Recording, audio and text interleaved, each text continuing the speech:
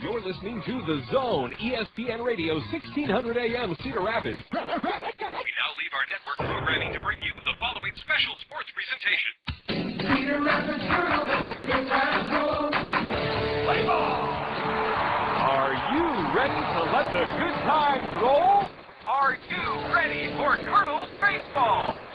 The Zone, ESPN Radio, 1600 AM, and the Class A affiliate of the Anaheim Angels welcome you to Cedar Rapids Kernels baseball.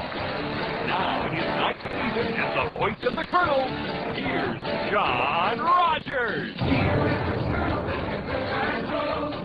Good morning. A doubleheader in Beloit. The Kernels were rained out last night. We're supposed to play a single game here in southern Wisconsin at Pullman Field this morning. There are already thousands of children here at the ballpark. And our guest before this doubleheader, Midwest League President George Spelius. He's in his 18th year at the helm, guiding the fortunes and the prosperity of our wonderful league. George Spelius, Midwest League President, steps to the plate with us next from Pullman Field in Beloit on this Thursday morning, a doubleheader. You're listening to Kernel Baseball on the Zone. The spring planting season's finally arrived. Time for a visit to Peck's Flower and Garden Center. See what's new and beautiful for the new growing season at Peck's. The professional staff at Peck's has been getting ready for spring. Peck's plants are growing beautifully and their flowers are blooming brightly, ready for your selection. Stroll through Peck's Flora Shop, greenhouse, and acres of healthy plants and flowers and choose yours. The experts at Peck's will add all the free advice to make your plants grow their best. New and larger selections of home, garden, and landscape accents are displayed for you to choose from. Now's the time to plan for new landscapes. Call Peck's experts for a professional landscape estimate. Peck's has been growing with the Cedar Rapids area since 1956. Peck's Flower Shop and Garden Center at the corner of Blairsbury and Edgewood Roads Northeast.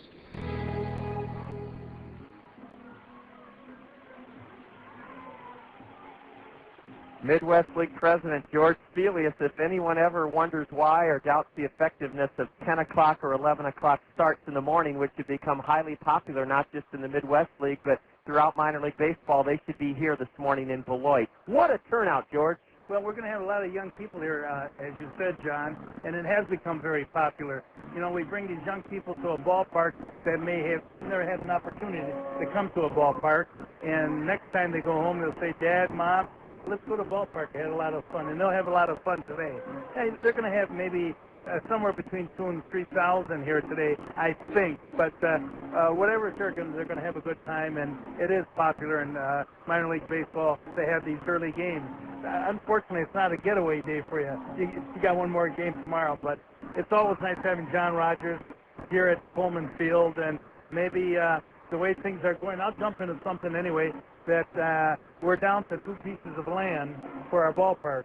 Oh, great, George, because last we heard you and Dennis Connerton had come to our ballpark a year and a half ago on a feasibility study. Everything had been kept quietly under wraps.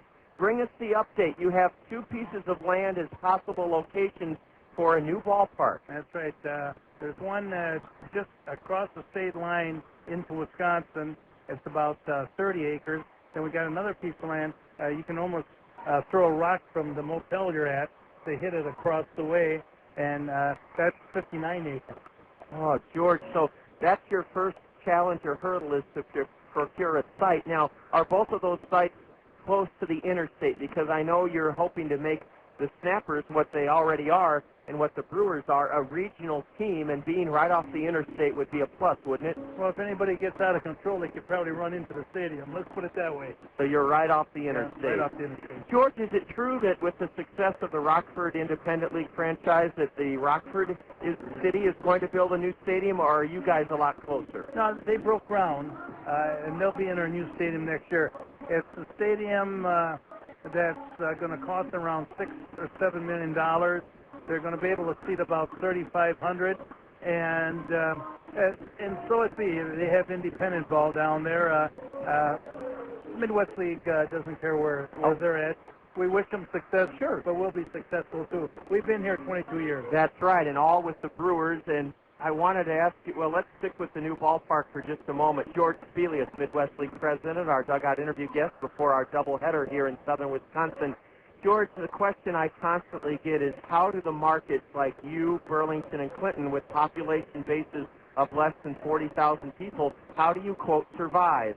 And I guess this new ballpark, which would you hope it's going to come to fruition within the next 2 years? And how do you guys thrive in small markets? Well, number one, we have small staff.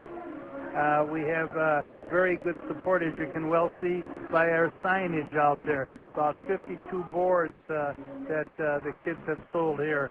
And, personal pride that the community has to maintain minor league baseball. And those are things that do it for us. They do it for the guys down in Burlington. They do it for Clinton. If they could not make it, they'd be out of baseball, John. You can only go in the hole so far. And the likes of those two small markets in Iowa, it's a proof of the pudding that a small market team can still survive. And may I talk about Iowa for a moment? I think Vision Iowa has done wonders for many venues in the state of Iowa, not only baseball. I know here in another couple of weeks, we'll know that Burlington is getting about $1.7 million. I think Clinton's getting about $2.5, and these are going to do things for that ballpark, those ballparks that are going to make it fan-friendly. Where the concourses are set where you can still view a ball game and still stay in line to get your goodies. It's a heck of a no when you have to go in the back and not be able to get your food and not see the ball game. You know how it is down in Cedar Rapids. It's much different than the old Veterans Stadium that had its place at one time. And, the fine support that you people have had there and it will be continued support.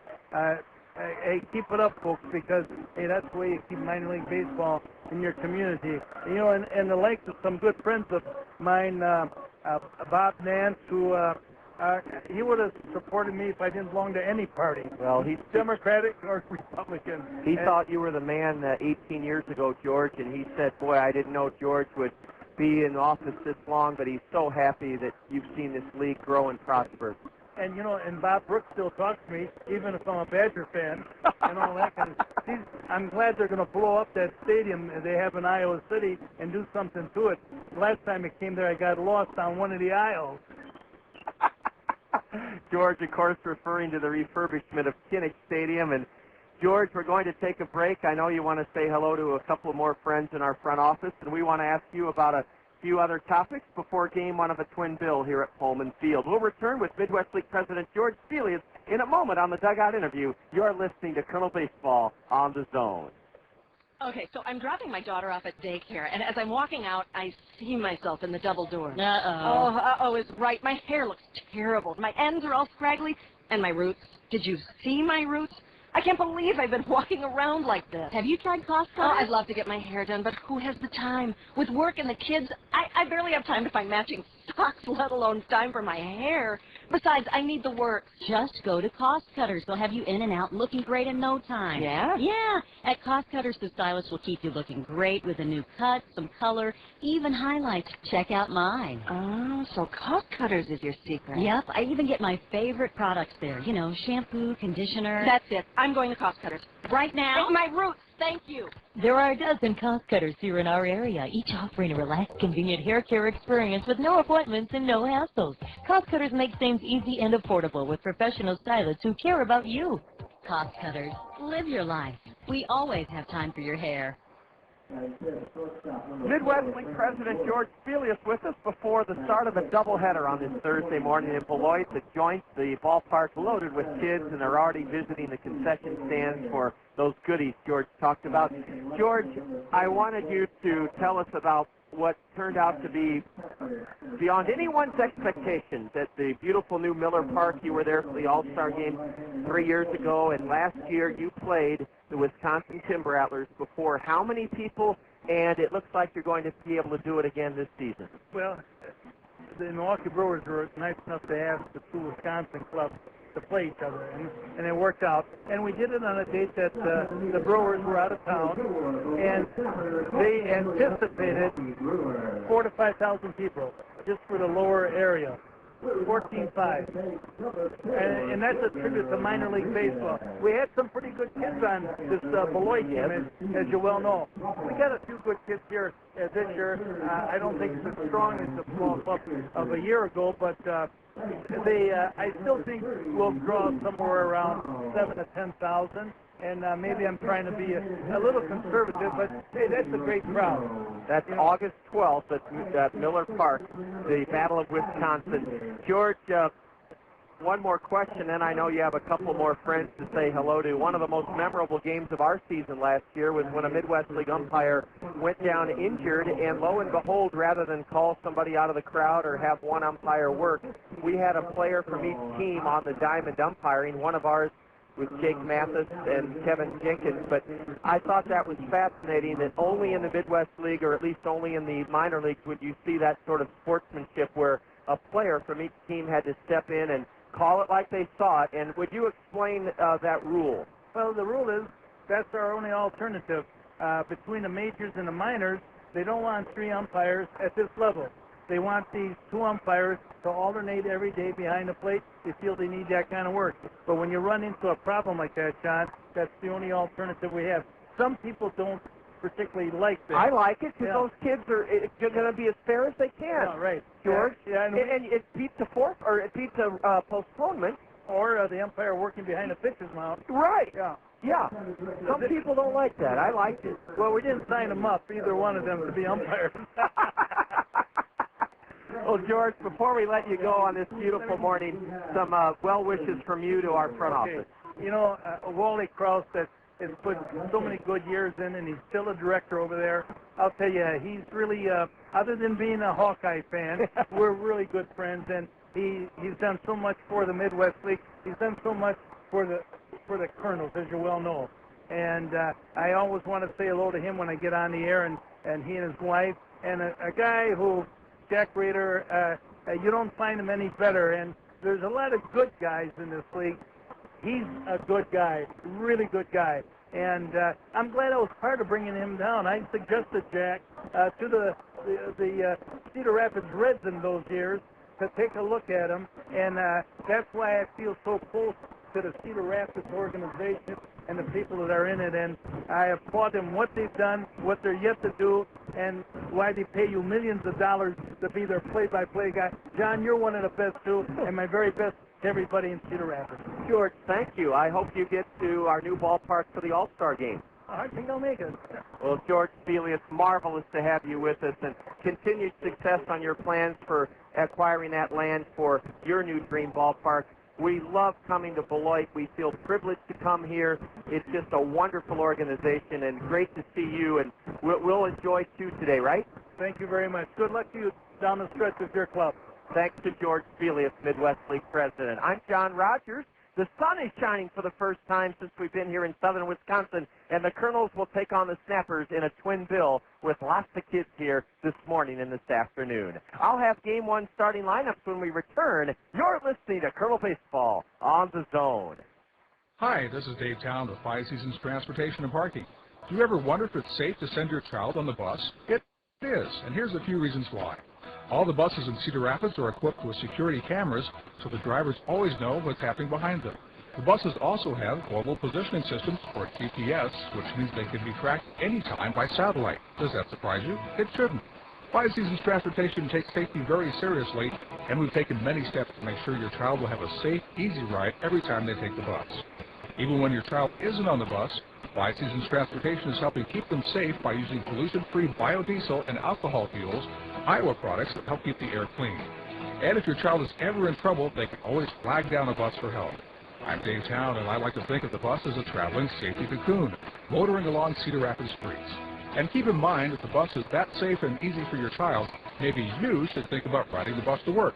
Affordable, convenient, and safe. That's the bus. Ride it.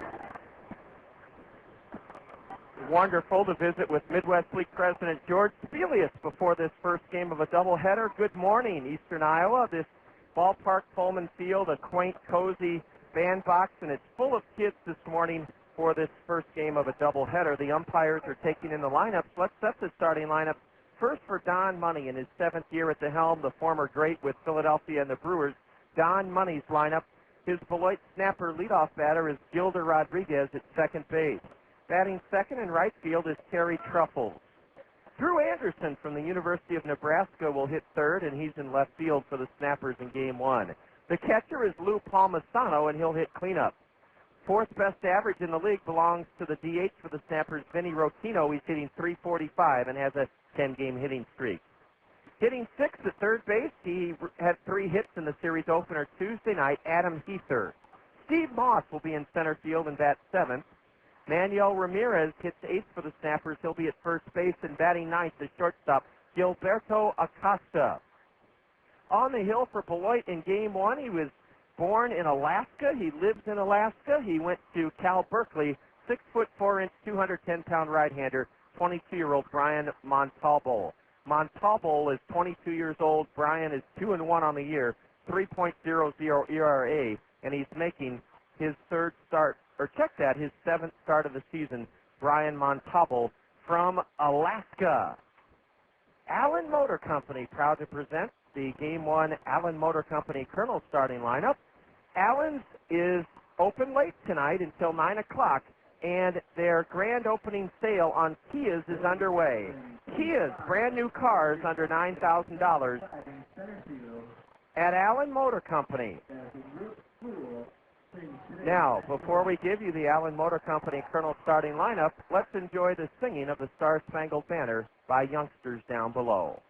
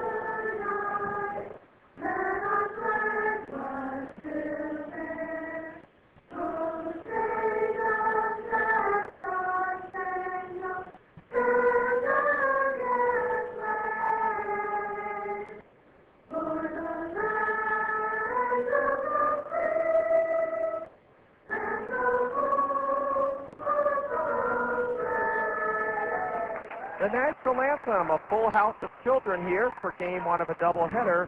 Allen's grand opening sale, their Kias, brand new cars under $9,000. The 2004 Kia Rio starts at just $8,995. A 10-year, 100,000-mile warranty program on Kias at Allen Motor Company. They're open till 9 this evening. The Allen Motor Company Kernel starting lineup.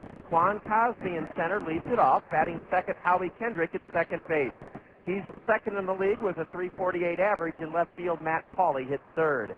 Bobby Wilson will bat cleanup and serve as the DH this afternoon, or this morning rather. At shortstop, batting fifth, Brandon Wood. Matt Brown will be at third base and hit sixth. Hitting seventh at first base in the Allen Motor Company Kernel starting lineup, Caleb Mayer. Blake Balcom will hit eighth and right, and the catcher, Tommy Duenas. On the hill, 19-year-old right-hander Kevin Jepsen. He's 3-1. We'll set the Anderson and Brown Eye Care umpiring crew when we return. Kernel Baseball's next. You're listening to Kernel Baseball on the Zone. Your husband has a sore throat and he's whimpering about getting it checked. That's when you make a mental note to yourself, must find family doctor. How do you find the right doctor for your family? It was easier than I thought. I called the number, and 3 minutes later, I had the names of 3 doctors who were in my neighborhood and were taking new patients. Just call the Mercy Care referral line at 369-4444. My Mercy Care doctor doesn't rush me out of the room with me saying, but what about, how do I? They take the time to answer my questions, even the silly ones. It's that extra understanding, compassion, and care that Mercy Care community physicians practice every day. So I got the doctor thing figured out. Now what do I do about that whimpering husband? Find the right doctor for your family. Just call 369-4444 or find out more about our family doctors on the web at www.mercycaredoctors.com. Finding a doctor you really like. That's real life. That's the Mercy Touch. The sun is still trying to peer through as the game's first pitch from Montalbo was a strike call to Quan Cosby. Quan hitting .248, 2 homers, 7 RBIs. We're underway right on time, 11 o'clock this morning, for the first of a pair against the Beloit Snappers. Quan hitting left-handed. The next pitch is swung on and missed, strike 2. Quan in the hole, 0-2. Anderson Brown Eye Care is proud to present our umpiring crew. A team of umpires has to focus on the goal of getting the calls right. That ability to focus is a necessity, and Anderson and Brown Eye Care can help make your eyes focus properly for your everyday needs. Here's a little looper foul, past or in front of third base, gloved in foul ground by Adam Heather. It's still 0-2 to Quan Cosby. Our Anderson and Brown Eye Care umpiring duo for this morning and this afternoon, Clint Mahan will call the balls and strikes. His partner on the diamond, Mark Ripperger. We're just underway. Quan Cosby's in an 0-2 hole. The Snappers are 16-16. They trail the Kernels by 2 games in the Midwest League Western Division first half standings. The Kernels are 18-14, a game out of first place, in third place in the division. A curve, and it loops foul into the picnic area down the left field line here at Pullman Field. We've remarked how quiet and unusually, well, it was almost like a tennis match here Tuesday night. You could hear everything, not this afternoon or this morning. This morning, this ballpark is jam-packed with youngsters, and that's great to see and hear. Quan checks his swing on a changeup in the dirt, and it's ball 1 to the Colonel leadoff man. Quan was 0-for-4 in the series opener Tuesday night. Reached on an error. He also walked and scored in the 8th inning. The Kernels in their gray road uniforms with red numbers trimmed in white and red socks. Montalbo delivers, and a bouncer to first. Easy play for Manuel Rodriguez. He has it on one hop and beats Quan to the base for the first out of this long day of baseball. We're glad you're with us here on ESPN Radio 1600. KCRG, Cedar Rapids, Iowa. I'm John Rogers. Our in-studio engineer is Emily, and the batter is Howie Kendrick. Howie did not play in the series opening Colonel loss here Tuesday night. He slams one to deep center, and going back and watching it hit off the top of the wall is Steve Moss. Howie Kendrick is into second with a stand-up double. Howie Kendrick leaves off right where he left off on our homestand. On our homestand, Howie Kendrick hit over 500 in those 8 games. It's the shallowest center field in the league here, only 380 feet, and Howie Kendrick launched one over the head of Steve Moss high off the 8-foot-high army green painted wooden wall in center field. Let's see if Matt Pauley can help the Kernels get the early lead here this morning. Pauley, a left-handed batter, rips one into right field for a base hit. Howie Kendrick is going to be stopped at third as Terry Tupples gets it back in. Matt Pauley jumps on the first pitch from Brian Montalbo, the Alaskan, and he pulled it hard in the hole between first and second. Matt Pauley adds to his .348 average and brings in Bobby Wilson. First and third, 1 out here in the top of the first inning. These doubleheaders go quickly because they're only 7-inning contests. Beloit has a different look to their uniforms. They're wearing dark blue batting practice tops with green numbers trimmed in white, and then all green caps. Bobby Wilson didn't play in Tuesday night series opening Colonel loss. He's hitting .308, a homer, 16 RBI. A breaking pitch nips the outside edge for strike 1. Bobby was beaming with pride. His high school teammate Casey Kotzman, Colonel first baseman of 2 years ago, broke the game open at Yankee Stadium last night with a 3-run double in the 8th inning. A ground ball base hit into left by Bobby Wilson, and Howie Kendrick is home to make it 1-0 Colonels. Bobby Wilson grounded one hard to the right of the shortstop. It hugged the ground and out into left field. It went to Drew Anderson. Howie Kendrick has come home to roost. Matt Pauley stopped at second, and the Kernels have 3 hits in a row here in the first inning and lead in game 1, 1-0. Yes, former Kernel first baseman Casey Kochman, with the Angels leading 3-2 in the 8th inning in the Bronx last night, emptied the bases. They were loaded with a 3-run double, and his high school teammate Bobby Wilson was so proud of Casey Kochman. A fastball to Brandon Wood is a strike call. Brandon, a right-handed hitter with a .250 average, 4 homers, 23 RBIs. 1-0 Kernels here in the top of the first inning. And the youngsters are still coming in. This ballpark is full. Here's a pitch in the dirt, a wild pitch. And Matt Pauley goes to third. Bobby Wilson up to second. And now that eliminates a conventional double play possibility. Brandon Wood took the pitch down and away in the dirt. And that wild pitch by Brian Montalbo, just his third in this, his 7th start of the year. 1-0 Kernels with Pauley at third and Wilson at second.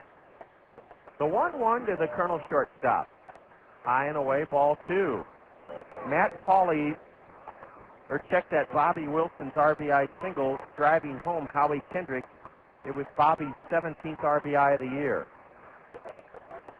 He's at second and Matt Pauley's at third with only 1 out. Montalbo's a tall right-hander, and he misses low with a breaking pitch. He's 6'4", 210 out of Cal Berkeley. Former Kernel shortstop Brian Oliver, former Kernel catcher Jason Hill, both went to Cal Berkeley. Right outside San Francisco, their arch rival, the Cal Bears, the Stanford Indians, Stanford Cardinal. Ball 4 down and away, and Brandon Wood is at first, and the bases are loaded here in the first inning for Matt Brown. Matt Brown could give Kevin Jepsen and the Kernels a bigger lead here in the top of the first inning. And out to the hill comes the snapper pitching coach, Rich Sever. Rich Sever pitched in the big leagues with 4 or 5 different teams. And he told me in the lobby last night after the game was called by rain that he knows our skipper, Bobby Magallanes. He's played winter ball with Bobby. Rich Sever, a lefty, now back to the third base snapper dugout. Bases loaded, 1 out for Matt Brown. Matt is hitting 5th, check that, 6th in the Allen Motor Company order. Brownie, a .253 hitter, a right-handed batter, with 1 for 3 here Tuesday night. In the series opener, Matt has 3 homers, 18 RBIs. His 1 hit Tuesday night was a double. Ball 1 low to Matt Brown. Howie Kendrick got it started with 1 out after Quan Cosby bounced to first. Howie launched a double high off the center field wall. He went to third on a line drive single into right by Matt Pauley and scored on a Bobby Wilson base hit into left.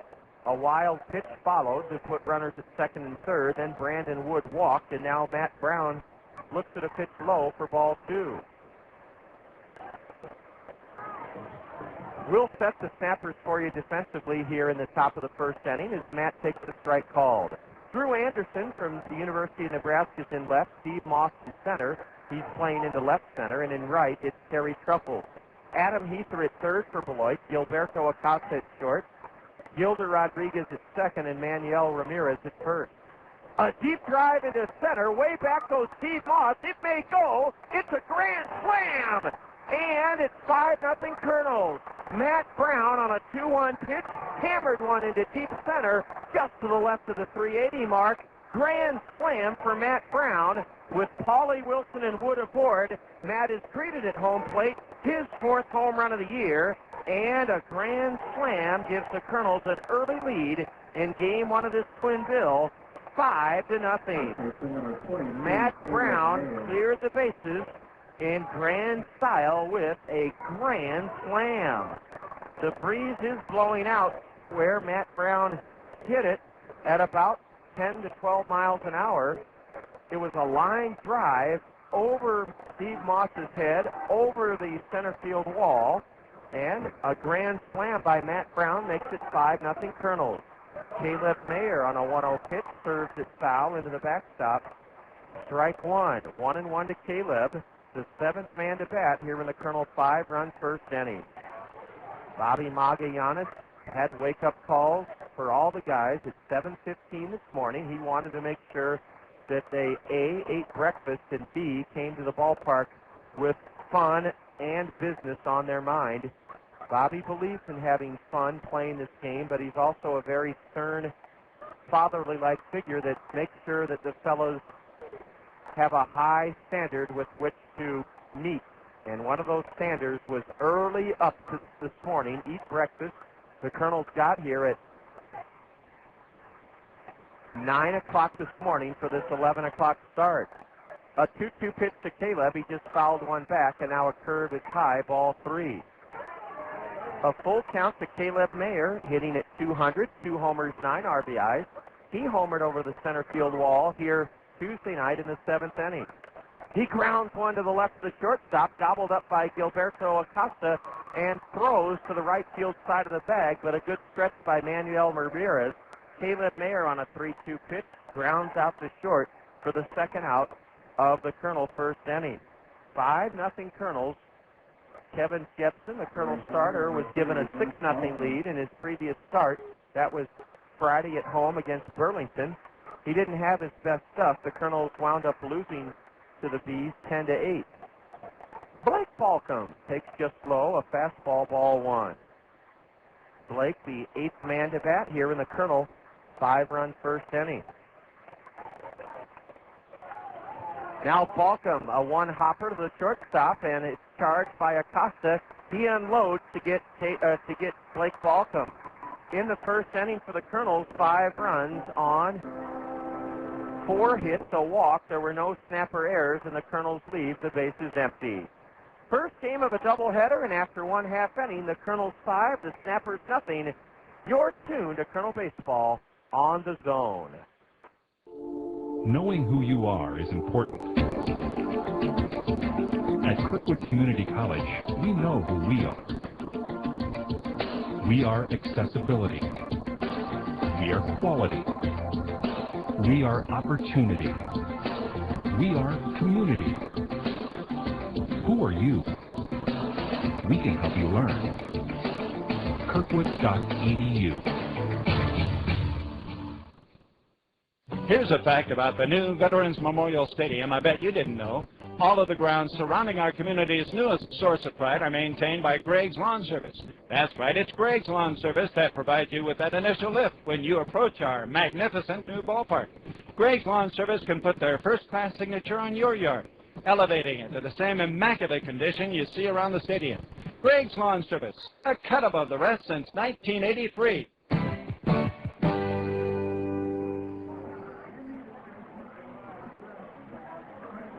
Howie Kendrick's one-out double ignited a Colonel 5-run first inning, and 19-year-old right-hander Kevin Jepsen will face Beloit with the Colonels ahead by 5 here in the bottom of the first inning. Kevin Jepsen, 19 years old, was sidelined after a terrific start with the Colonels in the first 2 months of the season last spring. He was 6-3, but then had elbow trouble. Kevin is off to a fine start, a 3-1 mark. In 32 1/3 innings, he's surrendered 25 hits.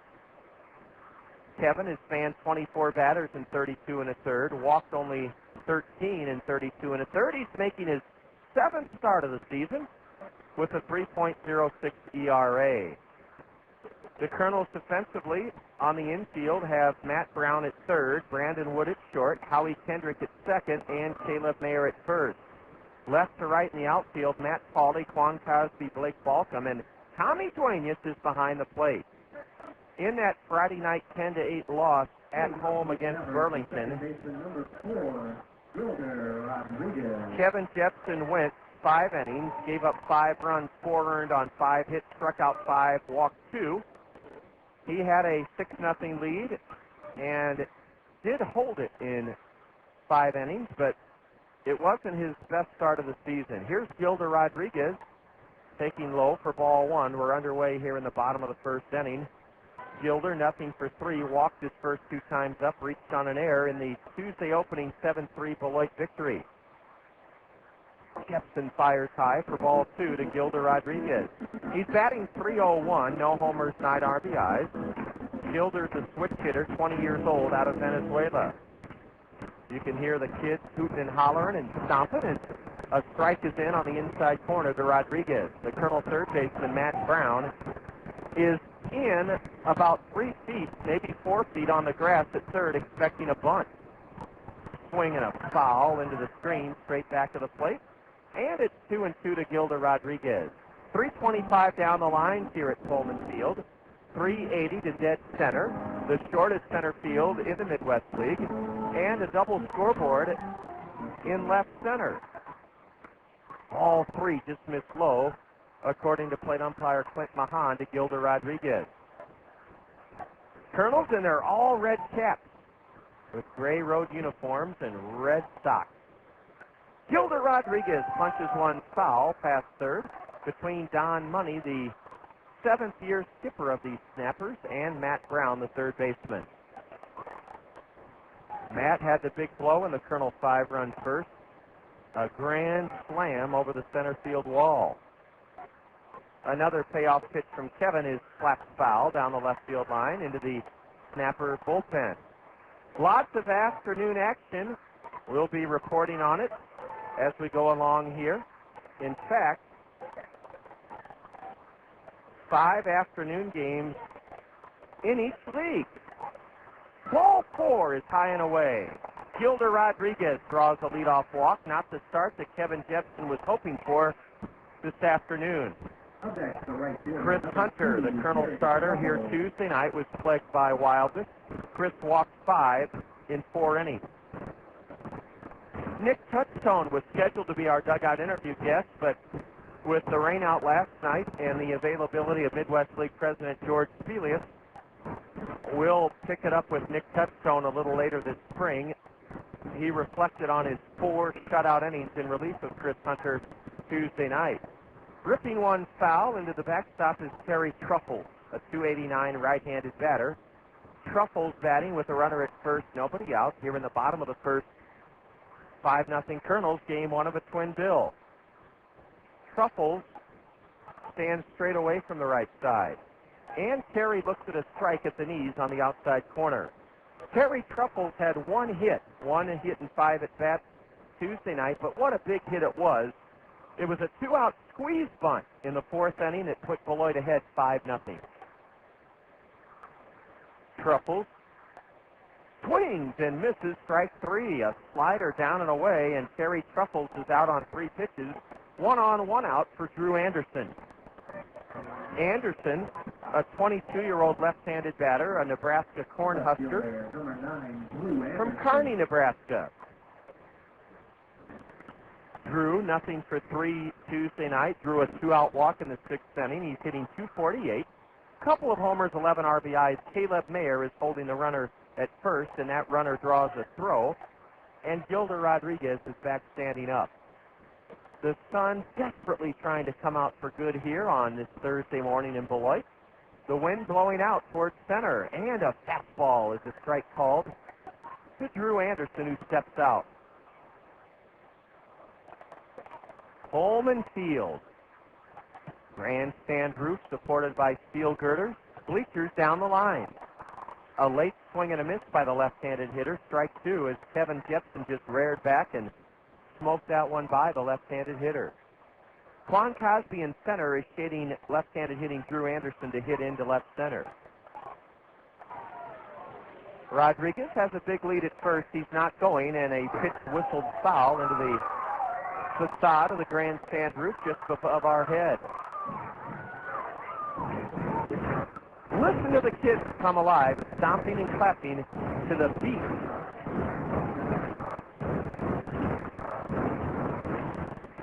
Swing and a miss, strike 3 on a high fastball. Kevin Jepson has 2 straight strikeouts after walking Gilder Rodriguez on a payoff pitch to start this bottom of the 1st inning. The Kernels are ranked 10th in the league in pitching, 10th of 14 teams with a 4.07 team earned run average. Lou Palmisano bats with a runner at first and 2 away. 5-0 Kernels, bottom of the first inning. Lou Palmisano's hitting .314. Started Beloit's 3-run second inning Tuesday night with the leadoff single. He also walked twice. He clubs one foul on the ground to the backstop, strike one.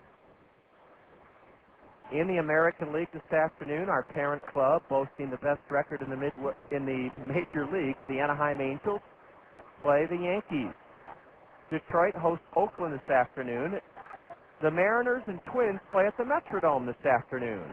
Strike two called to Palmisano, a slider from Kevin Jepsen. A doubleheader at Comiskey Park between the White Sox and Orioles. Tonight in the American League, Texas and Tampa Bay. In St. Petersburg and at Skydome, the Red Sox and Blue Jays.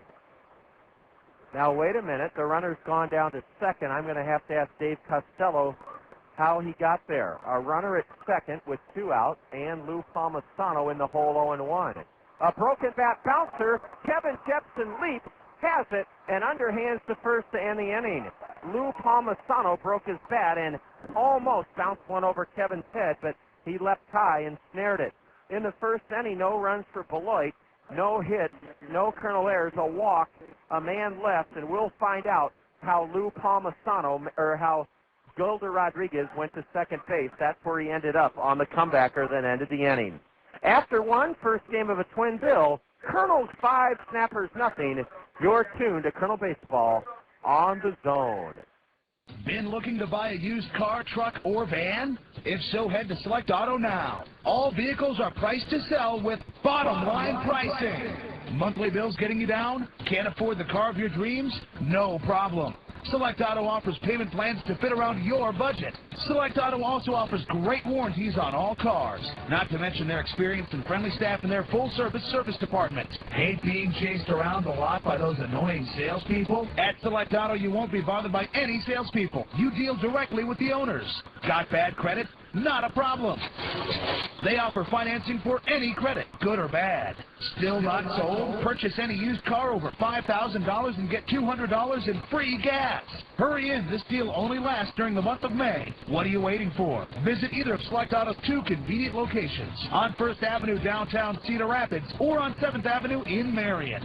Select Auto, a great way to buy a pre-owned car. When it comes to fun in the new Veterans Memorial Stadium, nothing compares to the Westdale Mall Mix 96.5 FM Home Run Hot Tub. As you bask in the soothing comfort of the Westdale Mall Mix 96.5 FM Home Run Hot Tub, you'll be taking in the action from a breathtaking perch just above the left field wall. Register for your chance to be drawn as the winner of the Westdale Mall Mix 96.5 FM Home Run Hot Tub by visiting Westdale Mall. 8 men came to the plate against right-hander Brian Montalbo from the state of Alaska in the Kernel first inning. The Kernel struck for 5 runs. The big blow, a Matt Brown grand slam over the center field wall. We go to the second. The number 9 hitter in the Allen Motor Company order, Tommy Duenas, will bat against Montalbo. He was born in Soldotna, Alaska. That's where 2 of my 3 nieces and nephews were born, in Soldotna, because they had the obstetricians, the baby doctors. My brother and sister-in-law live in Seward, Alaska, but they had to go to Soldotna to deliver 2 of their 3 children. Chopper to shortstop. Long throw by Acosta in time to get the Kernel catcher, and that's 3 putouts, or rather 3 assists in a row for the Kernel. That's 3 assists in a row for the Beloit shortstop, Gilberto Acosta.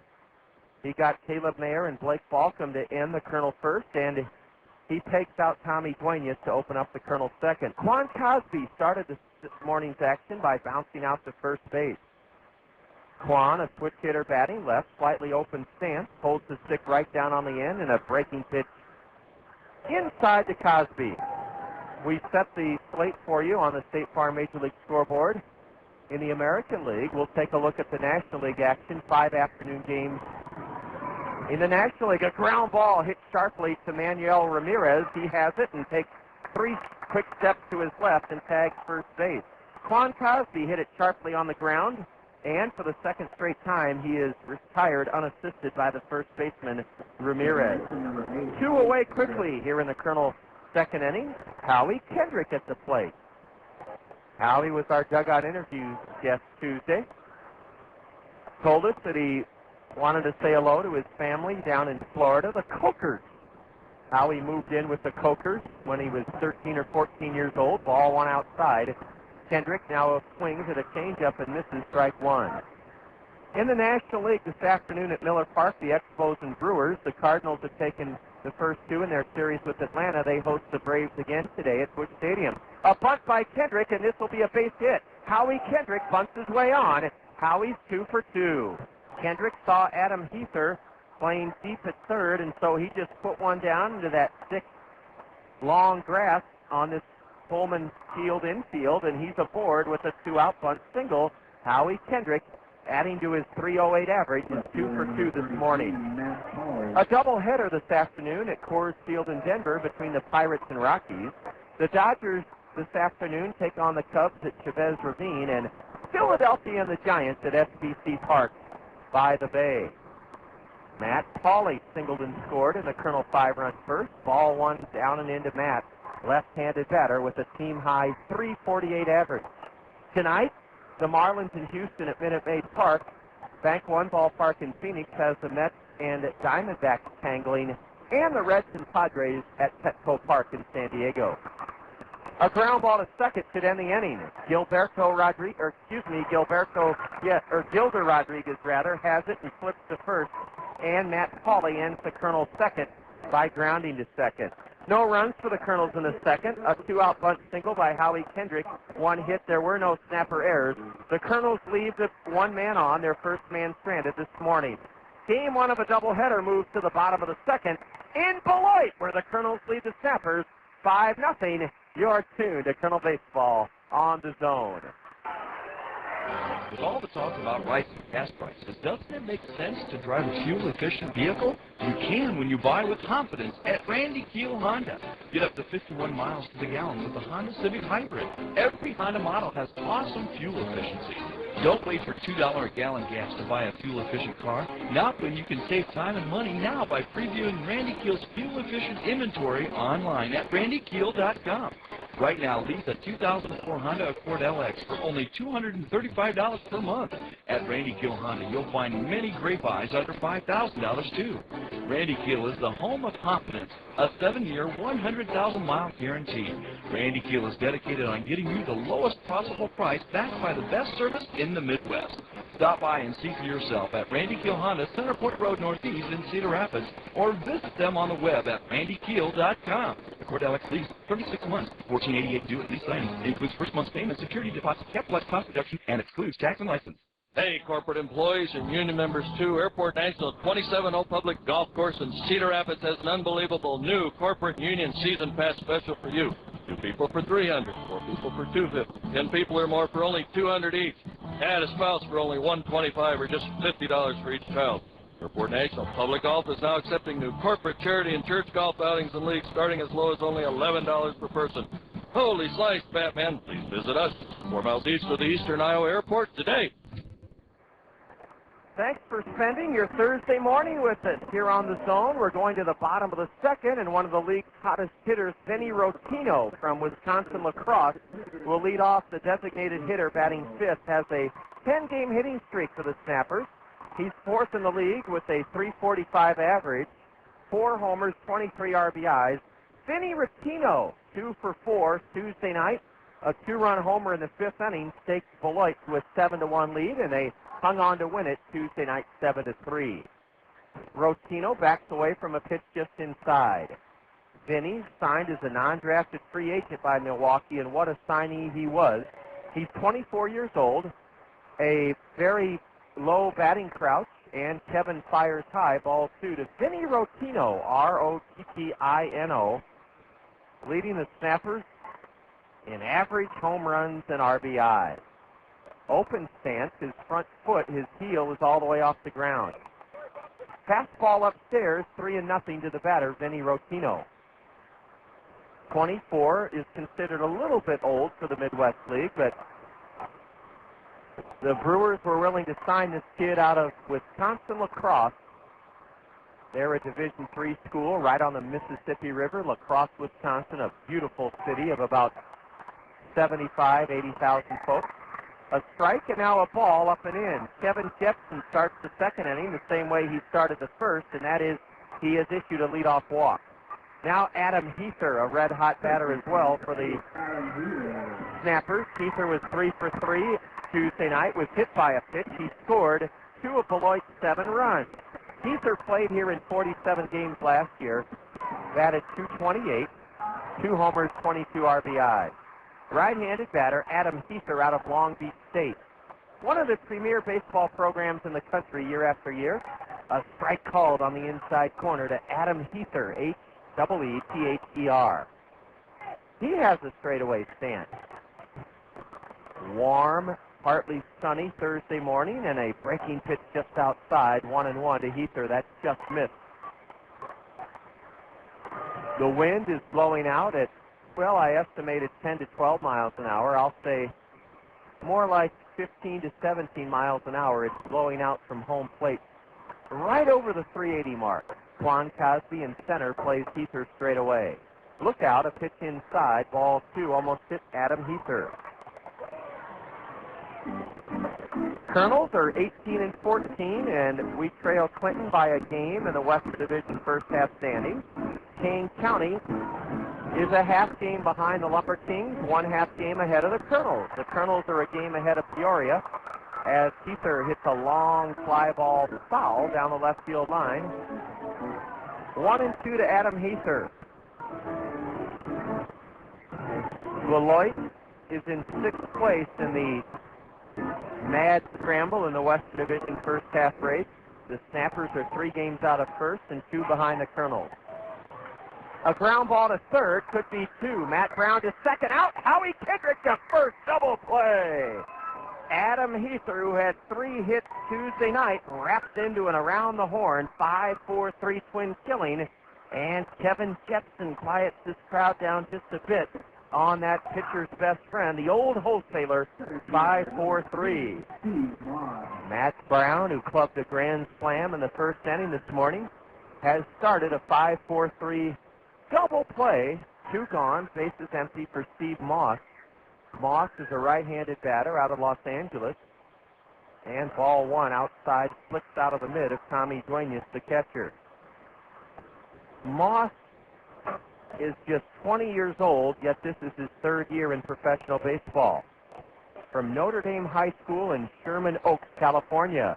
Big swing and a miss by Steve on a Kevin Jepsen fastball. The sun is now disappeared for the time being behind the gray sky. A ground ball wrapped to second, a worm burner, gobbled up by Howie Kendrick, and the Colonel second baseman on to first to end this Beloit second inning.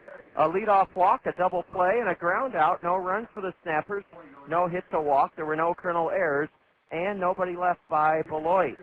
We go to the top of the 3rd, game 1 of a doubleheader. Colonels up on the Beloit Snappers 5-0. You're listening to Colonel Baseball on the Zone.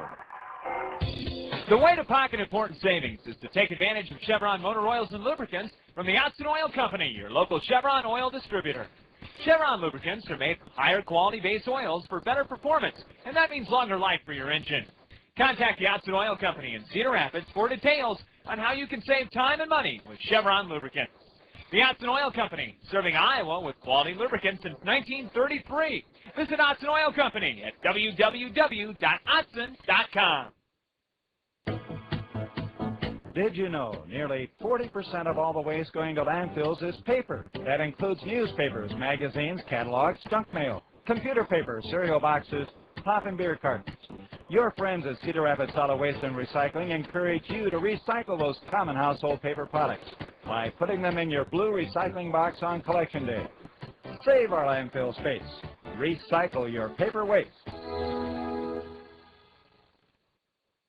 Papa John's pizza, it's so good. Better is best, that's understood. Better call Papa John's tonight. Better call Papa, he's got it right.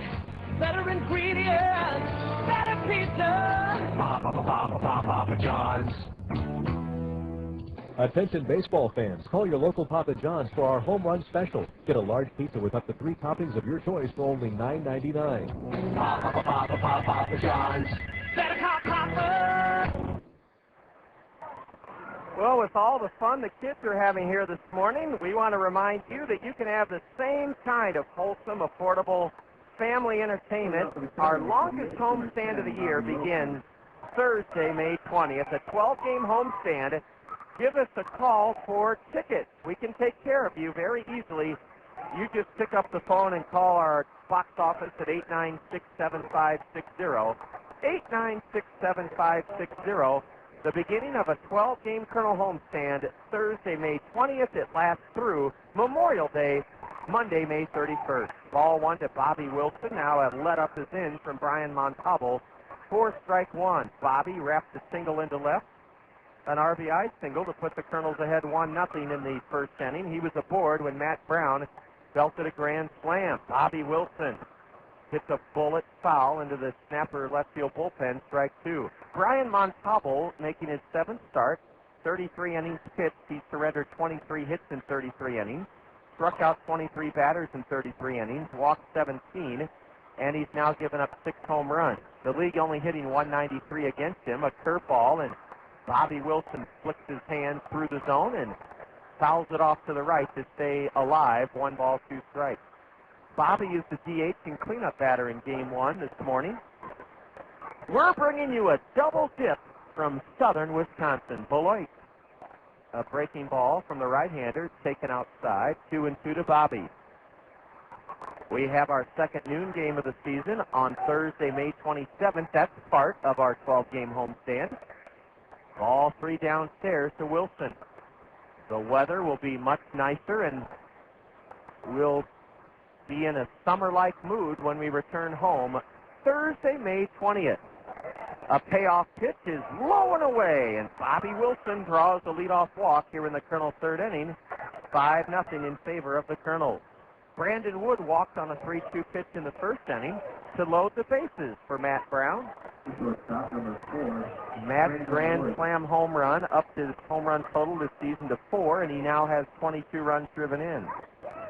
Second on the club to this batter, Brandon Wood. Bobby Wilson being held at first by Manuel Rodriguez. Ball 1 inside to the Kernel sleek shortstop, who wears a couple of red sweatbands in the middle of his forearm. Brandon takes a good long look at skipper Bobby Magallanes coaching at third. 5-0 Kernels, top of the third inning, Game 1 of a doubleheader. Brandon bounces one over the head of the third baseman, Adam Heather, down the line and left. Bobby Wilson, a big turn at second, holds on as Drew Anderson retrieves it, and a Baltimore chop base hit over third by Brandon Wood. We told you the dirt is so hard, it's compacted together so hard here at Pullman Field that you're going to see some of those type of occurrences where you bang the ball hard into the dirt and it rockets over the head of an infielder. That's what happened to Adam Heather. He left his feet leaping high, but Brandon Wood stroked a base hit over his head. Brandon's aboard for the second time today, and now Matt Brown digs in from the right side. Matt may be called upon to bunt here with nobody out and 2 on in the top of the third inning. Fastball is downstairs to Matt Brown. The Kernels as a team batting .254. That's 1 point lower than the Snappers. We're 5th in the league in hitting with that .254 average. Long look at second by Montalbo. Now the 1-0 to Matt is a strike on the outside corner, a curve. Matt Brown's home run, his 4th of the year, the grand slam in the first. The Kernel's 28th round tripper of the year, and this is our 33rd game. Kernels tied for second in the Midwest League with 28 home runs. The Kernels lead the league in steals with 43. Brown wraps one foul on the ground past third, and it's 1-2 to Matt. We'll be welcoming the swing of the Quad Cities to start our 12-game homestand on Thursday, the 20th of May. We play Quad City again Friday at 6:30, the 21st of May. Then a weekend series against Kane County. The Cougars on Saturday the 22nd. We'll host them at 5 o'clock for that Saturday afternoon affair. And then 2 o'clock Sunday the 23rd at home against Kane County. That's the start of our 12-game homestand. A curve is bashed to third. Heather knocks it down, picks it up, steps on third for the out. Ooh, boy, did Matt Brown ever crack a one-hop bullet. Adam Heather knocked it down. Could have started a double play, but he couldn't recover the ball until when he did recover it, the only play he had was to scurry to third. He just did beat Bobby Wilson to the bag for an unassisted force, and Matt Brown reaches on a fielder's choice. Matt hit the ball very hard. He drilled a one-hopper at Heather, and Adam knocked it down. It would have been a double play had he fielded it cleanly, but he did not. Now a pitch wrapped back to the mound should be a double play. Throw to second, out, and that's all the Snappers get. The pitcher Montalbo on a comebacker from Caleb Mayer threw to the second baseman, I believe, Gilder Rodriguez. He threw in the dirt, a force-out 1-4. Or did he throw to the shortstop? Let's find out. That throw did go to the second baseman, Gilder Rodriguez, and another blown double play opportunity by the Snappers. Brandon Wood advanced to third. Matt Brown was forced 1-4, and Caleb Mayer reaches on a fielder's choice. Blake Balcom ordinarily comes through big time in situations like this. The Kernels have been given an extra 2 outs here in this inning. Ball one outside to Blake Balcom. He grounded out to short in the first inning. 5-0 Kernels. Runners at the corners, 2 outs. Blake is hitting .276, 2 homers, 17 RBIs. Righty against righty matchup. Montalbo is 6'4".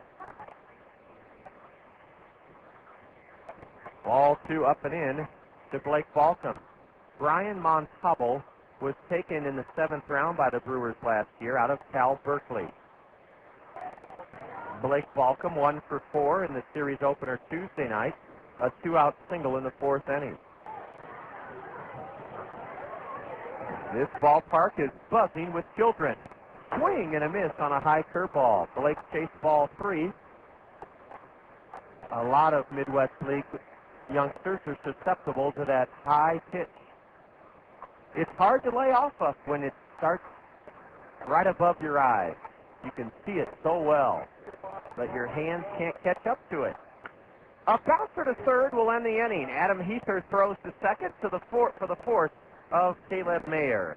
Well, the Kernels had runners at first and second with nobody out, but could not add to their lead here in the top of the 3rd inning. Balcom hits into a 5-4 fourth.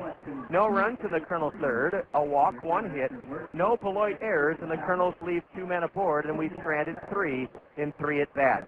After 2.5 innings in the first game of a doubleheader, the Kernels on top of the Snappers, 5-0.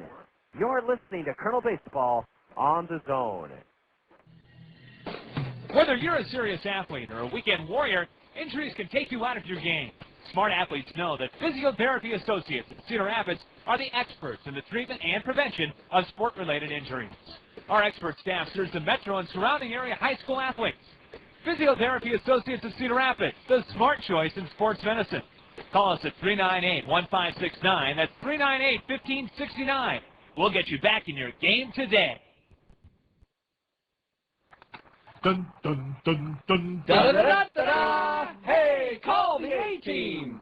Hey, Matt, thanks for having us over for the game, but, you know, we could have had it at my house. My TV is bigger, and my AC works. I thought you were supposed to get that fixed while your wife was out of town this week. Oh, man, I totally forgot, and she's coming home tomorrow. She's gonna kill you. What am I gonna do? You need to call the A-Team. The A-Team? Yeah, Ahern Plumbing and Heating. They can get your service in 24 hours, guaranteed. I better call Ahern Plumbing and Heating right away. The Crown Plaza 5 Seasons is Cedar Rapids' exclusive downtown hotel. Make plans to experience a spectacular view from the top of the 5 restaurant. Start your day off with us for breakfast, or make a lasting impression on your business associates by treating them to our signature lunch buffet that changes daily. For any occasion, enjoy an elegant dinner or the Eddie Picard Jazz Trio in the city's only rooftop restaurant. The Crown Plaza 5 Seasons, top of the 5. The lower two in the Beloit order as we go to the bottom of the third. An RBI single by Bobby Wilson to score Howie Kendrick in the Colonel first, and then a grand slam from Matt Brown has given the Kernels and Kevin Jepsen a 5-0 lead. Manuel Rodriguez, 21 years old, or Manuel Ramirez, rather, from Venezuela, 1 for 4 with a 2-run single in the bottom of the second here Tuesday night to put the Snappers up 3-0. Manuel is a strong right-handed batter. They list him at 6 feet 165, but I guarantee you he's 6'2", 220. He swings and misses at a fastball high in the zone, strike one. Bill Broussard was our Colonel Roadshow Trivia Challenge question winner here on Tuesday night. Bill logged on to our website and answered the Colonel Roadshow Trivia Challenge correctly. Bill Broussard, a good friend of the Colonels, a good friend of Bill Quinby. A 1-1 pitch smacked up into the backstop, strike two to Ramirez. Our Colonel Roadshow Trivia Challenge question here on Tuesday night stated that Pete Vukovich posted an 18-6 record in 1982 to earn the American League Cy Young Award. Here's a high fly ball foul out of play to the right, and we ask you to tell us what team that Pete Vukovich pitched for when he won the Cy Young Award in '82 in the American League. Bill Broussard correctly logged on to our website and said the Milwaukee Brewers. Congratulations, Bill Broussard. Ball two has the batter jackknifing out of the way. Manuel Ramirez, a 206 hitter, 2 homers, 11 RBIs. Even on the count 2-2 here in the bottom of the third. He taps one back to the base of the mound. Kevin Jepsen on 2 hops has it and throws in time to get Manuel Ramirez. Kevin Jepsen on a 2-2 count got Ramirez to tap it back to the base of the hill. Second comebacker that Kevin has handled flawlessly this morning. We'll have 2 Colonel Roadshow Trivia Challenge questions for you from Beloit. It's a doubleheader, and our first will come to you in the top of the 5th inning. So stay tuned for that and get ready to log on to our website, www.kernels.com. That's Kernels, for our Colonel Roadshow Trivia Challenge question. A ground ball punch to the right side. Howie Kendrick has it flick off the heel of his glove, and then he kicks it a bit further into right field. And it'll be likely a base hit for Gilberto Acosta. Howie had to go a long way to his left. They may give him an error, but I think he had to go so far to his left that it may be a base hit. No, they've charged Gilberto, or they've given Howie Kendrick an error, his 4th of the year. Howie had to go quite a long ways to his left, got a glove on it, and then it popped out of the heel of his mitt, and he kicked it into shallow right for an error.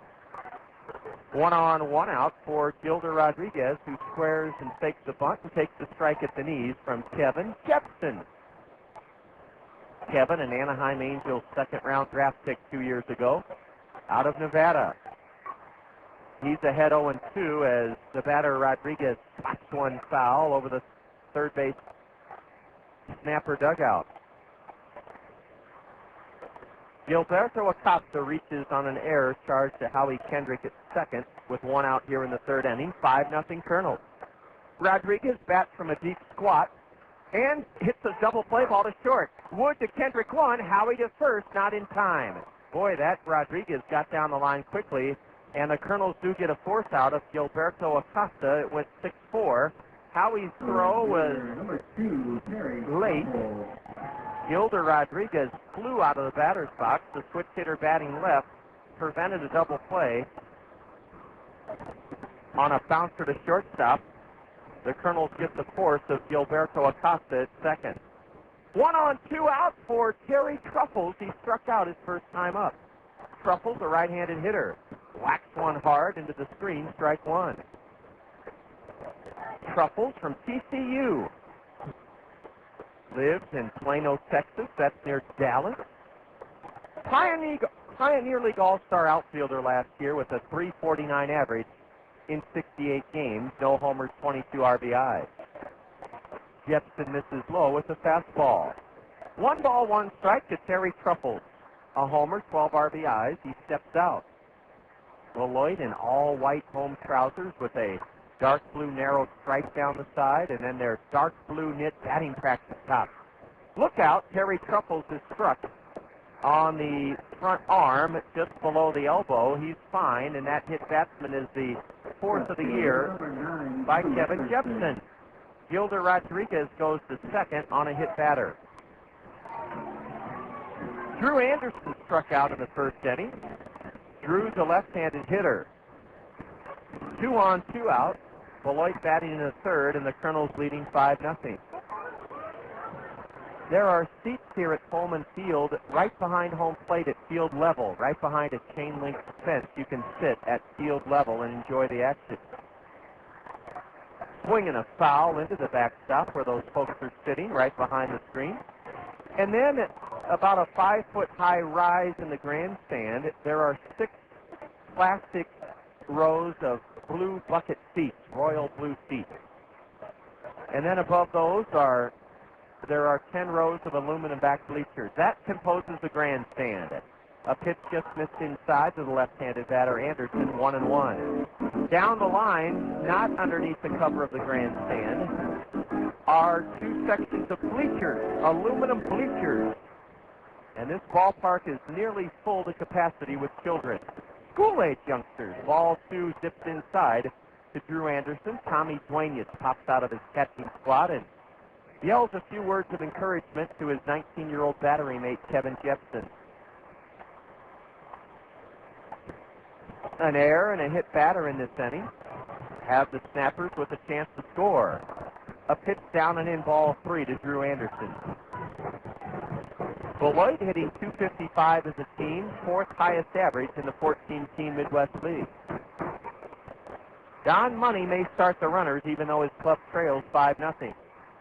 Anderson, an open stance, a wide open stance, with his belly pointing at third base. He taps one to first. Caleb Mayer has it 1 step from the bag and makes the play unassisted. Drew Anderson on a 3-1 pitch tops it to first base for the final out of the Snapper third inning. The Snappers threaten but don't break through against the Colonel 19-year-old right-hander Kevin Jepson. No runs, no hits for Beloit, 1 Colonel error, a hit batter, and the Snappers leave a pair. They've stranded 3. We've played 3 innings in first game of a doubleheader. The Kernels still lead Beloit 5-0. You're listening to Kernel Baseball on the Zone.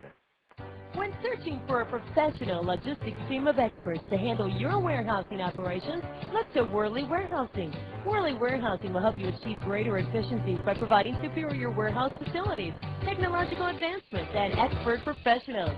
By focusing on technological innovations and keen foresight, Worley Warehousing has grown into one of our nation's leading warehousing operations. Worley Warehousing, your single source for all of your warehousing and distribution needs. The way to pocket important savings is to take advantage of Chevron motor oils and lubricants from the Jepsen Oil Company, your local Chevron oil distributor. Chevron lubricants are made from higher quality base oils for better performance, and that means longer life for your engine.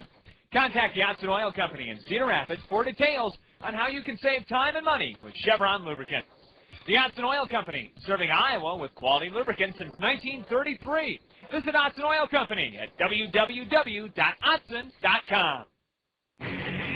For high-speed action, Cedar Rapids, hold on now, week 1. Papa John's Combine Wireless Stock Car Racing. This Friday is our corporate cup. 6 racing divisions in action. It's another Hawkeye Demo Stables Hunt. This Friday, residents of the Amandas, Homestead, Oxford, Swisher, and Tiffin get in for just $1. Opening night action was spectacular last Friday night. The battle on the asphalt continues this Friday night. Also for Cat Friday night at Cedar Rapids, on downtown, Great Wild.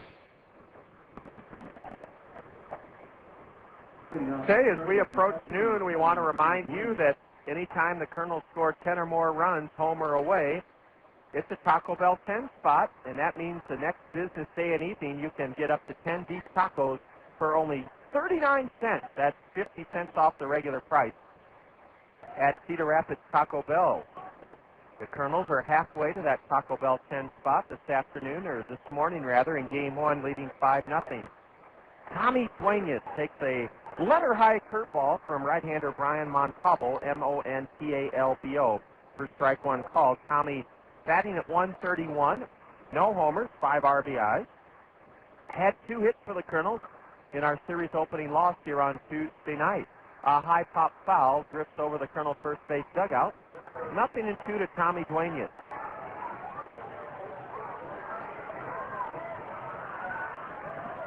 Tommy steps out, mops his brow, takes his Kernel red batting helmet off. Duenas catching in game 1 of this doubleheader. Bobby Wilson will likely catch the nightcap, or perhaps Matt Abram will get the call. Big lollipop curve is high to Tommy Duenas. All you have to do to cash in on that Taco Bell 10 spot all season long is tell them you're at Taco Bell because the Kernel scored 10 runs. A breaking pitch in the dirt, and the count's even to the Kernel catcher, 2-2. Top of the 4th inning, 5-0 Kernels here in Beloit. Crowd is having fun. Ball 3 is below the knees to Tommy Duenas.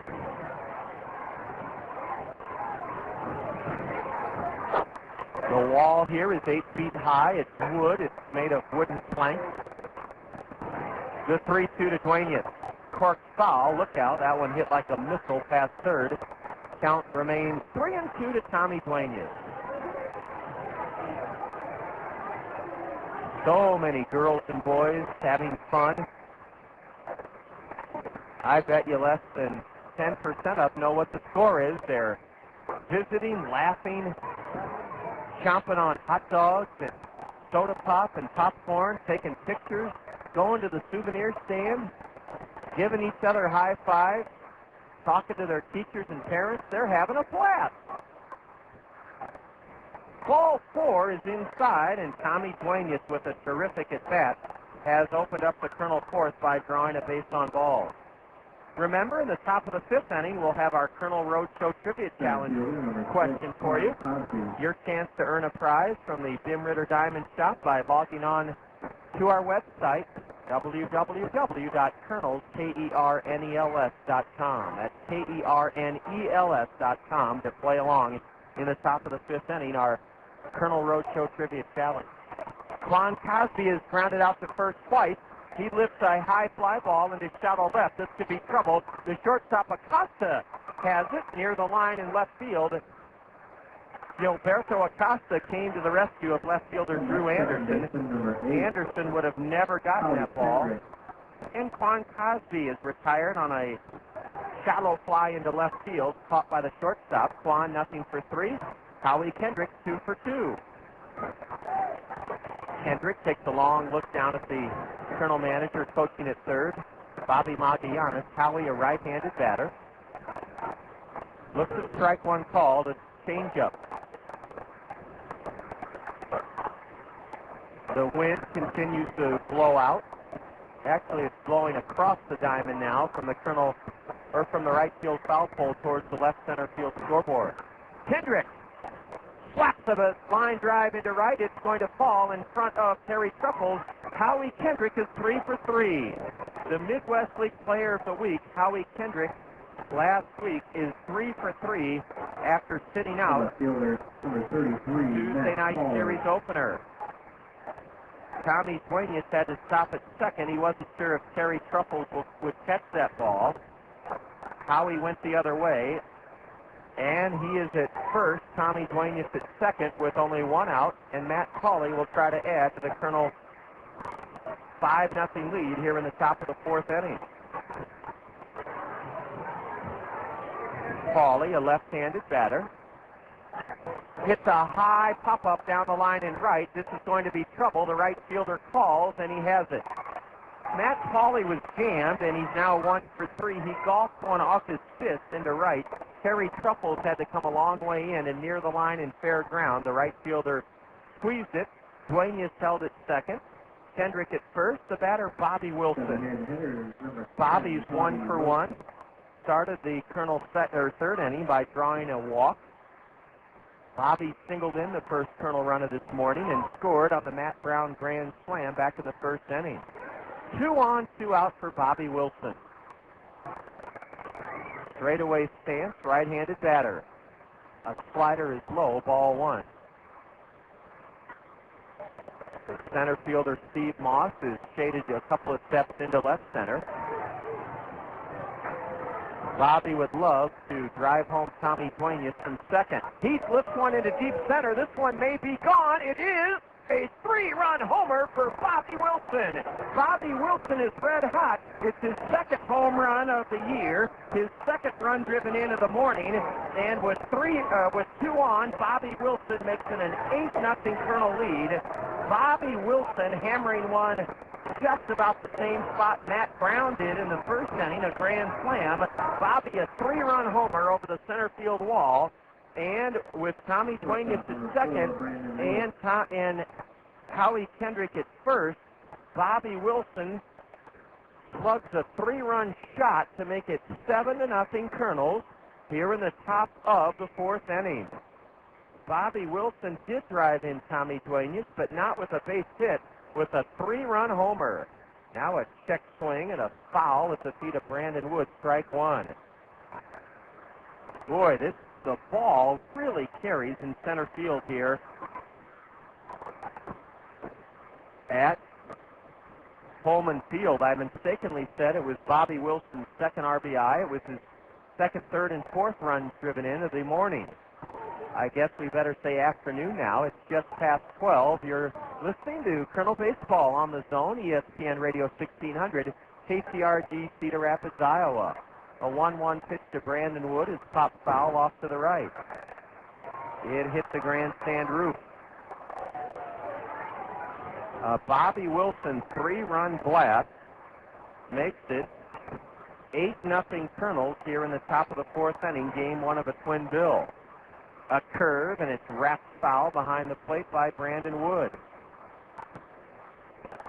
Bobby Wilson gave the Colonels a 1-0 lead with a single in the first inning. And he now has 20 runs driven in this season, 4 in this first game. A curve is outside from Montalbo. Bobby's 3-run homer came with 2 out. Now a pitch in the dirt and the count full to Brandon Wood. Top of the 4th, and it's 8-0 Colonels in game 1 of a doubleheader.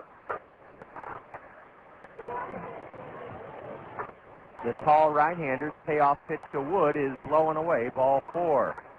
Brandon is aboard for the 3rd straight time with his second walk of the day.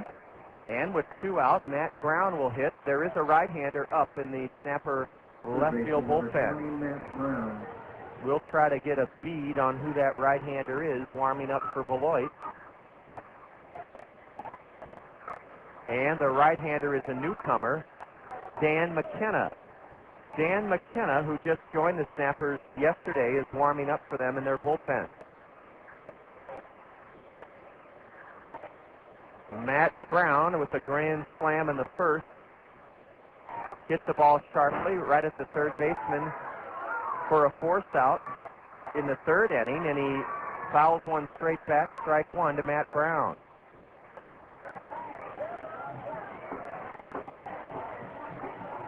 Beloit jumped on the Colonels with 3 in the 2nd inning, 2 in the 4th, and 2 in the 5th to take a 7-1 lead in the series opener here Tuesday night. The Colonels got a home run from Caleb Mayer in the 7th, and an RBI sacrifice fly from Matt Pauley in the 8th to make it 7-3 on Tuesday night. That was the final score. A curve is low to Matt Brown. It's 1-1 to Matt. 8-0 Colonels. We've out-hit Beloit 8-0.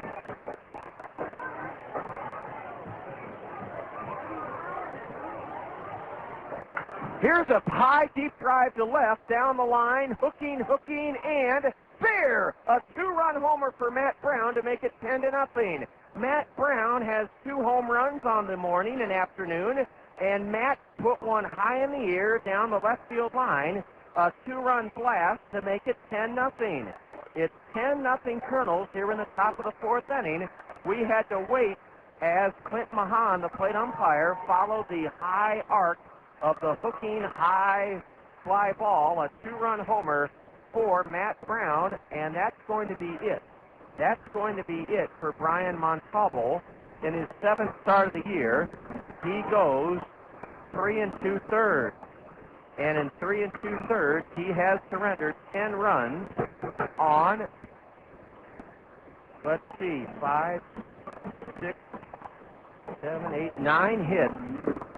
Montalbo struck out none, and the right-hander walked 3. A new hurdler comes on for the Snappers, Dan McKenna. MC, capital Kenna. And as Dan McKenna takes over in this first game of a doubleheader, 10-0 Kernels. Now that it's just past noon and you're thinking lunch, how about heading over to either of the Culver's Frozen Custard or Butterburger restaurants? One is right across from Allen Motor Company on North Center Point Road in Hiawatha.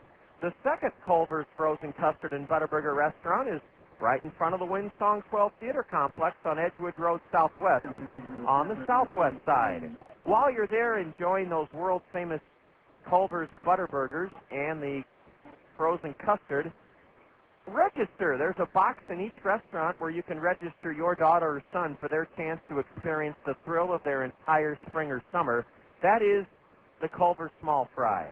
The Culver's Small Fry gets to take the field between innings of every Kernel home game this season, and with a Culver's cap on, they get to go out onto the field to get the autograph of their favorite Kernel player. Mr. Shucks will then give your son or daughter a certificate good for a free kids meal at either of those Culver's Frozen Custard and Butterburger restaurants. The only place you can register your daughter or son to be the Culver's Small Fry is at either of the two Culver's Frozen Custard and Butterburger restaurants. 10-0 Kernels. The Kernels have belted a grand slam, a 3-run homer, a 2-run shot. Matt Brown has the grand slam and the 2-run homer, and the 3-run homer belongs to Bobby Wilson.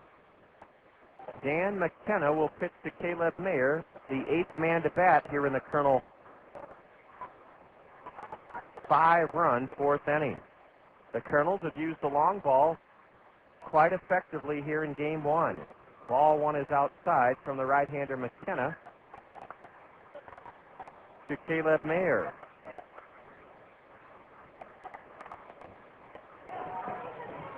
Dan is a tall guy, 6'5", 210. He's 23 years old, from New Jersey. And a breaking pitch misses down low. A 27th round draft pick by Milwaukee, Dan McKenna, making his snapper debut in game 1 of this doubleheader, and there's a strike to Caleb Mayer. The Kernels are trying to even this 4-game series at a game apiece and take game 1 of the doubleheader, a high pop foul back of the plate, and it's strike 2 to Caleb. Caleb is 0 for 2. He's grounded out twice.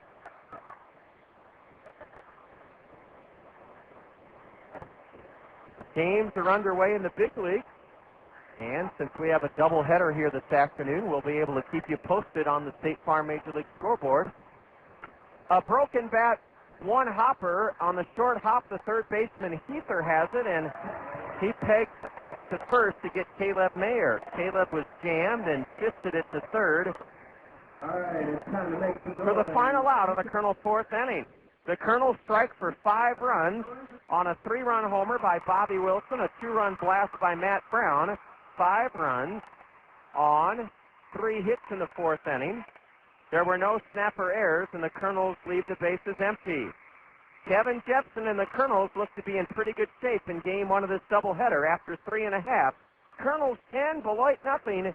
You're listening to Kernel Baseball on The Zone. Hey, everybody, gonna get on down to Hometown Restyling. Hometown Restyling. For all your remodeling needs, satisfaction guaranteed. Hometown Restyling specializes in all of your home's interior, exterior needs. Visit our showrooms, one in Hiawatha, one in Coralville, and see the incredible possibilities. Windows, siding, sunrooms. Give us a call at 378-1221. At Zimmerman's, we believe that the voice of the customer speaks the loudest.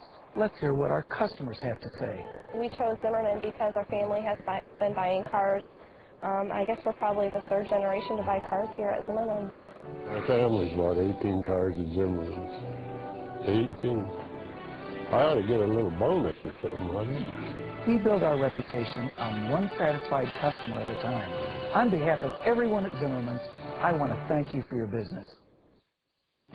Your Cedar Rapids and Marion Hy-Vees are proud to support one of our community's most renowned and cherished assets, the Cedar Rapids Kernels. Your Cedar Rapids and Marion Hy-Vees believe in the core values that comprise the essence of Kernel baseball: fun, wholesome, affordable entertainment for us all. As you look ahead to the many joys of summer, your Cedar Rapids and Marion Hy-Vees encourage you to visit the fabulous new Veterans Memorial Stadium. Your Cedar Rapids and Marion Hy-Vees, embracing Kernel baseball, a community treasure.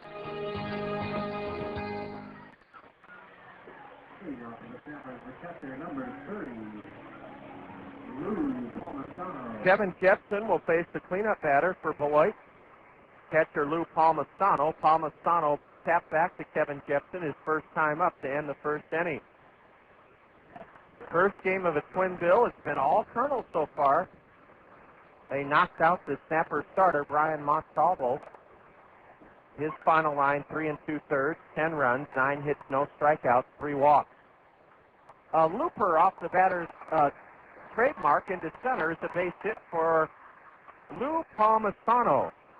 That's the first hit of the afternoon for the Snappers. Lou Palmisano hit one off his trademark and singled into center.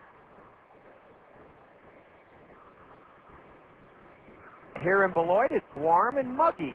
Temperature in the mid-70s, high humidity, and a overcast Thursday afternoon. The sun is peeked in and out.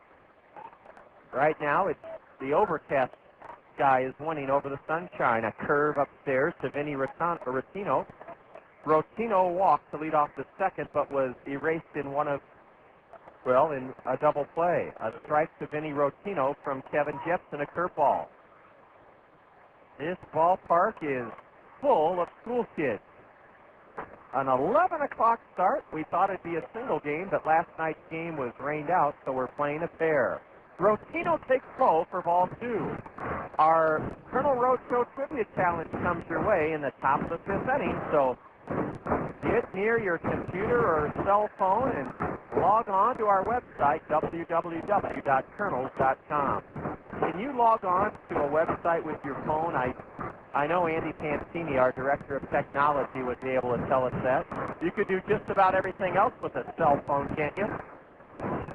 Rotino slaps one foul, straight back, 2-2 to Vinny. Now a breaking pitch high, ball 3. At any rate, whether you can use your cell phone or not to log on to our website, we encourage you to log on to participate in our Kernel Roadshow Trivia Challenge. Swing and a miss by Vinny as he chased ball 4. It was high and outside. Rotino down on strikes, and he has a 10-game hitting streak on the line. He's 0-for-1 with a walk and a strikeout. Adam Heather hit into an around-the-horn double play his first time up.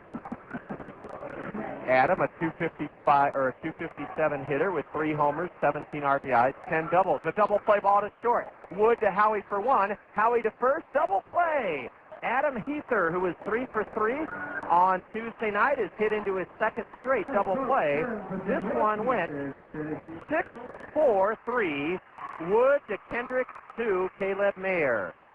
And 4 shutout innings from right-hander Kevin Jepsen. No runs in the 4th for Beloit. 1 hit, a leadoff single, no Kernel errors. The Kernels turn their second double play of the afternoon, and the Snappers leave the bases empty. The Kernels come to bat in the top of the 5th. Our Kernel Roadshow Trivia Challenge is coming your way in the top of the 5th. It's game 1 of a doubleheader. The Kernels are bashing the Snappers 10-0. You're listening to Kernel Baseball on the Zone. Butterflies in your stomach. You know the feeling, like when you're not sure you found the best loan. Well, set those butterflies free. Talk with a knowledgeable banker at Wells Fargo. Whether you're interested in a home equity loan, mortgage, or auto loan, they can help you find a product that's just right for you, including unique financing options you won't find anywhere else. And every Wells Fargo loan has competitive rates and affordable payment options. So be sure you found the best loan. Call or visit Wells Fargo. Wells Fargo, the next stage. Wells Fargo Bank and Inc., Equal Housing Lender. Winning requires determination, energy, power. At Alliant Energy, we know the power of teamwork. Our team gives its all every day to deliver reliable power to you. We're committed to meet the growing needs of our customers. Delivering safe and environmentally friendly energy keeps us focused. Our dedication to serve our customers keeps us on our game. And that's a winning combination. Alliant Energy, we're on for you. When we met, it's forget we would never forget the Oceanos. Now it's where mi amore and I, Dana Eveland, we carry out the lunch and the dinner all the time for lasagna, ravioli, mandacati, cannelloni, tortellini, or try their delicious salads and soft sandwiches too. The Oceanos is the hometown taste of Italy. For your next meal with friends and a family, remember the Oceanos with 5 convenient locations for the pasta that makes you sing.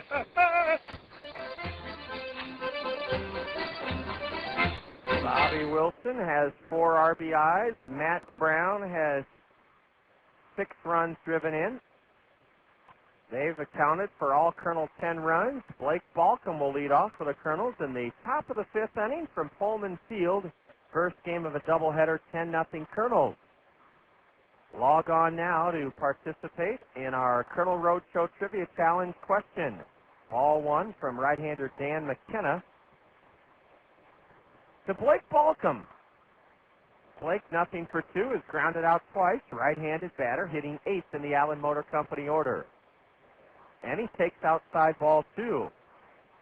You log on to our website, www.kernels.com, Kernels, and then you hit the link that will take you to the Kernel Roadshow Trivia Challenge site. There's a ground ball up the middle over the pitcher's head, and coming into his left, Gilberto Acosta in front of second base. The shortstop makes a snazzy play and gets Blake Balcom 1 gone here in the Kernel 5th inning.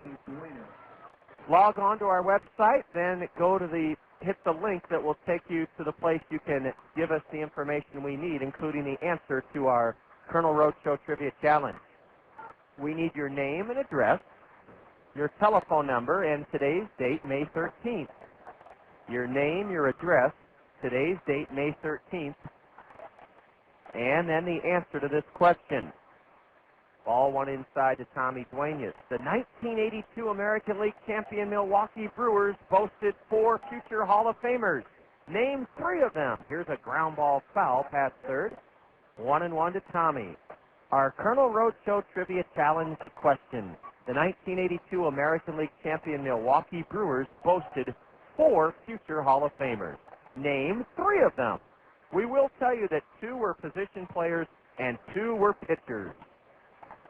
But you need to name 3 of them to earn that prize from the Bim Ritter Diamond Shop as our Kernel Roadshow Trivia Challenge winner. Thanks for participating. Remember, just give us today's date, May 13th, your name, address, phone number, and the 3 out of 4 1982 Hall of Famers on the Milwaukee Brewer AL Championship team. Boy, hard to believe Harvey's Wallbangers had 4 future Hall of Famers, but they did. We want you to name 3 of them. It's 2-2 to Tommy Duenas. Look out! A pitch hit him. It got away from Dan McKenna. No harm intended, no harm done. It hit the shoulder blade of Tommy Duenas, and he is aboard for the 2nd time in a row. Tommy walked to lead off the Kernel 5-run 4th inning.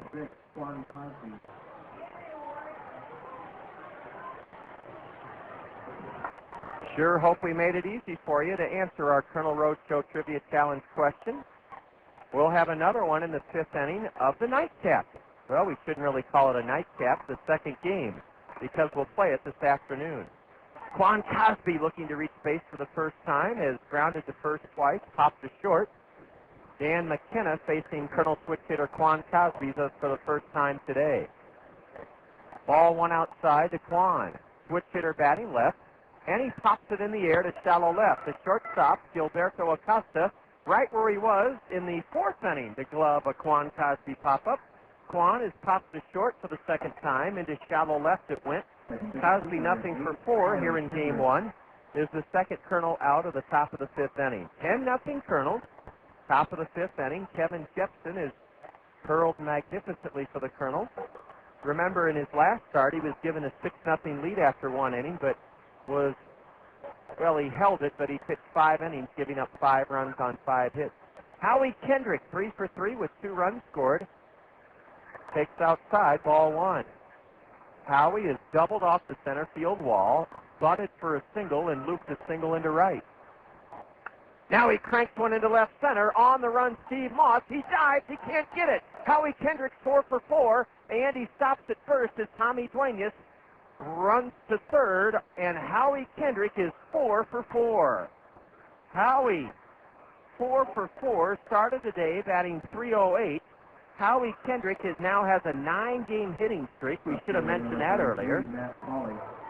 Howie drilled one into left center. Steve Moss, the 20-year-old from the Los Angeles area, the center fielder, came on very hard, dove headlong, trapped the ball.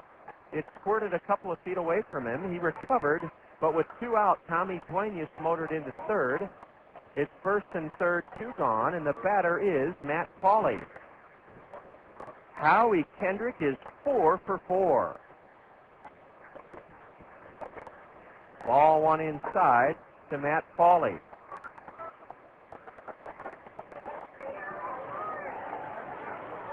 Howie Kendrick may be the league leader in hitting in the next few games if he keeps up his torrid pace. Cranking one foul toward the Colonel first base dugout. Strike 1 is Matt Pauley.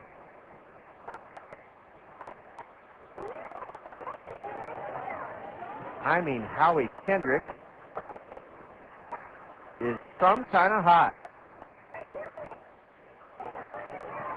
May has been his month. A ground ball up the middle by Pauley, backhanded by the second baseman who throws past the shortstop covering at second, and the Kernels lead 11-0. Gilda Rodriguez made a terrific play to his right to rob Pauley of a sure base hit, but then trying to throw with his body going towards center field, trying to throw to the shortstop covering second. Rodriguez missed Gilberto Acosta, and Tommy Duenas scores to make it 11-0. Howie Kendrick safe at second, and that, well, they're going to rule it. I'm not sure how they'll rule it. Swing and a miss by Bobby Wilson. They're going to give Matt Pauley a base hit, and they have not charged Gilda Rodriguez with an error, and I'm glad they didn't. It's a base hit for Pauley, and it's an RBI for Pauley. Rodriguez made a terrific play way to his right to backhand a ball hit up the middle. Now Bobby Wilson nubs one to the left side. Adam Heather throws to second to force Matt Pauley. It went 5-4, and that ends the Colonel 5th inning. Bobby Wilson retired for the first time in game 1. In the 5th for the Colonels, 1 run on 2 base hits. There were no Beloit errors, and the Colonels leave 2 men aboard and have stranded 5. After 4.5 innings in the first game of a doubleheader in Beloit, the Colonels 11 and the Snappers nothing. You're tuned to Colonel Baseball on the Zone. Toyota Financial Services of Cedar Rapids understands the importance of reading in the lives of our community's children. That's why they're proud to fund the 6th annual Toyota Financial Services Kernel Summer Reading Program. The generous support of Toyota Financial Services will result in Kernel players conducting a record 32 elementary school assemblies this spring to encourage girls and boys to read throughout the summer. Their reading accomplishments will be recognized by Toyota Financial Services with fabulous rewards. Toyota Financial Services, a true hero to the Kernels and the youth of our community. That old glove you're wearing gets you $2 off any new regularly priced one you purchase from Jones, Twin Pines, or Ellis Golf Shop. Leather or all weather, get $2 off when you trade in any time in May. And 2004 golf shoes start at just $49.95. Top brands like FootJoy, the #1 shoe in golf, the new Dexter shoe, and Nike makes selection easy. Great values from the Iowa PGA Section Award-winning golf shops. Cedar Rapids Golf, serving your needs to a T. It's an information jungle out there. Predators are after your money, looking for that credit card receipt left behind, that blank check you lost. Any information to help them claim another victim of America's growing crime, identity theft. Don't give information to people you don't know, and report suspected fraud to your bank. Learn more at www.aba.com. And stay out of the jungle. This safety message is brought to you by Bank Iowa, Iowa's hometown bank. Member FDIC, Equal Housing Lender. 11-0 Kernels as we go to the bottom of the fifth inning. Howie Kendrick 4 for 4. Bobby Wilson 4 runs driven in. Matt Brown a grand slam and a 2-run homer. And Kevin Jepsen 4 innings of shutout pitching.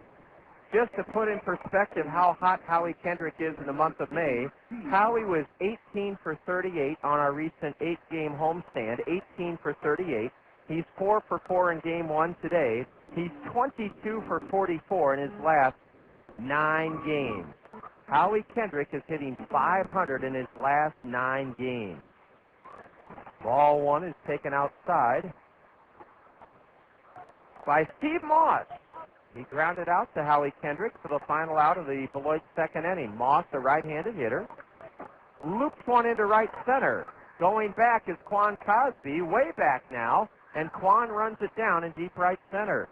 Steve Moss gave it a ride into deep right center, but Quan Cosby, using that great speed, tracked it down in front of the warning track. And there's one away here in the Beloit fifth inning, 11-0 Kernels.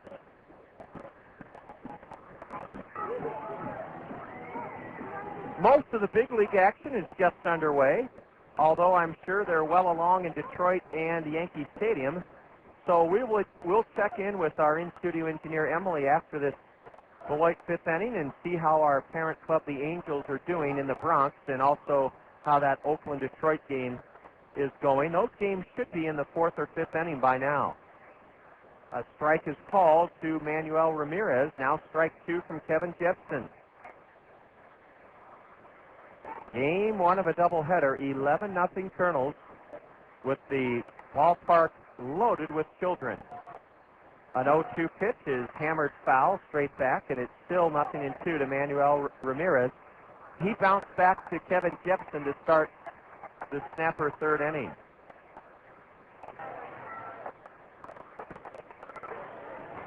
Now Kevin misfires high, ball 1. The reason those games in Detroit and New York should be well along is they're an hour ahead of us, and they started at noon, I believe. Ball 2 sinks below the batter's knees. The batter, Manuel Rodriguez, a 2-run single here in the game series opener, Tuesday night. He stands absolutely still from the right side and lifts one foul off to the right. You can enjoy all the fun of Kernel baseball in the magnificent new Veterans Memorial Stadium starting Thursday, May 20th, our longest homestand of the year, 12 games, starting Thursday the 20th. Ramirez, staying tough, fouls another one off to the right. There's more foul ball ground room here than any stadium in the league, including Burlington, which has a ton of foul ball room. A base hit into right center, a curveball, and Manuel Rodriguez, a hard-earned one-out single as he lashed it over the head of Howie Kendrick. Quan Cosby gets it back in. And that's only the second hit of game 1 for Beloit. The Kernels are laying the wood to the Snappers, 11-0 here in the first game. Scott Hindman, a lefty, up in the Kernel right field bullpen, Scott Hindman. Brian Montalbo went 3 2/3 for the Snappers as their starter. Yielded 10 runs on 9 hits. Ball 1 is low to the number 9 hitter, Gilberto Acosta. Right-handed hitting shortstop. He shoots one foul way down the right field line, strike 1. You can order tickets to our upcoming homestand or any Kernel home games this year by logging onto our website, www.kernels.com, or by calling our box office at 896-7560, 896-7560, or by visiting the box office at the new Veterans Memorial Stadium. It opens at 10 o'clock in the morning, weekdays.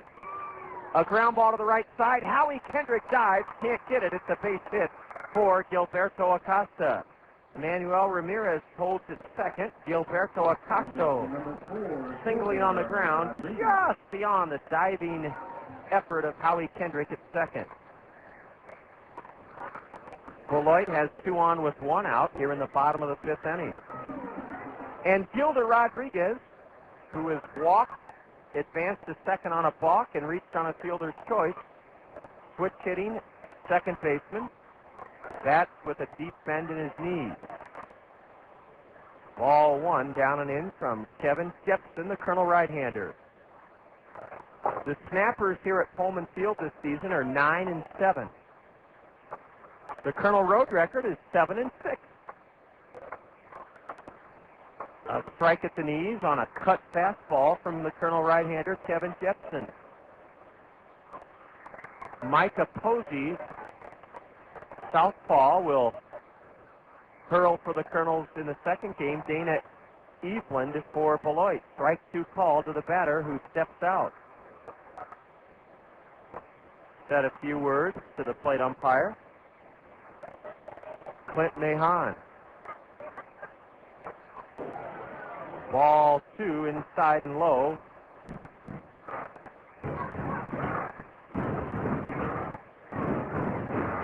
To Gilda Rodriguez.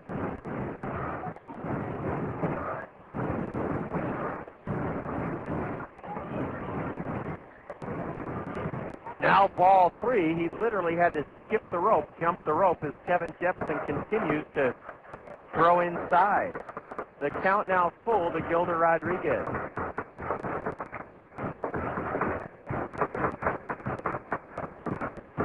Jepsen has run the count full. He was ahead 1-2. Rodriguez is one of those guys that seems to be a tough out.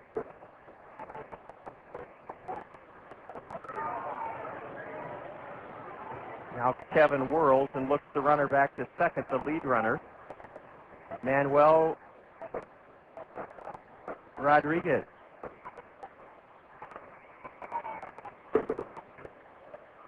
A ground ball to short, could be 2, and Brandon Wood steps on second, and that's the only out the Colonels get. Credit Kevin Jepsen for making Gilda Rodriguez put the ball in play. Gilda rolled it weakly to short, and near second it was picked up by Brandon Wood. He stepped on second, unassisted force out of Gilberto Acosta. And reaching on the fielder's choice, Gilda Rodriguez. It's first and third, 2 out here in the snapper 5th. 11-0 Colonels, and the batter for Beloit is Terry Truffles. He's struck out, and he's been hit by a pitch. A check swing roller to first, an easy play for Caleb Mayer, and Kevin Jepsen has completed 5 shutout innings of 2-hit baseball here in Game 1. Truffles was jammed. Didn't mean to swing, a check swing roller to first. Caleb Mayer gloved it in front of the base and made the play unassisted. In the snapper 5th inning, no runs, 2 hits. There were no Colonel errors. Beloit leaves a pair. They've stranded 5. We go to the 6th inning in the first game of a doubleheader. All Colonels. Colonels 11, Beloit nothing. You're listening to Colonel Baseball on the Zone. Did you know nearly 40% of all the waste going to landfills is paper? That includes newspapers, magazines, catalogs, junk mail, computer paper, cereal boxes, pop and beer cartons. Your friends at Cedar Rapids Solid Waste and Recycling encourage you to recycle those common household paper products by putting them in your blue recycling box on Collection Day. Save our landfill space. Recycle your paper waste. Hey, man, what's up? Just getting ready to kick your butt. Right. And mess up your hair? You just wish you could look this good. Boo! Nothing but that. Hey, I'm a busy guy. I don't have time to make my hair look as good as yours. I mean, who has time to schedule an appointment, let alone show up for it? Not me. I just go to Cost Cutters. I can get in whenever it's convenient for me. Nice shot. Yeah. So you're telling me you just walk into Cost Cutters and come out looking good? Well, for some of us, that comes naturally. But Cost Cutters makes it easier. They can do anything you want. A cool cut, even some color, and get some of that styling jump stuff to keep you looking good. Like me. Oh, so that's why your hair never moves. Oh, you're funny. Cost Cutters. Thanks, man. This will save me some time. Great. Then you'll have time to work on your game. Oh, yeah, that's funny. Are you a busy guy? Save yourself time and walk into one of our area's 12 Cost Cutters whenever it's convenient for you. Then relax, because Cost Cutters will make things easy and affordable for you. Cost Cutters. Live your life. We always have time for your hair.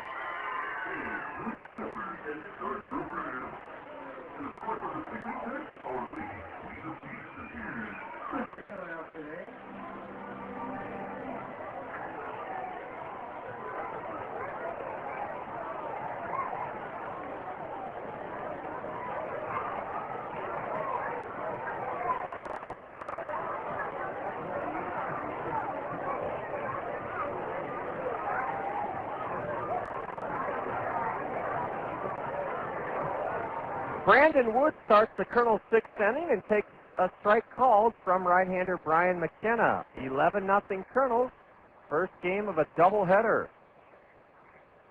State Farm Major League scoreboard, they're not nearly along as far as I thought they'd be on the East Coast or the East time zone. Ball 1 to Wood. Now a slider outside, ball 2. In the Bronx, in the top of the second, it's the Yankees leading our parent club, the Angels, 2-0. Detroit on top of Oakland, 2-0 at Comerica Park. That's in the bottom of the second. Brandon Wood turns and cranks one foul way down the left field line. Strike 2. 2-2 to Brandon. We'll keep you posted throughout the afternoon, though, on all those afternoon games, 5 in each league and a doubleheader in each league on the State Farm Major League scoreboard. Brandon stays alive on a 2-2 pitch and lost one foul into the facade of the grandstand roof behind home plate. Our Kernel of Wisdom comes your way here in the top of the sixth inning from Pullman Field on this warm, delightful Thursday afternoon. Ball 3 just missed low and away. Our Kernel of Wisdom, did you know that Roy Campanella threw out 57.4% of the base runners who tried to steal on him during his 10-year career? Brandon Wood lost one foul way down the left field line. Home run distance but foul on a 3-2 pitch. Roy Campanella, he won a couple of National League MVP awards. Campy, part of that Dodger Dem Bums team that won the 1955 World Series.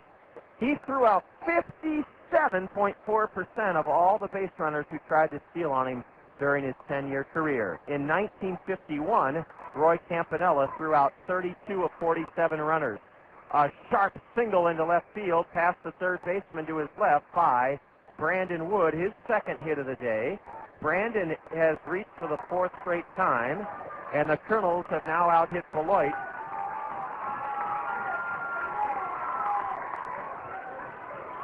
12-3. That's the 12th Kernel hit of this day.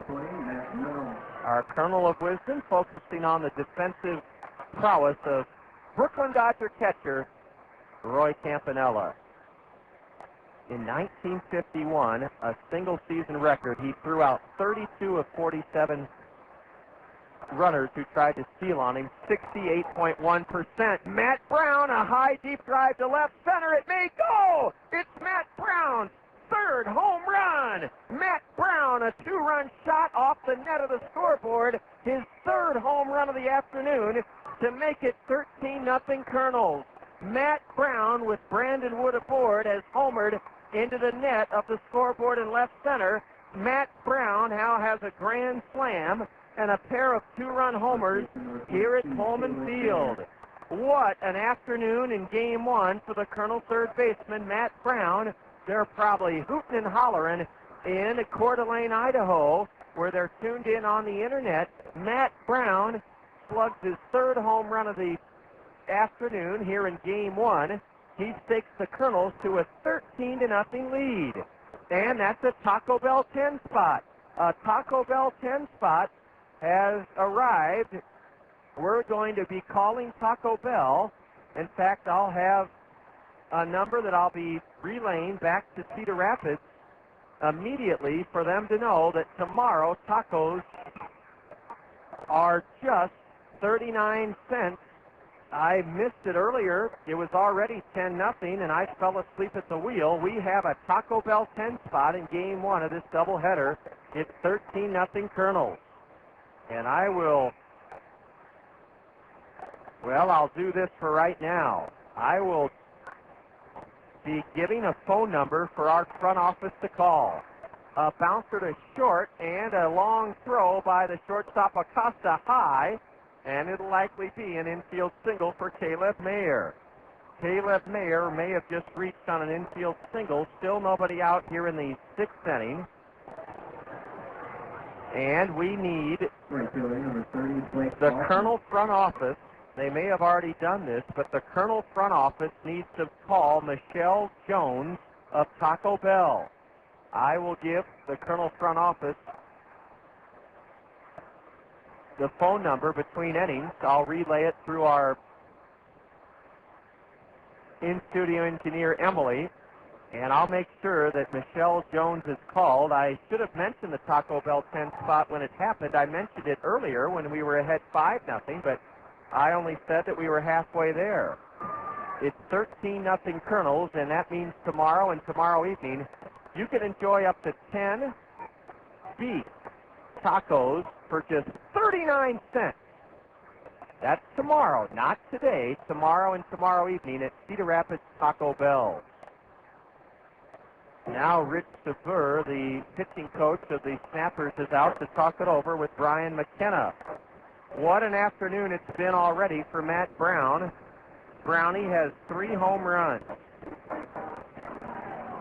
I recall just a couple of other Kernels hitting 3 home runs in a game. I'm sure Mike Kuhlbeck will fill us in later on this, but John Vandergrind back in 1996 hit 3 home runs in a game.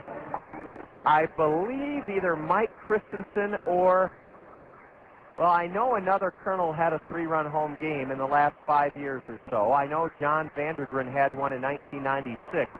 But Matt Brown with 3 home runs this afternoon, including a grand slam. He's driven in 8 of the Kernel 13 runs, and it's 13-0 Kernels.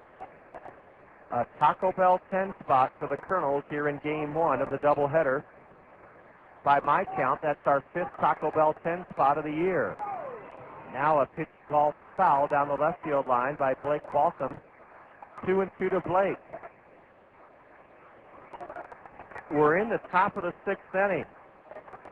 3 home runs by Matt Brown. He's driven in 8. Bobby Wilson has driven in 4. Now a swing and a miss on a breaking pitch. Blake Balcom is out on strike. Caleb Mayer holding it first with 1 out here in the top of the 6th inning. 13-0 Kernels. And now here comes Don Money. He's going to make a pitching change. So let's see who's coming in for the Snappers. A left-hander will come in for Beloit. And that southpaw for the Snappers is Mitch Cedar. Mitch Cedar will come in here in game one of a doubleheader to replace fellow reliever Brian McKenna. McKenna, in his Snapper debut, has surrendered, well, first of all, he pitched 1 2/3 innings. In 1 2/3, he has surrendered 3 runs on 1, 2, 3, 4, 5 hits. McKenna struck out 1, the man he just fanned, Blake Balcom. He walked none, and he hit a batter. The Kernels got started today, this morning, with a 5-run first. With 1 out, Howie Kendrick doubled high off the center field wall. Matt Pauley singled him to second. Kendrick scored on a Bobby Wilson ground ball single into left to make it 1-0. A wild pitch by starter Brian Montalbo moved the runners to second and third. Brandon Wood walked. Matt Brown then belted the first of his 3 home runs here in Game 1. A grand slam over the center field wall to make it 5-0. Kernels got 5 in the 4th inning. A 3-run homer by Bobby Wilson with Tommy Duenas and Howie Kendrick aboard. And then a 2-run blast by Matt Brown. A 2-out RBI single by Matt Pauley made it 11-0 in the 5th inning. And then here in the 6th, the leadoff single by Brandon Wood, a 2-run homer by Matt Brown, his 3rd of the afternoon, Game 1. Caleb Mayer reached on an infield single. Blake Balcom struck out, and now the 3rd pitcher of the afternoon, or the morning and afternoon rather, for Beloit is 6'4" lefty Mitch Cedar. Cedar is from Indiana State. We had a very good lefty from Indiana State several years ago, Sean Brummett. I was surprised Brummett didn't advance further in the Anaheim organization. He may still be playing somewhere, but he was a good pitcher. Mitch Cedar delivers, and Tommy Duenas hits one high in the air down the left field line, and it'll fall foul into the snapper left field bullpen. Strike 1 on Tommy. Tommy Duenas, 0-for-1, has walked and scored, been hit by a pitch and scored. A Taco Bell 10 spot for the Kernels here in Game 1 of a doubleheader. It's 13-0 Kernels.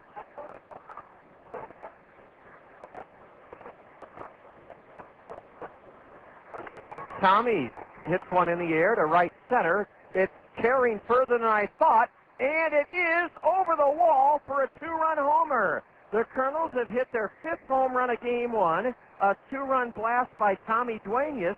The way the infielders pointed up to the ball, I thought it was going to be playable in deep right center, but out it went. Tommy Duenas has his 1st home run of the season, and the Kernels now are really pouring it on, and the Taco Bell 10 spot is now a 15-0 Kernel lead here in the 1st game of the doubleheader.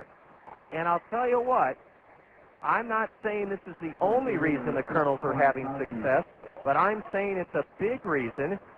Last evening, when the Kernel Tri-State Travel Motor Coach pulled into the Econo Lodge around 6:30, Bobby Magallanes, the Kernel skipper, imposed an 11 o'clock curfew and then said, fellas, I'm going to have the front desk call every one of your rooms at 7:15. And that's what happened. The Kernels got up early this morning, ate breakfast, and they've come out and just annihilated snapper pitching so far here in Game 1, leading 15-0. Quan Cosby is in the hole, 0-2. He's batting right-handed for the first time in Game 1. 0-for-4 so far. One of those runs on the 2-run homer by Duenas over the right center field wall is charged to reliever Brian McKenna. A ground ball hit sharply to the shortstop. Gilberto Acosta on to first for the 2nd out of the inning. Quan Cosby is grounded out to short, and there's 2 away here in the 6th inning. I'm not going to give the Taco Bell phone number out over the air simply because I don't want them to be flooded with calls. Tomorrow is a Taco Bell 10-spot opportunity. Cedar Rapids Taco Bells will be glad to sell you as many as 10 beef tacos for just 39 cents if you tell them that you're there because of the Taco Bell 10 spot by the Kernels. That's tomorrow and tomorrow evening at Cedar Rapids Taco Bell. Howie Kendrick is ahead 2-0. He's trying to go 5 for 5, and he hits one high and deep foul into the Kernel right field bullpen. I will be communicating with our in-studio engineer, Emily, after this Kernel 6th inning to give her a couple of phone numbers. George Felius waving a white handkerchief. Howie Kendrick grounds one foul past third. George has gotten out a white handkerchief. That's the sign of surrender in Game 1. An old military signal that when you put the white flag up, you're telling the enemy to back off. That's enough. We're surrendering this game. Howie loops one down the right field line. It may fall, and it does fall foul ball. Kendrick hitting the ball all over the place is 4 for 4, and he's 22 for his last 44, and he has a 9-game hitting streak, and he's started the day batting .308.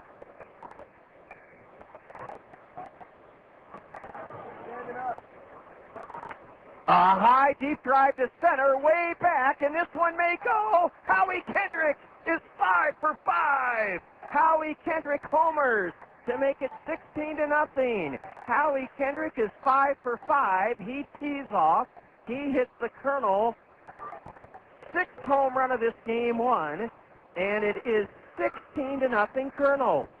By far our biggest offensive output of the season. Howie Kendrick is 5 for 5, and the Colonels have had home runs, 3 from Matt Brown, and a 3-run homer from Bobby Wilson, a 2-run blast by Tommy Duenas, and now a solo shot by Howie Kendrick. It's 16-0. Matt Pauley takes a curve for strike 1 against lefty Mitch Cedar. Cedar has given up 2 home runs, a curve, and a swing and a miss by Pauley, strike 2. Well, after George Felius, our dugout interview guest, the Midwest League president, got out a handkerchief and waved the white flag, Howie Kendrick stroked one over the right center, well, just to the right of the center field wall. Now a swing and a miss by Matt Pauley, and that ends the Colonel 6th inning. Matt Pauley down on strikes. The Colonels in the 6th inning get 3 home runs and score, let's see now, 2, 4, 5 runs for the Colonels on 1, 2, 3, 4, 5 hits. There were no snapper errors, and the Colonels leave. The Colonels leave the bases empty. We go to the bottom of the 6th in game 1 of a doubleheader, and the Colonels lead Beloit 16-0. You're tuned to Colonel Baseball on the Zone. There's a dream that lies in your heart to tell you you're one of a kind. It's your time, just believe. Rise up, be strong. Originality lasts a whole lot long. Nothing better. Dr. Pepper, the taste of originality. Dr. Pepper. Salute individuality, Dr. Pepper. Do what you do, your moment has come. You're not like anyone. Nothing's better. Dr. Pepper. Do what you do, your moment has come. You're not like anyone. Nothing's better. Dr. Pepper. Faucets leaking, termites feasting, fishing, tackle, paints and spackle, tubs, jacuzzis, tapes and movies, everything from A to Z. Tile and lumber, tons of plumbers, elevators, coffee makers, radiators, party favors. Take a look and you'll think. Let your fingers walk into Yellow Book. Other book. When it comes to making their buying decisions, people today let their fingers do the walking through Yellow Book Yellow Pages. It's no wonder. Yellow Book's packed with money-saving coupons, restaurant menus, and vital community info. And with more ads than ever before, it has everything you need right at your fingertips. It's easy to spot. Just reach for the yellow directory with the map on the cover and join the smart shoppers who choose Yellow Book, not the other book. Put your business in Yellow Book. Call 1-800-YB-YELLOW. Let your fingers walk into Yellow Book. The other book.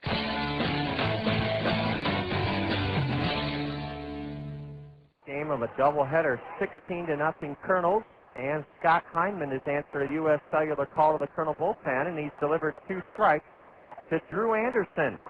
Drew Anderson representing the start of the heart of the order for the Snappers, 0-for-2. Scott Heineman on the hill for the Colonels. And he misses with a pitch in the dirt, ball 1. Kevin Jepsen can win his 4th game. He cannot lose his 2nd. He went 5 innings, surrendered no runs on only 3 hits. He struck out 3, he walked 2, and he hit a batter. Ball 1 was low to the batter. Now Heineman's delivery is bounced foul past the on-deck hitter, Lou Palmisano. 16-0 Colonels. game one of a doubleheader. Hindman, a lefty.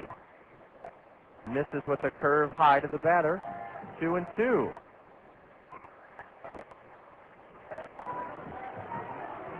Micah Posey will pitch game two of this doubleheader for the Kernels. Now ball three from Hindman, low and away.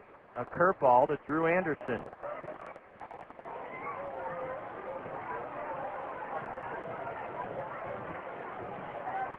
Scott working from the stretch. Misses low, ball four. Scott Hindman has walked Drew Anderson to start the bottom of the sixth inning. Again, Kevin Jepsen was dynamite. 5 innings pitched, no runs, 3 hits, 3 strikeouts, 2 walks, and a hit batter. Scott Hindman, answering the U.S. Cellular call to the Colonel bullpen, has not worked since last Friday at home. He went 2 innings, gave up 2 runs on 3 hits, struck out 3, walked 2, and ball 1 low and away to Lou Palmisano from the Colonel southpaw, Scott Hindman.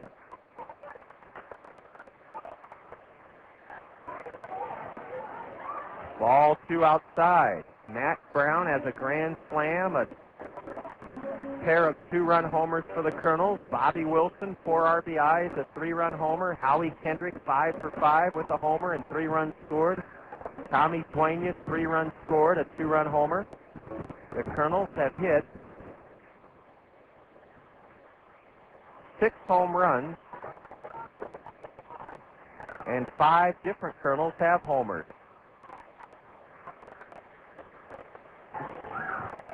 The Colonels do not hold the runner at first, Drew Anderson. Scott's next pitch is a strike called. It's 2-1. Bottom of the 6th, Scott Hindman out of the Colonel bullpen for the 10th time this year has only pitched 10 innings. His ERA just above 8, and ball 3 is low to the batter. Hindman in 10 innings has struck out 11, walked 17. The league hitting .237 against Scott Hindman. No record for the lefty from the Chicagoland area. And a strike is in to run the count full now to the cleanup batter, Lou Palmisano.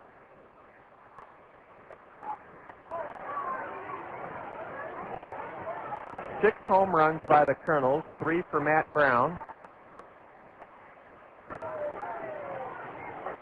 1 for Kendrick, 1 for Wilson, and 1 for Duenas. And a check swing. The batter went around. Strike 3. Scott Hindman gets Lou Palmisano. I want to correct myself. 4 different Colonels have homered. Brown with 3, and then 1 each for Wilson, Duenas, and Kendrick. Vinny Rotino, a right-handed batter, stands in and takes low, ball 1. The Colonels with 5 in the first, 5 in the fourth, 1 in the 5th, and 5 at the top of the 6th inning. 5 is a big number for a number of runs scored. A high drive into right center, chased by Blake Balcom. He's there and has it. Vinny Rotino, 0 for 2 with a walk in game 1, has a 10-game hitting streak on the line, and he flies to right for the second out here in the Beloit 6th inning.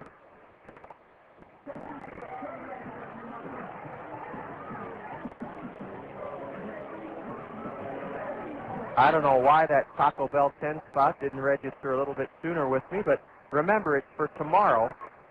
Up to 10 beef tacos at 39 cents each at Cedar Rapids Taco Bell's by virtue of this Colonel Taco Bell 10 spot. Ordinarily, those beef tacos are 89 cents at Taco Bell. That's what a huge bargain it is. A strike in to right-handed hitting Adam Heather, now a ball low and away. Heather is hit into 2 double plays, 0 for 2. Adam was 3 for 3 here in the series opening win for Beloit Tuesday night, 7-3. Swing and a miss by Adam, strike 2. Scott Hindman, 23 years old. Angel 22nd round pick out of Princeton in 2002. Enjoyed having him on the dugout interview during our last homestand. And he told us what a challenge it is to achieve academically and on the diamond at an Ivy League school. There is a lot expected of you. Adam Heather fouls one into the screen, and he's still in the hole, 1 ball, 2 strikes. 16-0 Kernels, game 1 of a doubleheader. We're in the bottom of the 6th inning here in Beloit.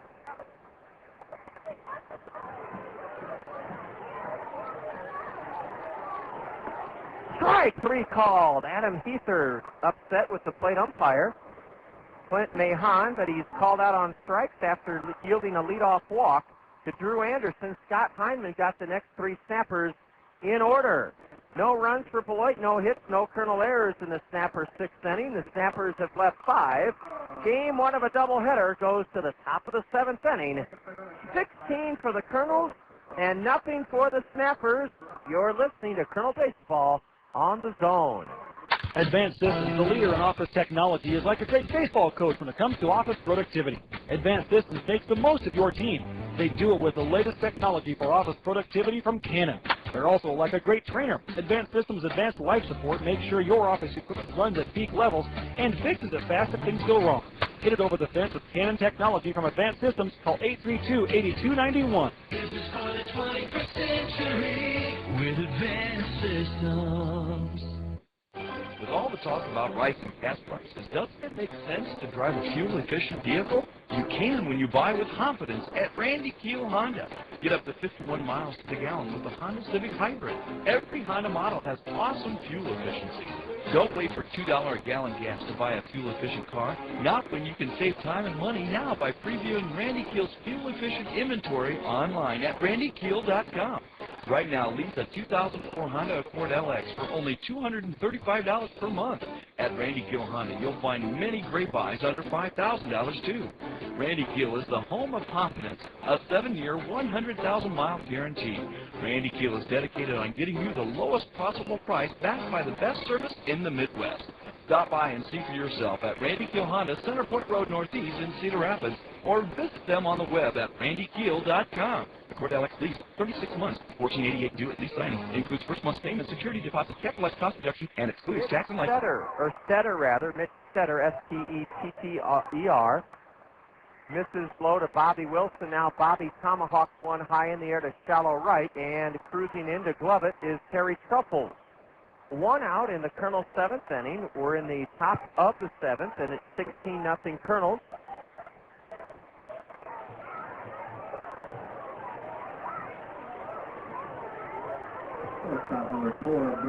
The final line on reliever Dan McKenna, 1 2/3 innings. He gave up 4 runs on 5 hits, struck out 1, walked none.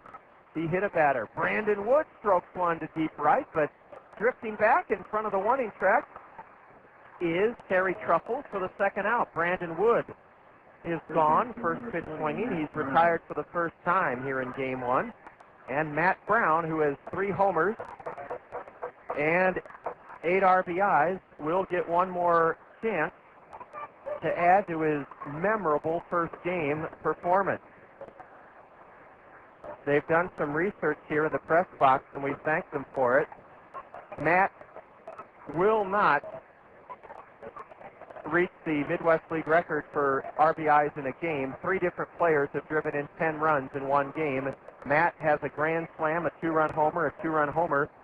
So you add it up, he has 8 RBIs, ball 1 outside from the lefty, Mitch Stetter. A breaking pitch looked awfully good, but ball 2 to Matt Brown. He is catapulted into the team lead with his 8 RBIs. He has 26, and he now has 6 home runs. A strike to Matt on the outside corner. Kevin Jepsen trying to up his record to 4-1, pitched 5 shutout innings for the Kernels, who have out-hit Beloit 16-3. A pitch off the glove of the catcher, Lou Palmisano, was low and inside. You're listening to Kernel Baseball on ESPN Radio 1600, KCRG, Cedar Rapids, Iowa. We'll have a break between games and hustle to get lineups in our book, and then have Game 2 of our Thursday doubleheader here on the Zone. Matt Brown pops one straight back, and the count remains full to the Kernel third baseman. 3 home runs, 8 RBIs. He's been retired once.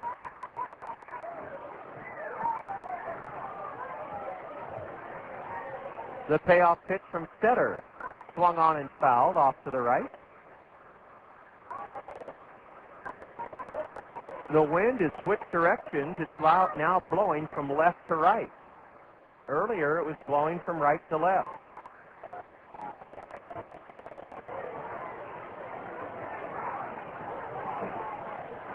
A crowd of well over 2,000 here today.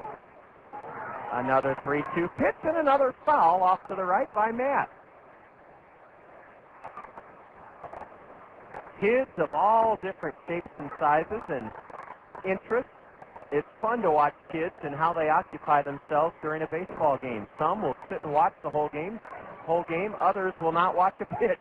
A ground ball off Matt Brown's hands to the third baseman, and Matt is retired for just the second time in game 1 as Adam Heather throws across the diamond to get Matt Brown.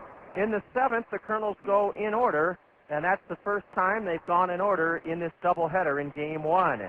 We go to the bottom of the 7th, and the Kernels, looking to up their first half record to 19-14, are pounding the Snappers 16-0. You're listening to Kernel Baseball on the Zone. Kernels fans, your Cedar Rapids Taco Bell restaurants have something new for you to cheer about this season. A Taco Bell 10 spot. When the Kernels score 10 or more runs in any game this season, you'll score beef tacos for just 39 cents the very next day at any Cedar Rapids Taco Bell. That's a savings of 50 cents per taco. Limit 10 per customer. Remember, when the Kernels put up a Taco Bell 10 spot by plating 10 or more runs in any game, you get up to 10 39-cent beef tacos the very next day at any Cedar Rapids Taco Bell. Renowned for his blazing fastball, Iowa's Hall of Fame pitcher Bob Feller earned the nickname Rapid Robert. The baseball immortal performed miraculous feats no matter which name he was called. The same holds true for Banks Heating and Air Conditioning. They're now known as Comfort Solutions by Banks. The new name, Comfort Solutions by Banks, brings with it the same quality and dependability you've counted on for years. Receive up to a $1,000 rebate or up to a 10-year extended warranty with the purchase of qualifying Dave Lennox Signature Collection home comfort systems from Comfort Solutions by Banks. Offer expires May 31st, 2004. Lennox, making your home a better place. Lennox dealers include independently owned and operated businesses. See your participating Lennox dealer, Comfort Solutions by Banks, for details. And score report back to your seats. Thank you. Leading off for the Snappers, the center fielder, number 3, Steve Moss. Bottom of the 7th inning, first game of a doubleheader, and Steve Moss will lead it off for Beloit. Moss, Ramirez, and Acosta, the lower third of Don Money's order here in the bottom of the 7th inning, as Scott Hyman worked a scoreless 6th. His first pitch is down and in, ball 1. To Steve Moss, 0 for 2. 16-0 Kernels, and we're in the bottom of the 7th. Game 2 starters, lefty Micah Posey for the Kernels, right-hander Dana Eveland for the Snappers. Ball 2 is low to Steve Moss.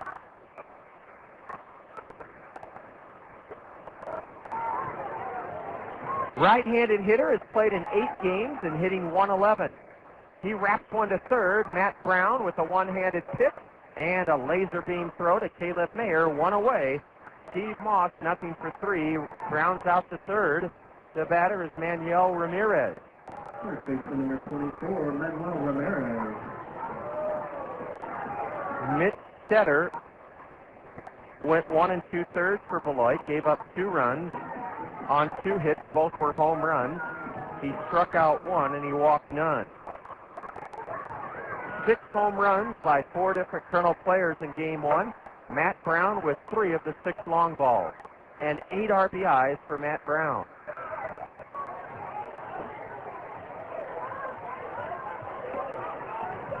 Ball 1. Low and outside to Manuel Ramirez. Rather, that was ball 2. It's 2-0 to Ramirez.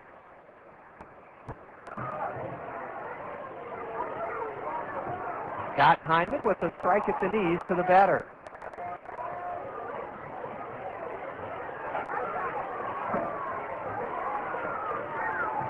Now a big swing and a miss by Manuel. Strike two. He was trying to put the Snappers on the board with one swing of the bat. Beloit is stranded 5, so have the Kernels. Swing and a miss. Scott Heineman records his third strikeout. Scott Heineman having a terrific outing in terms of his control. He walked the first man he faced in relief of Kevin Jepsen in the 6th inning, but now he's retired 5 straight snappers, and including 3 strikeouts. We have some youngsters who need to come into the press box apparently, so we're going to open the door. They have mistaken us for the PA announcer. And fellas, you need to come around and give whatever form you have to the appropriate authority. Gilberto Acosta on a 1-0 count fouls one off. Fellas, come in this door over here, and I'll show you where to put that. Please come in here. Come in this door over to your left here. Well, we cannot communicate on the radio as to these young fans who are confused as to where to turn something in. And we've tried to tell them to come in the press box, but they have not gotten the message, so we'll forge ahead. A 2-1 to Acosta. The round ball foul underneath Tony Diggs, the first base coach for Beloit. We started right at 11. It's just after 1.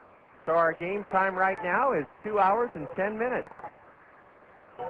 A line drive over the head of Scott Hyman. He just missed it. It would have ended game 1, but Gilberto Acosta has himself his second straight hit. The first off of Scott Hyman, and the fourth for Beloit today. 16-0 Kernels, 2 out, runner at first, as Gilberto Acosta reaches for the third straight time. Let's see if the switch hitter, Gilder Rodriguez, can be retired. Ball 1 in the dirt from Scott Hyman to Rodriguez, who's walked and reached twice on fielder's choices.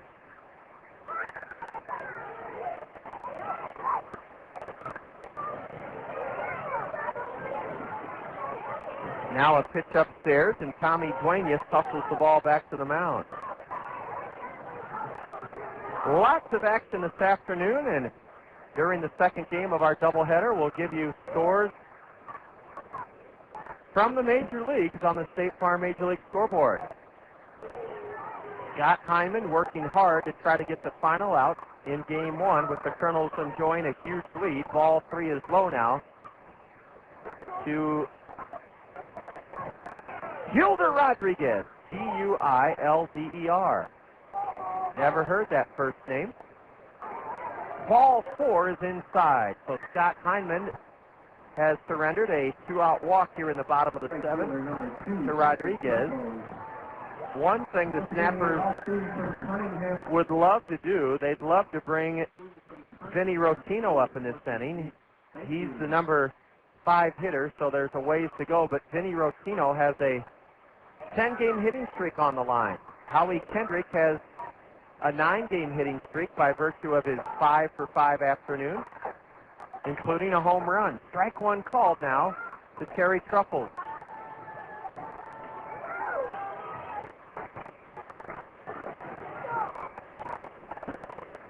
A ball in the dirt, 1-1. 4 hits for the Snappers, 16 for the Kernels, 6 of them being home runs. Ball 2 is low and in, and Scott Hyman is having trouble now nailing this one down. His control has deserted him a little bit. He almost caught the line drive that whistled over his head off the bat of Gilberto Acosta moments ago with 2 outs. Then he walked Gilder Rodriguez on 4 pitches. The 2-1 is grounded to third. It's a soft grounder. Matt Brown has it, and his rifle throw just in the nick of time to get Terry Truffles, and that gives the Kernels a win here in the opener. 16-0 Kernels. Terry Truffles dribbled it to the left side. Matt Brown, who starred with the bat, made a terrific play to glove it and throw in time And that does it in game one. Beloit in the 7th inning, no runs, 1 hit, a walk. There were no Kernel errors. The Snappers leave a pair. They stranded 7. 16-0. Game 1 win for the Kernels, 16-0. We'll wrap it up. Our second game will start at 1:45, so we'll get started with the Kernel curtain call in just a moment. 16-0 Kernels. You're listening to Kernel Baseball on the Zone. Hey, corporate employees and union members too. Airport National 27-0 Public Golf Course in Cedar Rapids has an unbelievable new corporate union season pass special for you. 2 people for $300, 4 people for $250, 10 people or more for only $200 each. Add a spouse for only $125 or just $50 for each child. Airport National Public Golf is now accepting new corporate, charity, and church golf outings and leagues starting as low as only $11 per person. Holy slice, Batman. Please visit us 4 miles east of the Eastern Iowa Airport today. Unless you have a crystal ball that really works, nobody can foresee all the risks that might become realities. Most of us don't have a foolproof crystal ball, though. That's why it's sensible to consider the calamities that might occur to your car, home, business, or life, and insure yourself against the worst. See Phil Andrews, your Pekin insurance agent, about a well-planned insurance program for your individual needs. The future is uncertain. See your Pekin insurance agent, Phil Andrews, at Weidenhammer Andrews Agency. Quiznos Kernels Kids Club members. Did you know that your Quiznos Kernels Kids Club membership card is good for more than just great deals at the ballpark? That's right. By showing your Quiznos Kernels Kids Club membership card at any of the Cedar Rapids Quiznos, you'll receive a free small drink when you buy a Quiznos sub. That's a free small drink with the purchase of a Quiznos sub when you show your Quiznos Kernels Kids Club card. Quiznos. Tuesday. It's time for the Kernels curtain call, right here on the Zone, ESPN Radio 1600 AM. With a recap of all the action, the State Farm Major League scoreboard, plus a look ahead to the next Kernels game, let's rejoin the voice of the Kernels, the one, the only John Rogers, here on the Zone, ESPN Radio 1600 AM. You can hear all the noise and commotion in the background following a Kernels 16-0 drubbing of the Beloit Snappers in game 1 of a doubleheader. We're going to move quickly because we have to gather up lineups and get ready for the next game, which starts in less than 30 minutes. We can sum up this game in really one word: power. The Kernels overpowered the Snappers, hit 6 home runs, 4 different players hit home runs. Kevin Jepsen pitched 5 shutout innings and allowed just 3 hits in his 5 innings, and the Kernels up their first half record to 19-14 with their 16-0 trouncing of the Snappers in game 1. Remember, it's a Taco Bell 10 spot. That means tomorrow and tomorrow evening at Cedar Rapids Taco Bell's, you can purchase up to 10 beef tacos, 50 cents off the regular price for just 39 cents each. Matt Brown hit 3 of the Kernels' 6 home runs. He drove in 8 of the Kernels' 16 runs. Howie Kendrick was 5 for 5. The Kernels also had home runs from Bobby Wilson and Tommy Duenas and Howie Kendrick, and it added up to a 16-0 rout of Beloit. 16 runs for the Kernels, 16 hits, 1 error. We left 5.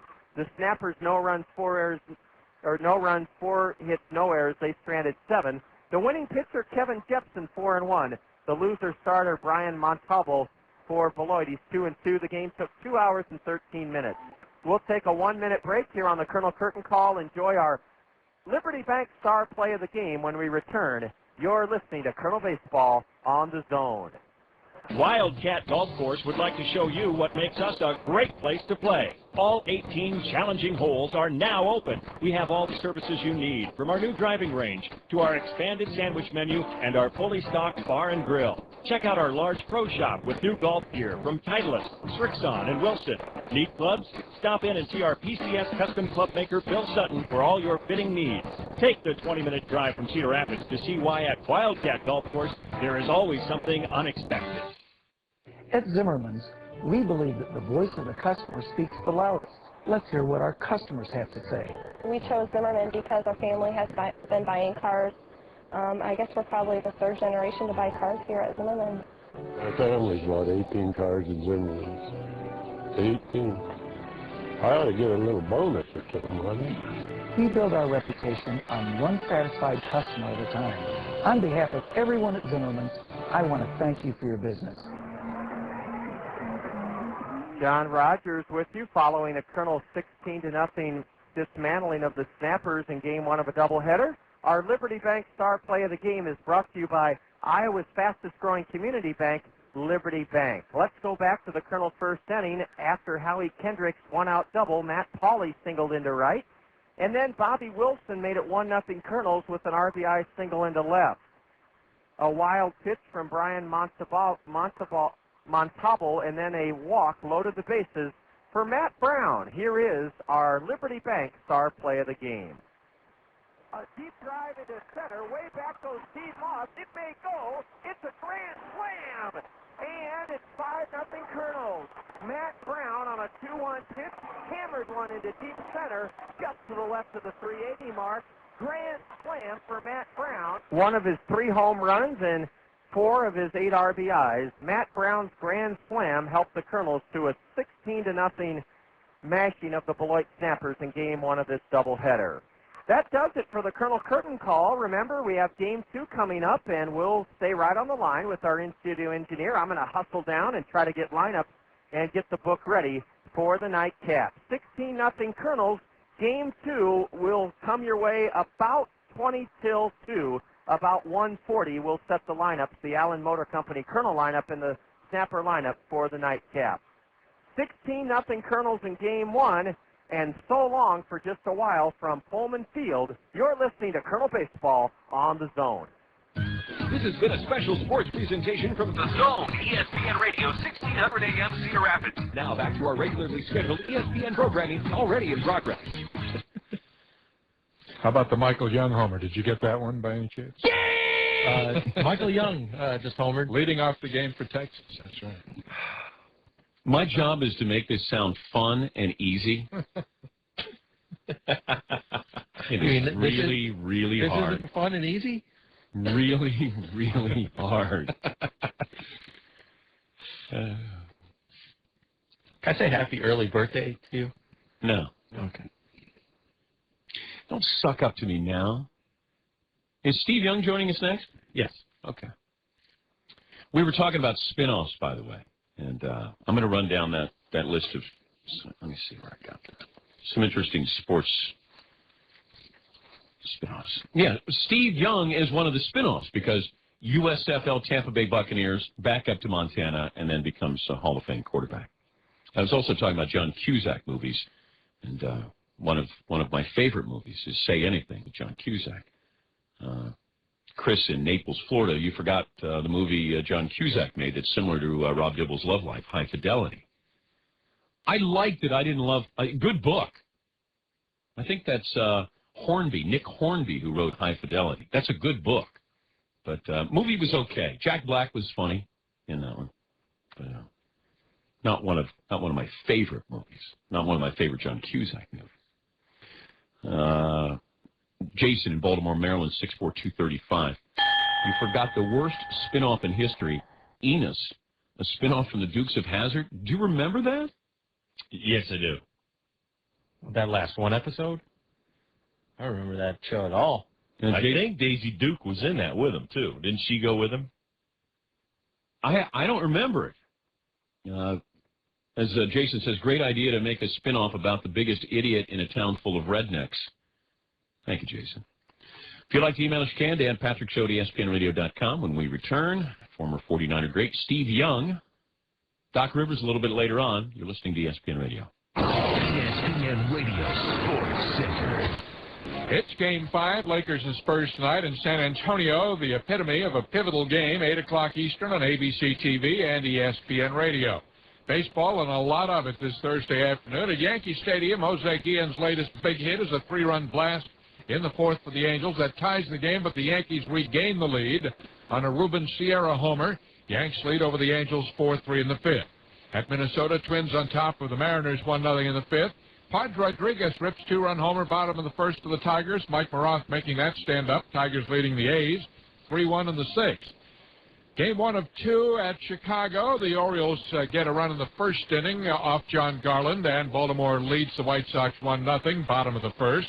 Texas, on Michael Young's game-leading homer, leads Tampa Bay 1-0, now in the bottom of the first at St. Pete, R.A. Dickey and Mark Hendrickson. Montreal, a 2-run double from their pitcher, Sun-Wung Kim, today. They and the Milwaukee Brewers all tied up 3-3 in the fourth. At St. Louis, Reggie Sanders, a 2-run jack in the third. Braves regain the lead on a 2-run shot by J.D. Drew. So Atlanta leads it 3-2 in the fourth inning. Martina Navratilova will play singles in another Grand Slam. She has entered the French Open, given a wild card spot in that tournament, which begins May 24th. Navratilova's 47, last played in the French in 1994, losing in the first round. Golf, Byron Nelson, Peter Leonard, 6-under in the first round, now leads by 2 over Jerry Kelly, Chris Smith, Jonathan Bird, Jay Williamson. Tiger Woods is 3-under. Sports Center every 20 minutes, only on ESPN Radio. It's Sam's Auto Parts. Every time your traffic signal turns green, let that remind you where to go for the best deal in auto parts. Advance Auto Parts has ready-to-go low prices on all the best brands going every day. So stop wasting money and bring it on. You've got the green light for ready-to-go low prices. We're ready in advance. For the best part of people and crowds. Some people wonder, what's the secret to Gumout's amazing ability to clean your fuel injectors and help restore lost performance? Well, here's the secret. And we do that by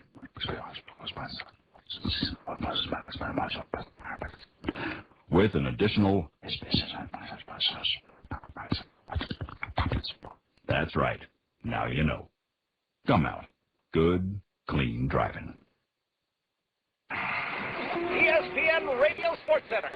Hear it here, hear it now. Marconi's invention used to its fullest potential. The latest scores, highlights, news bulletins as they happen. From the University of Southern California varsity to the New York Knickerbockers. We call them the highways and byways with telephonic transmissions from our intrepid correspondents throughout the 48 states, plus Alaska and Hawaii.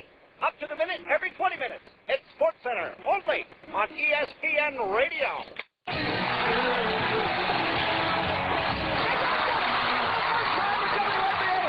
Get excited for the 2004 WNBA season. Put it up and got it. Lauren Jackson went open. A three-pointer. The rookie sensations have arrived. What a great move by Elena Pierce. Taurasi, she is special. First up, superstar Diana Taurasi returns to Connecticut to face Lindsay Whalen and the Suns. The WNBA begins May 22nd at 4 Eastern on ABC. This is The Herd with Colin Cowherd. Major League Baseball analyst Steve Lyons, how much do the great hitters rely on confidence? How much of it is just talent? Yeah, I think they go hand in hand and they sort of feed off each other. To use myself as an example, I would cast my bat out around the plate, so my swing wasn't quick enough to the ball. And every time I hit the ball squarely, because my bat was coming around it, I'd put side spin on the ball, top spin. I would hit that ball hard enough to hit the ball out of the park, but because of the way I swung the bat, I couldn't create any power, and I couldn't stop doing that. A guy like Bonds, who gets his hands through the pitch better and drags the bat handle a little bit more than I did, knows how to do it. I couldn't do it for 13 years. You almost sounded like Phil Mickelson there for a second, you know? That whole slam thing. Backspin, around the greens. I was waiting for putting tips. Come on. Don't be left out of the herd. Only on ESPN Radio. Don King, a Sports Century world premiere, Friday. I'm a promoter of the people, for the people, and by the people, and my magic lies in my people's eyes. From the penitentiary. He pulled Garrett out of the bar and beat him to death. To the penthouse. Only in America could a Don King happen. But has everyone enjoyed the ride? Sports Century Don King premieres 8 p.m. Eastern and Pacific Friday, only on ESPN Classic. Get Classic. Call your cable or satellite provider now. Greeny and Golick. The great Joe Montana joins us. Philosophically, what is your take on whether or not rookie quarterbacks should be thrown to the wolves immediately? Well, I think the situation, you have to look at each one separately. And in most situations, it's a huge learning curve that comes up. Not only are you learning a new offense, but the defenses you're going to see in the NFL are nowhere near what you just saw in college. So that's the most difficult part for the quarterback, because you can have some great tools, but most of the game for the quarterback is, they say 75% of it is mental, and your preparation and your recognition on the field. So I think it'll be difficult. Yeah, I think they think that he's going to make a big impact, but up there in New York right away. But it's always good to sit out a little bit, and even for part of that season, to get your feet wet and learn a little bit more and feel more comfortable with that offense. And also with the things that you see out there. Mike and Mike in the Morning on ESPN Radio. Ladies and gentlemen, the NBA on ABC. And he jams it home. Wow, that was something. Running. That's a three-pointer. Double in the corner, the drive. The NBA playoffs on ABC continue in prime time. Shaq and the Lakers, Duncan and the Spurs. Game 5, tonight at 8 Eastern on ABC, home of the NBA Finals. Major League Baseball is here on ESPN Radio. The 3-2 pitch. Swing and a miss. The killer is dropped. This week, the Angels take baseball's best record into Camden Yards as they face Miguel Tejada and the Orioles. The 2-1 and a swing and a drive. This ball is pounded. Deep left field, gone. The Angels and Orioles, Sunday at 7:40 Eastern on ESPN Radio. Later on SportsCenter, huge Game 5 for the Lakers back in San Antonio. How Kobe and Shaq put aside their feud and found their groove just in the nick of time. Now the #1 cat in Cincinnati, what Dante, Donovan, and Peyton are teaching new Bengals starter Carson Palmer. Plus loads of day baseball, LA swings for 7 straight wins, and the Yanks try to bring the Angels back to earth. And we say so long to Frazier with a look back at the greatest sports spin-off of all time. SportsCenter, 6 Eastern, ESPN.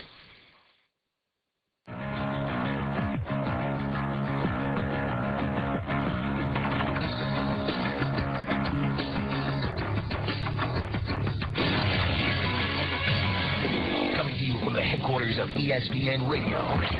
ESPN Radio. When I saw the story in the Seattle newspaper about Aaron Boone, when he blew out his knee, he was honest. He told the Yankees, look, I blew out my knee playing basketball. And for being honest, he's rehabbing right now and not sure who he's going to be playing baseball for. Aaron Boone joins us. Do you or will you root for the Yankees? Yeah. And certainly when they play the Red Sox. Do you have Red Sox fans who come up and say things to you off the street? Oh, yeah. Do they say Aaron F. and Boone? Yeah, sometimes, and usually in good nature. They're, come over here, Boone. And usually they end up, let me buy you a beer or something, something crazy. But I guess I can script this now. You get healthy. Red Sox sign you for the playoff run. You beat the Yankees in Game 6 of the ALCS in a walk-off home run. You never know, but I'd rather it be the other way around. And as you're rounding third, you high-five A-Rod. Yeah.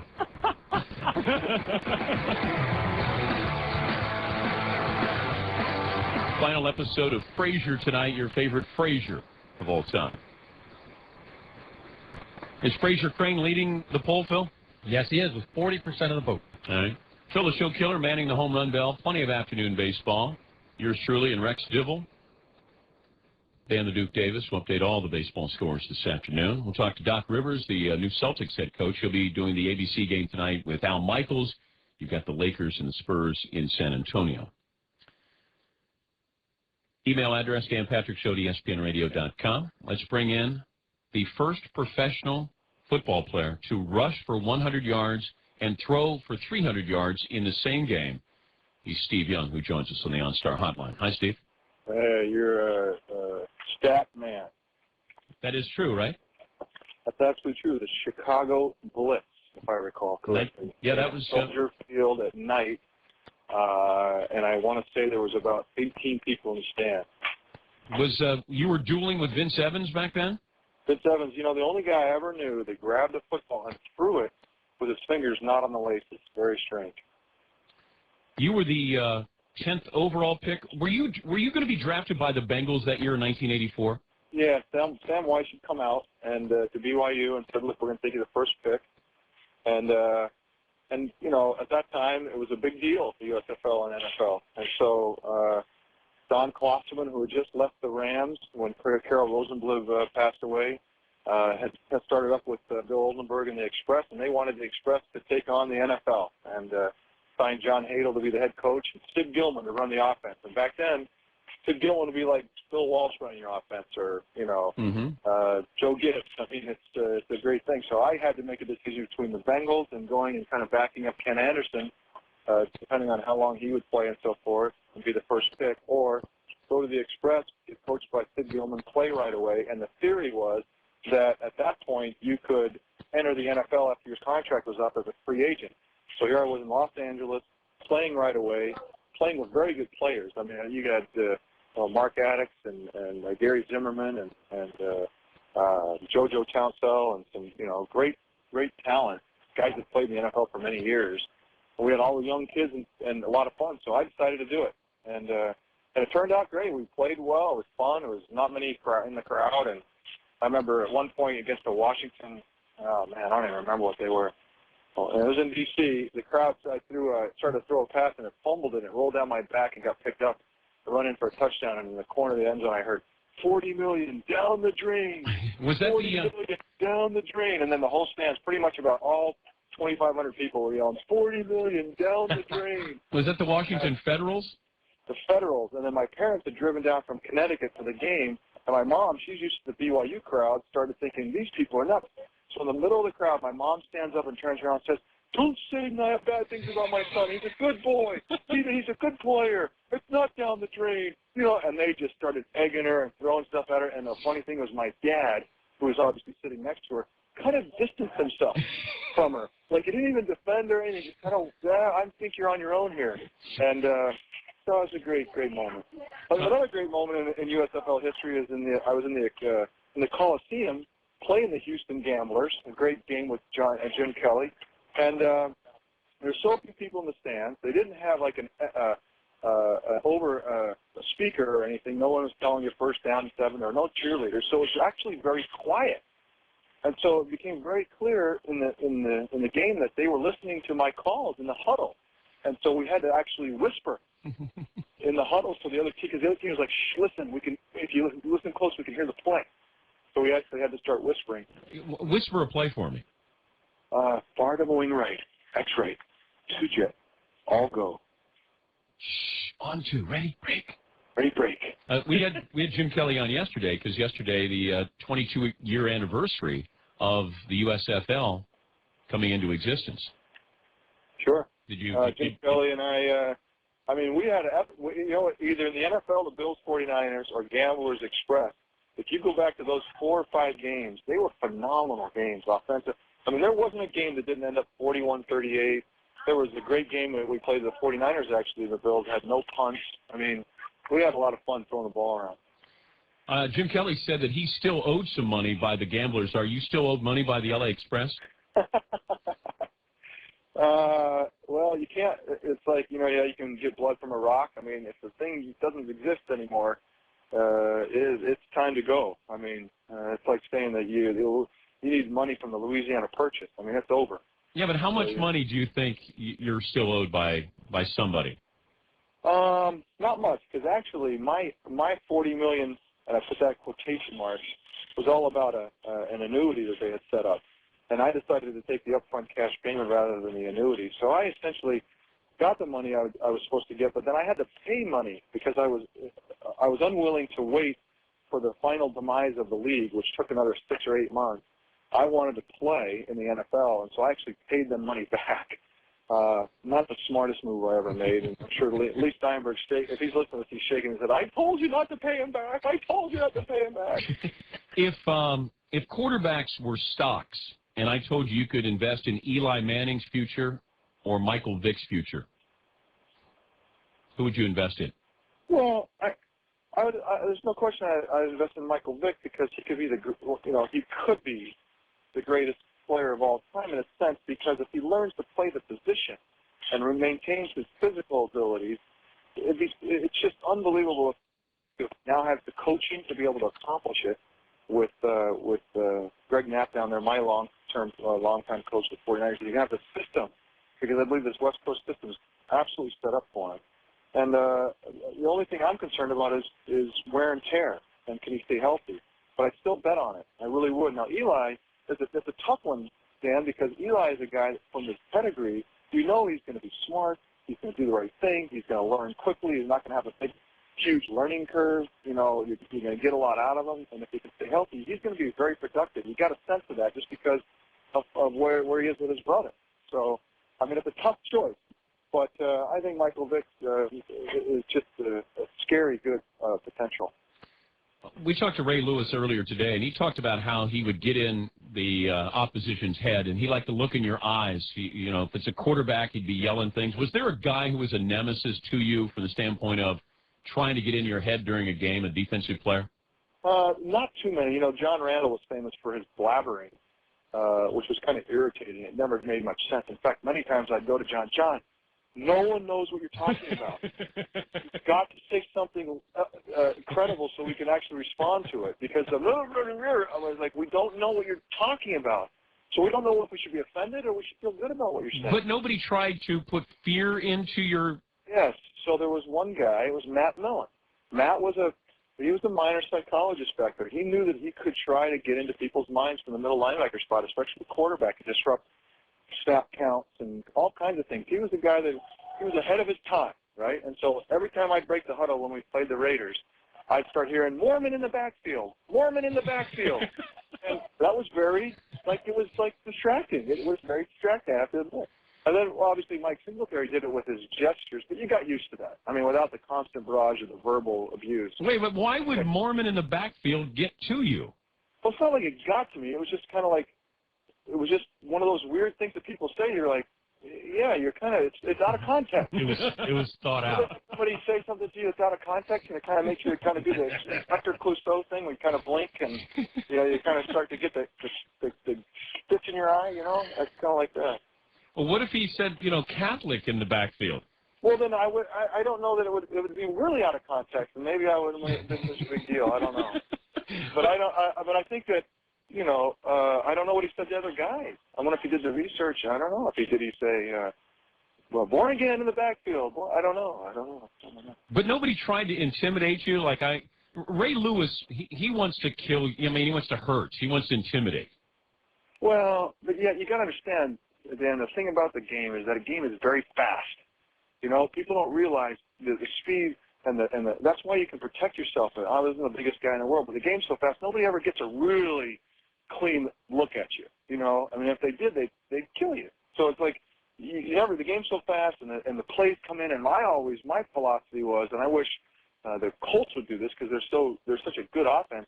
Run as many plays as you can. Put pressure on that defense. Get up to the line of scrimmage. Run the play. It might not be perfect, but make it perfect. And that way, that was our philosophy in the 49ers. And so I don't know that a guy like Ray or a guy, even with, you know, I mean, Matt Miller could only get Mormon in, and then I would run the play. So, I mean, Cedar Rapids Kernels, good back row. Play ball. Are you ready to let the good times roll? Are you ready for Kernels baseball? The Zone, ESPN Radio, 1600 AM, and the Class A affiliate of the Anaheim Angels welcome you to Cedar Rapids Kernels baseball. Now it is night season and the voice of the Kernels. Here's John Rogers.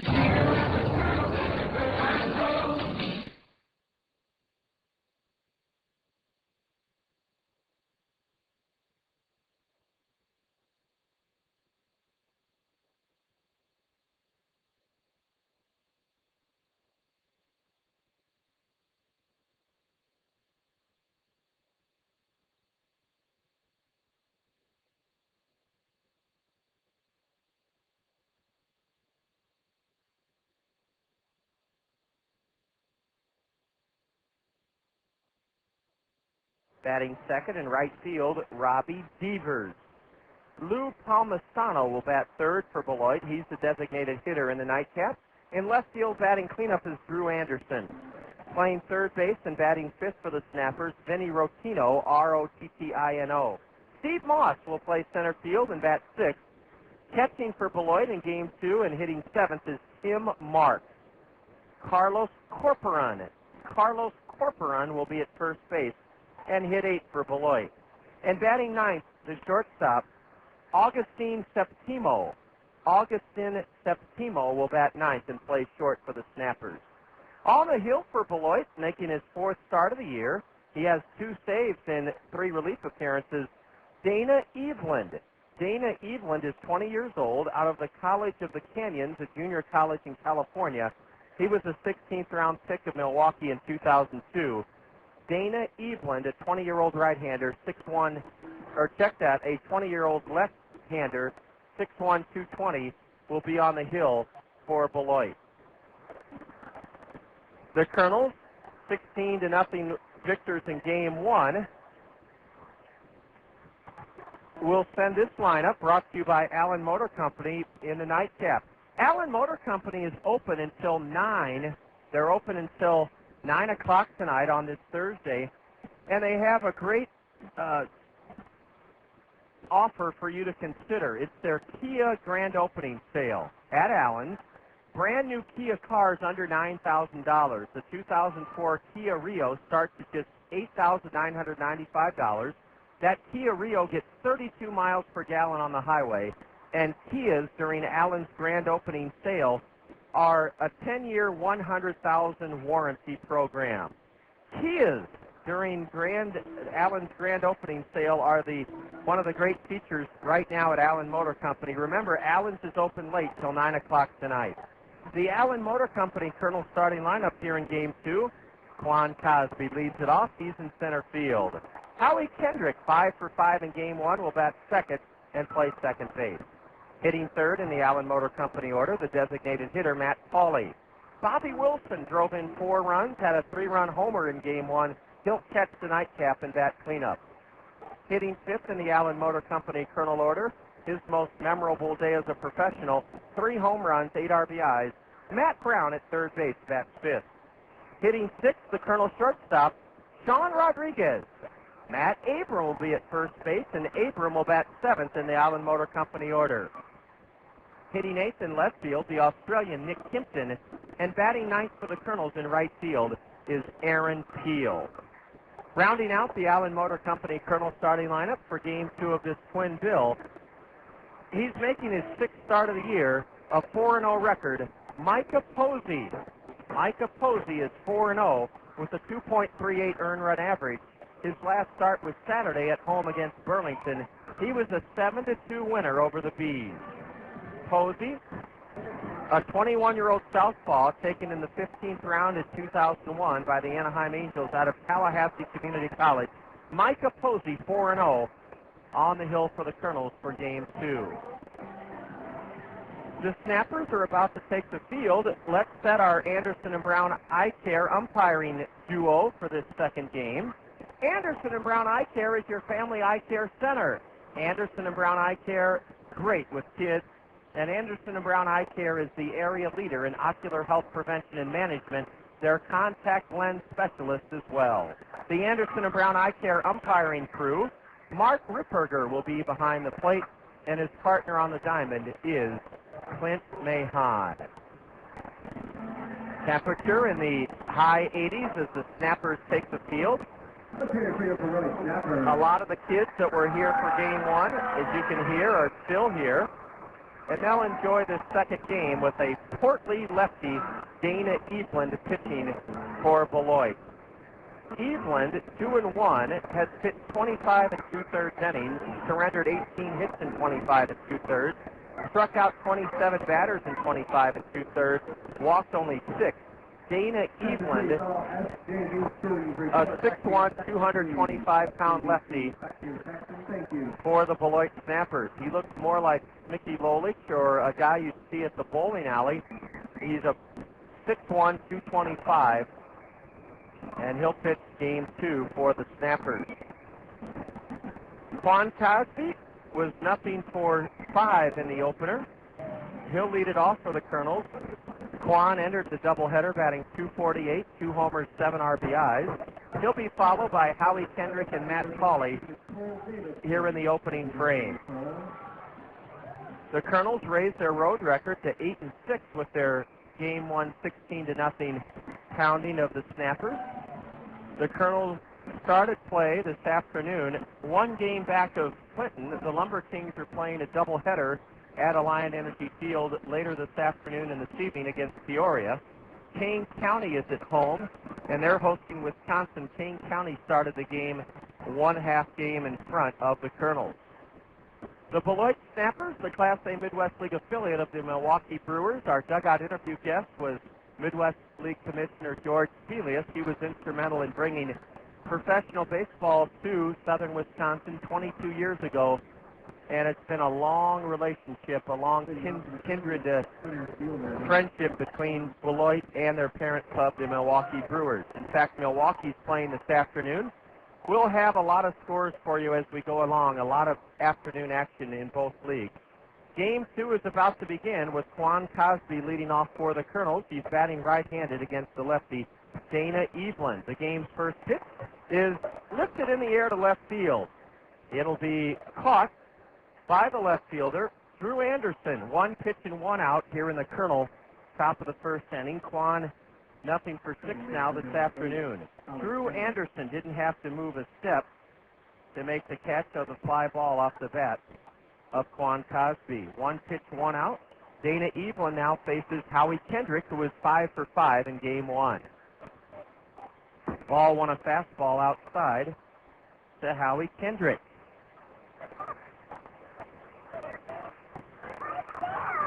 Howie's average was 308. It's got to be above 330 now. A fastball from Eveland is high for ball 2.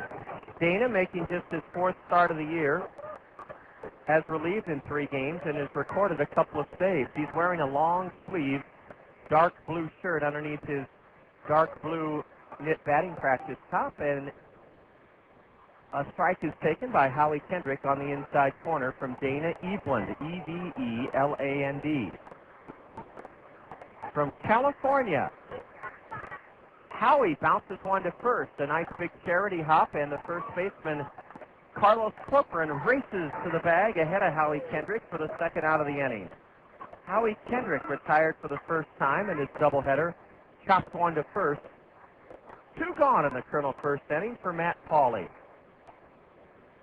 Pauley in game 1, 2 for 5 with a run driven in.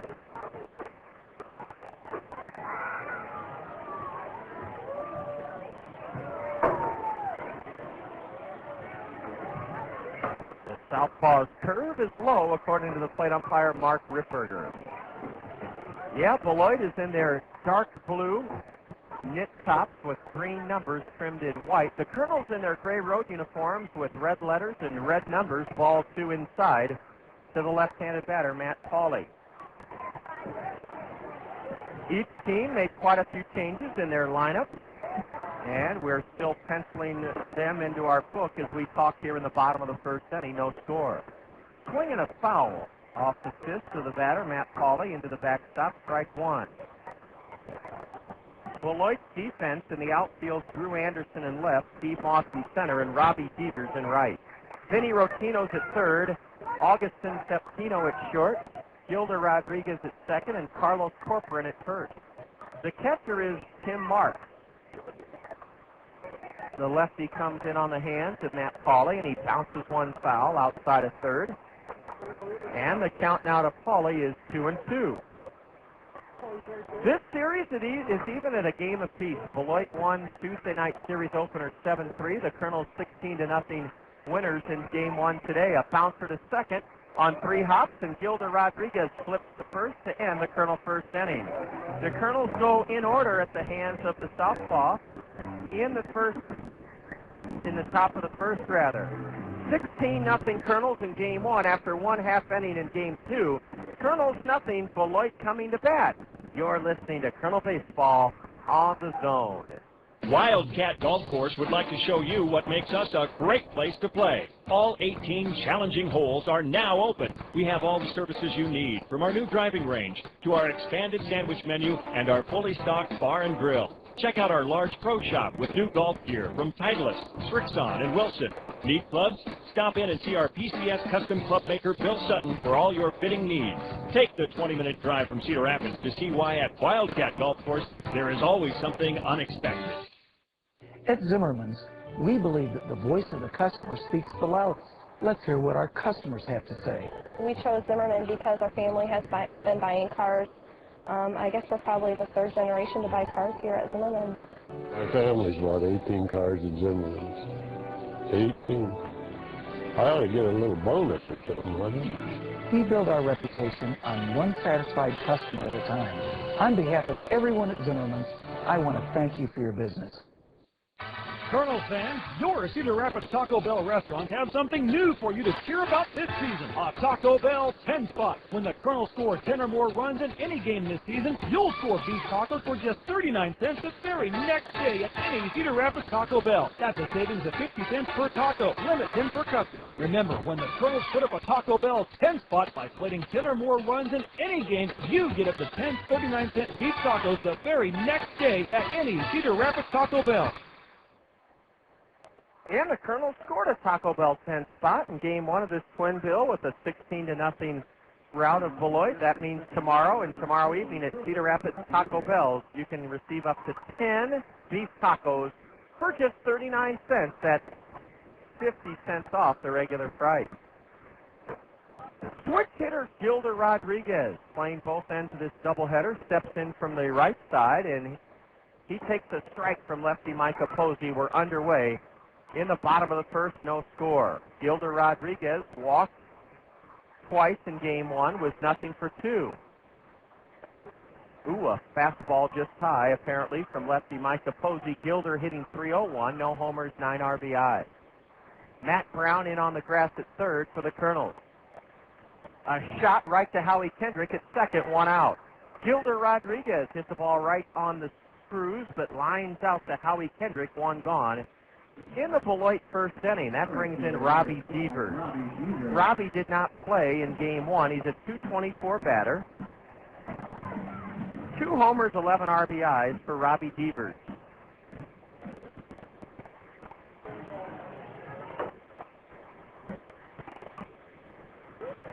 And he swings at a high fastball and doesn't get it. Strike 1. Robbie Devers from Texas Arlington. 1 for 3 in the Beloit win here Tuesday night.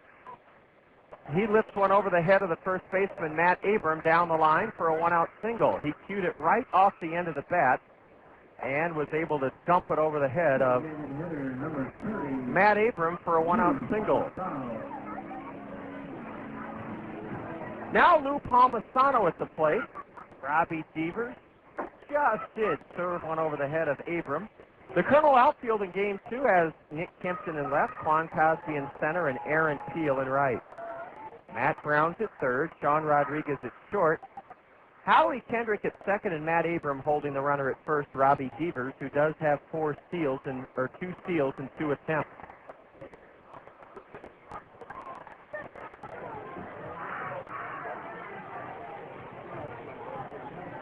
Lou Palmisano, out of Broward Community College in Florida, looks at a strike on the inside corner from the Kernel lefty.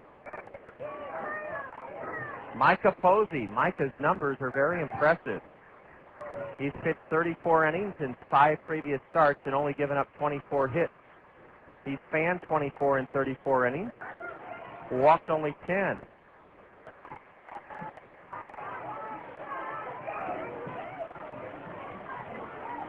Palmisano, a right-handed hitter, and he bounces one weakly to the right side. Howie Kendrick has to charge in and then shovel it underhand to the first baseman, Matt Abram, for the putout. Down to second goes Robbie Devers as Lou Palmisano bounced it to shallow second for Howie Kendrick. Howie was charged with an error in game one, but I think we can overlook that, seeing as Howie went 5 for 5 with a home run. Drew Anderson, a left-handed batter, now to face Micah Posey with a big lead at second. I mean a huge lead for Robbie Devers. A curve, and it's in there for a strike called to Drew Anderson. Anderson played in the first game. Drew is 0 for 2 with a walk.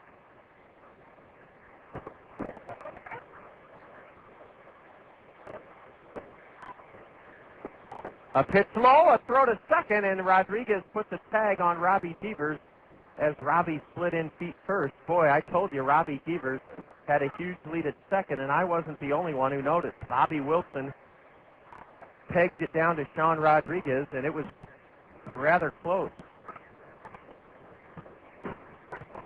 1-1 to the left-handed batter Drew Anderson. He has an open stance.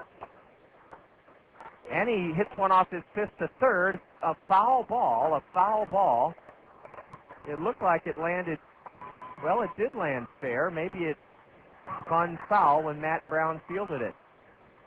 John Money, in his seventh year skippering the Beloit Snappers, is not coaching at third here in Game 2. He has Tony Diggs, his hitting coach, coaching at third, and a position player coaching at first for the Snappers. Runner at second, 2 away. Bottom of the first inning, Game 2 of a doubleheader. A nubber in front of the plate. This will be a tough play. Bobby Wilson can't make the play. Now a runner trying to score. He's out at the plate. Out at the plate. And maybe shaking up Robbie Devers. Bobby Wilson had to kind of barrel into him because Robbie Devers never stopped running.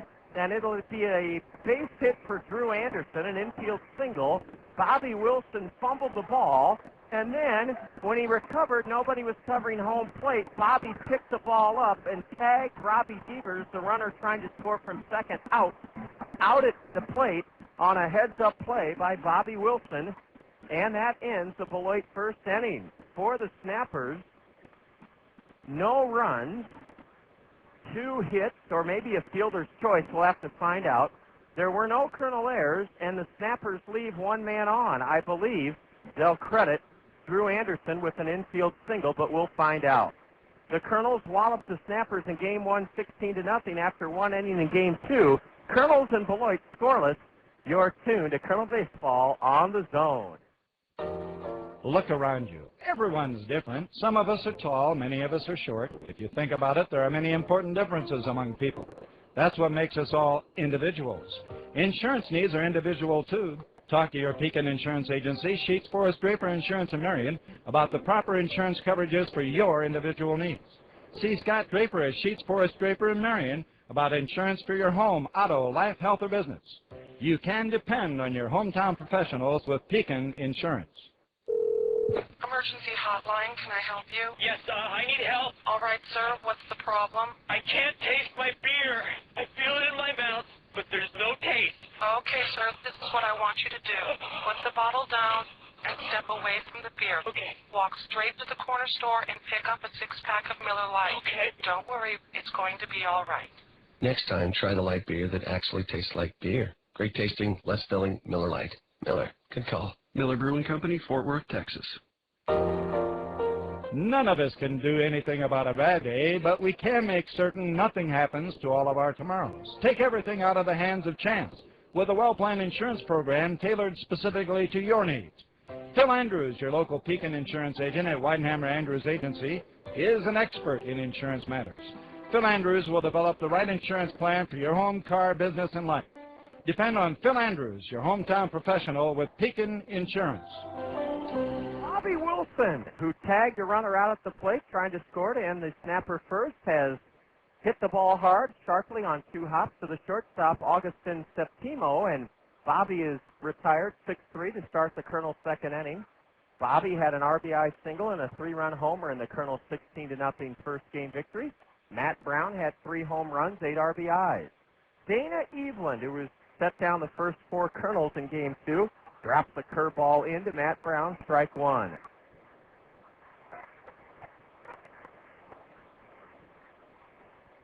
Matt playing third base in this Game 2 and hitting 5th. A strike is in on the outside corner, and Brown in the hole, 0-2. 16 hits and 16 runs for the Kernels in the first game, a Taco Bell 10 spot. Brown steps out. A lot of hitting room up the middle for Matt, but he's in the hole, 0-2. And a breaking pitch just missed downstairs. Brown checked his swing in time, according to the base umpire. Clint Mahon, the Kernel record in doubleheaders. Well, we split in Clinton back in April and have a chance to win two here today. You can't win two unless you win the first one, and the Kernels did so in convincing style. A curve, and Matt went around that time. Strike three swinging. A nasty breaking pitch down and in, and Matt Brown fans, two gone in the Kernel second inning. It's just past 2 o'clock, and we want to remind you that you're enjoying Game 2 of a doubleheader, Kernel Baseball, here on ESPN Radio 1600, The Zone, KCRG, Cedar Rapids, Iowa. Two away for Sean Rodriguez. Sean takes outside. Rodriguez playing shortstop, spelling Brandon Wood. Wood had a couple of hits and reached 4 times in Game 1. Sean, a right-handed batter with an open stance, ahead 1-0. He jackhammers one into center, and it falls in front of Steve Moss for the Kernel first hit of the second game. Sean Rodriguez, a .229 hitter, is aboard with 2 outs here in the top of the second inning in a scoreless game. Matt Abram ordinarily hits very well against left-handers. Abram is looking for his first home run of the year. Matt batting .158. No homers, 6 RBIs. Tommy Duenas was one of 4 different Kernels to homer in Game 1. Abram hits one high to deep right center, way back at the wall, and Matt Abram has made it 2-0 Kernels here in the top of the second inning. We noted that Matt ordinarily hits very well against lefties, and brother, did he just hit well, launching yet another home run for the Kernels, his first of the year. With Sean Rodriguez aboard, it comes with 2 outs, and the Kernels are ahead in the nightcap, 2-0 on the first home run of the year for Matt Abram. Matt Abram hit it high and deep over the right center field wall, only about, maybe 65 feet to the right of the 380 mark, and it gives the Kernels an early lead here in Game 2, 2-0.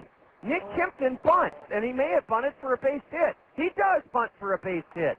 Nick Kempton on a curveball from Dana Eveland laid down a beautiful bunt. The catcher, Tim Marks, fielded it about a third of the way between the plate and the mound, and then as he slipped, it's a base hit all the way for Nick Kempton, a bunt single to bring up Aaron Peel. Going back to that Beloit bottom of the first, they did not give Drew Anderson a base hit. They ruled it a fielder's choice, as Anderson, now a bouncer back at third off the third baseman's glove. That'll be an error, and Nick Kempton will try for third. He is safe. He is safe. First and third with 2 out. Aaron Peel, first pitch swinging, grounded it past third, off the glove of Vinny Rotino, and that'll likely be an error on Vinny Rotino. It is an error on Vinny Rotino.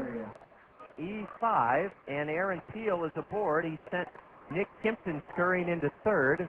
The ball ricocheted off the glove of Aaron Peel, or rather of Vinny Rotino, and Aaron Peel's at first. Nick Kempton running hard, made it all the way to third. What a time for Quan Cosby to reach base for the first time this afternoon. He was 0 for 5 in Game 1 and flew out to left to start this game. First and third, 2 out. The Kernels have struck for a pair here in this second inning. A grounder to short. That'll be easy for Septimo. He underhands to Gilda Rodriguez. And Quan Cosby's tough afternoon at the plate continues as he forces Aaron Peel 6-4 at second base. The Kernels in the second inning, though, strike for 2 runs. They came with 2 out on a 2-run homer by Matt Abram. 2 runs on 3 hits, 1 Beloit error. The Kernels leave a pair, and after whipping the Snappers 16-0 in Game 1, the Kernels lead Beloit after an inning and a half in Game 2. 2-0. You're tuned to Kernel Baseball on The Zone. Airport National 27-0 Public Golf Course invites you to join our golf family all year with these great specials. 2-for-1 green fees with cart, 2-for-1 range ball, 2-for-1 mini golf. Listen to this unbelievable new special. Only $25 per person for unlimited golf with cart all day long on weekdays, and only $27 per person for unlimited golf including cart on weekends. Play unlimited Twilight Golf till dark with free riding cart for only $16 per person. Enjoy fast, friendly, and fun family golf at Cedar Rapids Airport National. Did you know nearly 40% of all the waste going to landfills is paper? That includes newspapers, magazines, catalogs, junk mail, computer paper, cereal boxes, pop and beer cartons.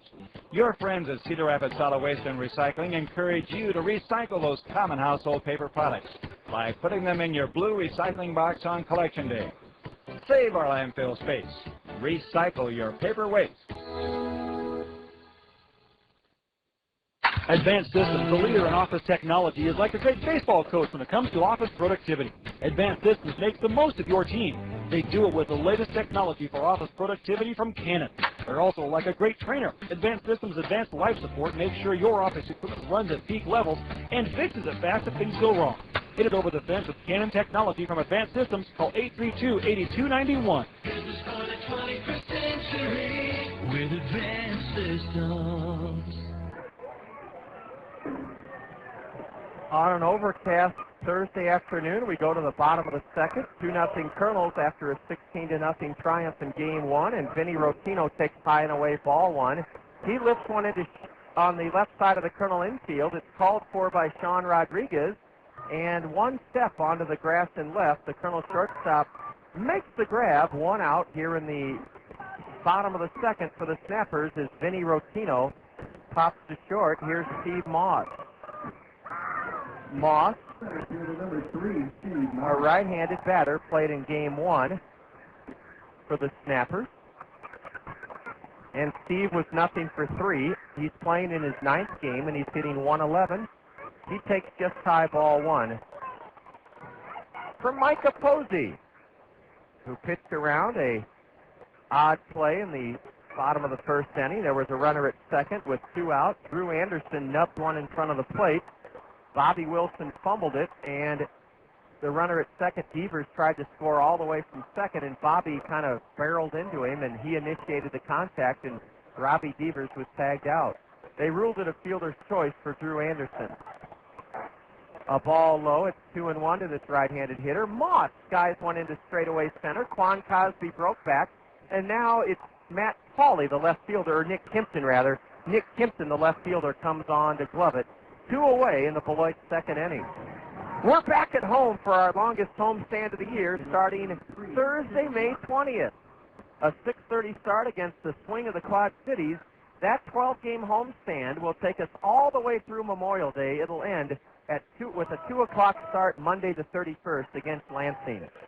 Great opportunity with the weather getting warmer and the end of the school year approaching to come on out and enjoy wholesome, fun family entertainment. A right-handed batter, Tim Marks, lifts one down the right field line, a foul ball, and in foul ground, Howie Kendrick had to go a long way out to make the catch. Tim Marks batting for the first time in his doubleheader fouls out to the second baseman, Howie Kendrick, and that ends the Beloit second inning. The Kernels won the first game 16-0, and after 2 innings in Game 2, hold a 2-0 advantage over the Snappers. You're listening to Kernel Baseball on the Zone. Kernels fans, your Cedar Rapids Taco Bell restaurant has something new for you to hear about this season. A Taco Bell 10 spot. When the Kernels score 10 or more runs in any game this season, you'll score beef tacos for just 39 cents the very next day at any Cedar Rapids Taco Bell. That's a savings of 50 cents per taco, limit 10 per customer. Remember, when the Kernels put up a Taco Bell 10 spot by plating 10 or more runs in any game, you get up to 10 39-cent beef tacos the very next day at any Cedar Rapids Taco Bell.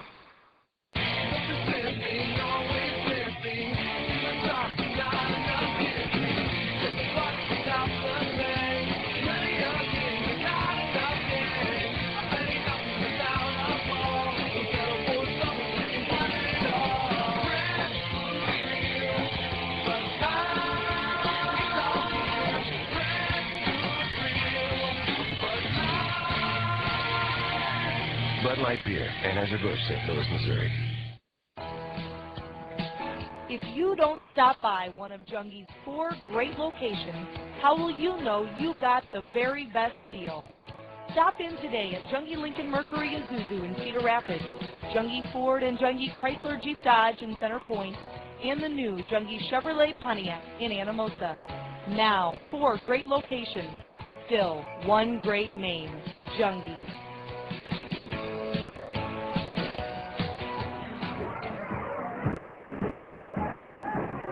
The kids are still having a blast shaking and baking here on this Thursday afternoon.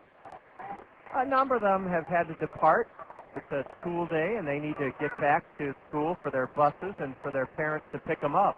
Dana Eveland drops a curveball in, strike one call to the Kernel number 2 hitter, Howie Kendrick.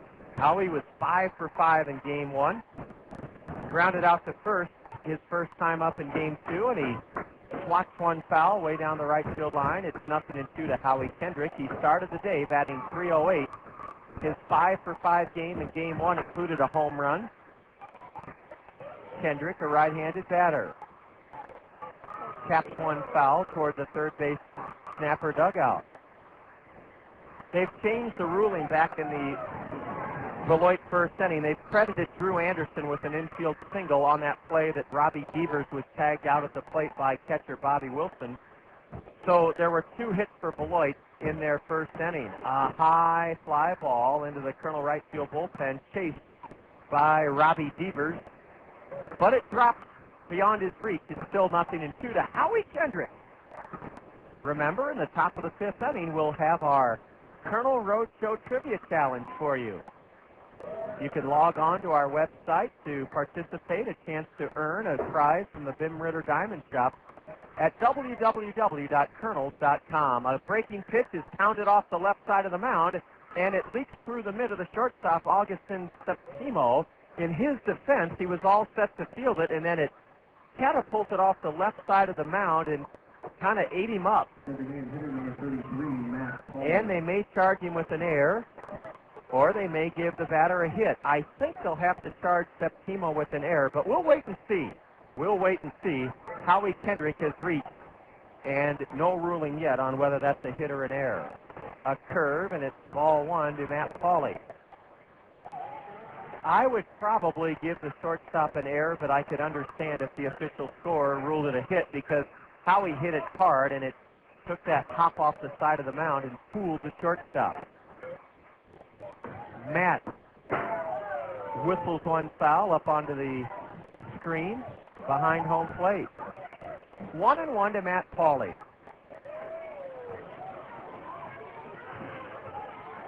The snappers are still trying to decide whether to rule that a base hit or an error. And they can take as long as they need. Believe me, that it was not an easy call. 2-0 Kernels here in game 2 of a doubleheader. A lot of the youngsters now are having to leave. We had over 2,500 of them here for the start of this day this morning at 11 o'clock. The Kernels won game 1 16-0. A breaking pitch from lefty Dana Eveland, and it's low, ball 2 to Matt Pauley. Matt bounced out to second to end the Kernel first inning. A Matt Abrams 2-run blast over the right center field wall has taken the Kernels to a 2-0 lead. Here in this nightcap, we're in the top of the 3rd. Pauley rattles one foul. Back of home plate, and it's 2-2 to Matt, who steps out. We noted in the series opener here on Tuesday night how quiet it was. Some compared it to the atmosphere of a funeral or a tennis match. It wasn't quiet today, lots of kids. A curve, and Matt Pauley fought it off and fouls it off his foot to the first baseman, Carlos Corcoran.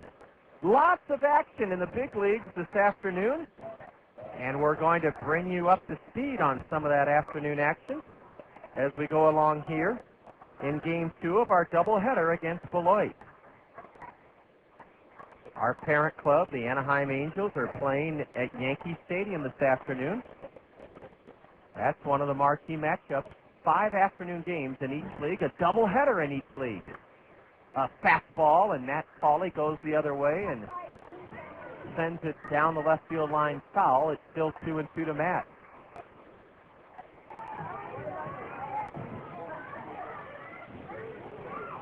Let me give you the phone number to contact us if you'd like to make plans to join us for our upcoming 12-game homestand. I'll do it after this 2-2 delivery from the lefty. Curve high, ball 3 to Pauly. Remember, the 12-game homestand starts on Thursday the 20th, ends Memorial Day at 2 o'clock against Lansing. 896-7560. The phone number to call for Colonel tickets is 896-7560. The runner goes, and a pitch is tapped to second. The only play for Rodriguez will be to get Matt Pauly. It went 4-3. Howie Kendrick advances to second. We're going to see if they've ruled Kendrick a hit or an error. And the Snappers have committed an error here in the fourth inning. Howie Kendrick reached on an error, the second committed by Beloit this afternoon in Game 2. Matt Pauly, with Kendrick running, bounced out to second. Now a base hit by Bobby Wilson would help the Kernels add to their lead. A curve, a beauty, a strike called. The sun has come out on this warm, delightful Thursday afternoon. Howie Kendrick at second. Bobby Wilson, who had 4 RBIs in Game 1, is at the plate. And a fastball downstairs. Bobby has taken a different approach in terms of his, how shall we say it, his, well, the way his uniform, his pants. He usually wears them down low, right above his black shoes, but he's wearing his pants just below his knees with a lot of red socks exposed here in the second game. He jackhammers one fair past third down the left field line to make it 3-0 Kernels. Howie Kendrick saunters home, and Bobby Wilson has a stand-up double here in the third inning. Bobby Wilson on a 1-1 pitch hit a missile past third, and before Drew Anderson could retrieve it, Howie Kendrick, who reached on an error, came home from second, and Bobby Wilson has his 5th RBI of this doubleheader, and the Kernels are up now 3-0. Bobby Wilson. I just noted his new fashion statement, wearing his gray pants just below his knees, exposing all that red sock, and he has to be happy with the results. Matt Brown struck out on a half swing, his first time up. Matt slugged 3 home runs in Game 1 and drove in 8. A strike on the outside corner to Matt Brown. You look at what Bobby Wilson and Howie Kendrick have done in the month of May, and you can see why the Kernel team batting average is up in the mid-250s. A curve, and that one is chopped foul past the Kernel manager coaching at third, Bobby Magallanes. A third inning double by Bobby Wilson has played in an unearned run here in the top of the third, and it's 3-0 Kernels with Micah Posey pitching the nightcap. Kevin Jepsen won the first game, 5 innings pitched, no runs on only 3 hits. Scott Heineman pitched 2 scoreless innings in relief of Jepsen. A high fly ball into right. Circling a few steps to his left and making the catch is Robbie Devers. Bobby Wilson will try for third, and he is out at third. A terrific throw by Robbie Devers ends the Kernel's third inning, a double play. Matt Brown flew to right, and Bobby Wilson trying to go from second to third. You can't fault him for that. He was gunned out on a one-hop strike from Robbie Devers to Vinny Rotino. Terrific play by the Beloit right fielder, Robbie Devers. In the third inning for the Kernels, 1 run on 1 hit, 1 Beloit error, their second of Game 2, and the Kernels leave the bases empty. It was 16-0 Kernels in Game 1 as we go to the home half of the third. Here in Beloit in the nightcap, the Kernels on top of the Snappers, 3-0. And you're listening to Kernel Baseball on the Zone. Dick Ramsey is the #1 home seller for the #1 real estate company, Skogman Realty. That means when you're marketing your home for sale or searching for the ideal home to buy, Dick Ramsey's home team will get you the results you deserve. Dick Ramsey's home team has the best deal going. Buy one of their homes, and Ramsey will buy yours. That's the winning edge Dick Ramsey's home team will deliver to you. Dick Ramsey, the #1 home seller for the #1 real estate company, Skogman Realty. So when we met in spaghetti, we would never forget the Ojanos. Now it's where mi amore and I dine in. We carry out the lunch and the dinner all at the time for lasagna, ravioli, mandagati, cannelloni, tortellini, or try the delicious salads and soba sandwiches too. The Ojanos is the hometown taste of Italy. For your next meal with friends and a family, remember the Ojanos with 5 convenient locations for the pasta that makes you sing.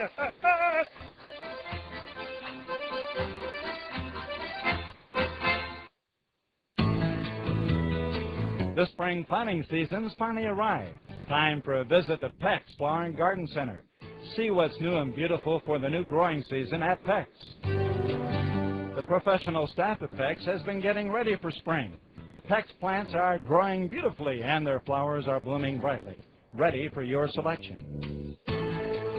Stroll through Peck's Florist Shop, greenhouse and acres of healthy plants and flowers and choose yours.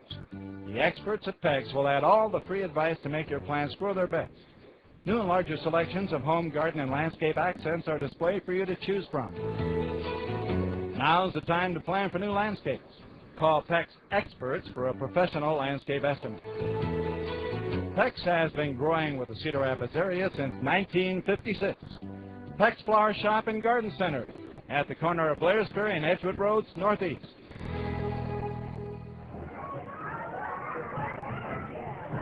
Right-handed batting Carlos Corcoran took a curve for a strike. Now he swings at a fastball high and away. Strike 2 to Carlos Corcoran, batting for the first time in this series. 3-0 Kernels, bottom of the third inning. Corcoran hitting .224, a homer, 6 RBIs in 18 games, and Micah wastes one high to Carlos Corcoran, C-O-R-P-O-R-A-N. .224 hitter. Slightly open stance, holds the bat right down on the end. And nubs one off the end of the bat to second. Howie Kendrick comes up with it and makes the play to retire Carlos Corcoran. It went 4-3, and Micah Posey has retired 4 straight, 4 in a row. Here in the bottom of the third in Beloit, State Farm Insurance agents Al Shetler, Gary Shubat, Dale Thompson, and Lanny Peterson proud to bring us this look at the State Farm Major League scoreboard. One final in the American League at Comerica Park.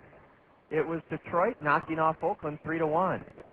A curve is in there, a strike call to Augustin Septimo. Septimo didn't play in the first game, and this is his first at-bat in the series. He's a switch hitter, and he takes outside for a ball. Augustin Septimo is hitting .125. He's only played in 3 games. This is his 9th at-bat. He's 1 for 8. He bounces one over the mound. Tough play for Sean Rodriguez, who rushes in and gets the batter on a bang-bang play at first. The Colonel shortstop, Sean Rodriguez, had to rush in after that ball got by the mound to the right of Micah Posey to our left, and Sean Rodriguez made a fine play to get Augustine Septimo 2 away in the Beloit third, and it's 3-0 Kernels. Here's Gilder Rodriguez, who hit a humpback liner to Howie Kendrick to start action for Beloit in their first inning. A change-up from Micah, low, ball 1. Our parent club, the Angels, are trailing at Yankee Stadium in the top of the 9th, 7-3. At the Metrodome, the Twins lead Seattle 1-0 in the top of the 8th. A strike on the outside corner from Micah. With 2 out, Matt Brown is still 5 feet in on the grass at third, about 10 feet off the line. Rodriguez takes outside for ball 2. First game of a Twinville at Comiskey Park. They're in the top of the 5th. The Orioles 1 and the White Sox 0. Look out, ball 3 inside. I didn't realize that the Devil Rays were playing a day game. They're tied at 3 with Texas at Tropicana Field in the top of the 4th inning. The 3-1 to Gilder Rodriguez is lifted foul over the backstop. In the National League, at Miller Park, top of the 7th, the Brewers on top of Montreal 7-3. The Cardinals trail at home to Atlanta 4-2 Braves, top of the 5th. The rest of the games are just underway.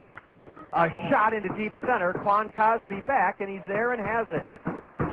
Gilder Rodriguez gave it a ride and hit it right on the nose, but lines out the center to end the Beloit third inning. And that's 6 in a row set down by lefty Micah Posey. The Kernels dismantled Beloit in game 1, 16-0. And in the nightcap, after 3 innings, it's the Kernels on top of the Snappers 3-0. And you're tuned to Kernel Baseball on the Zone.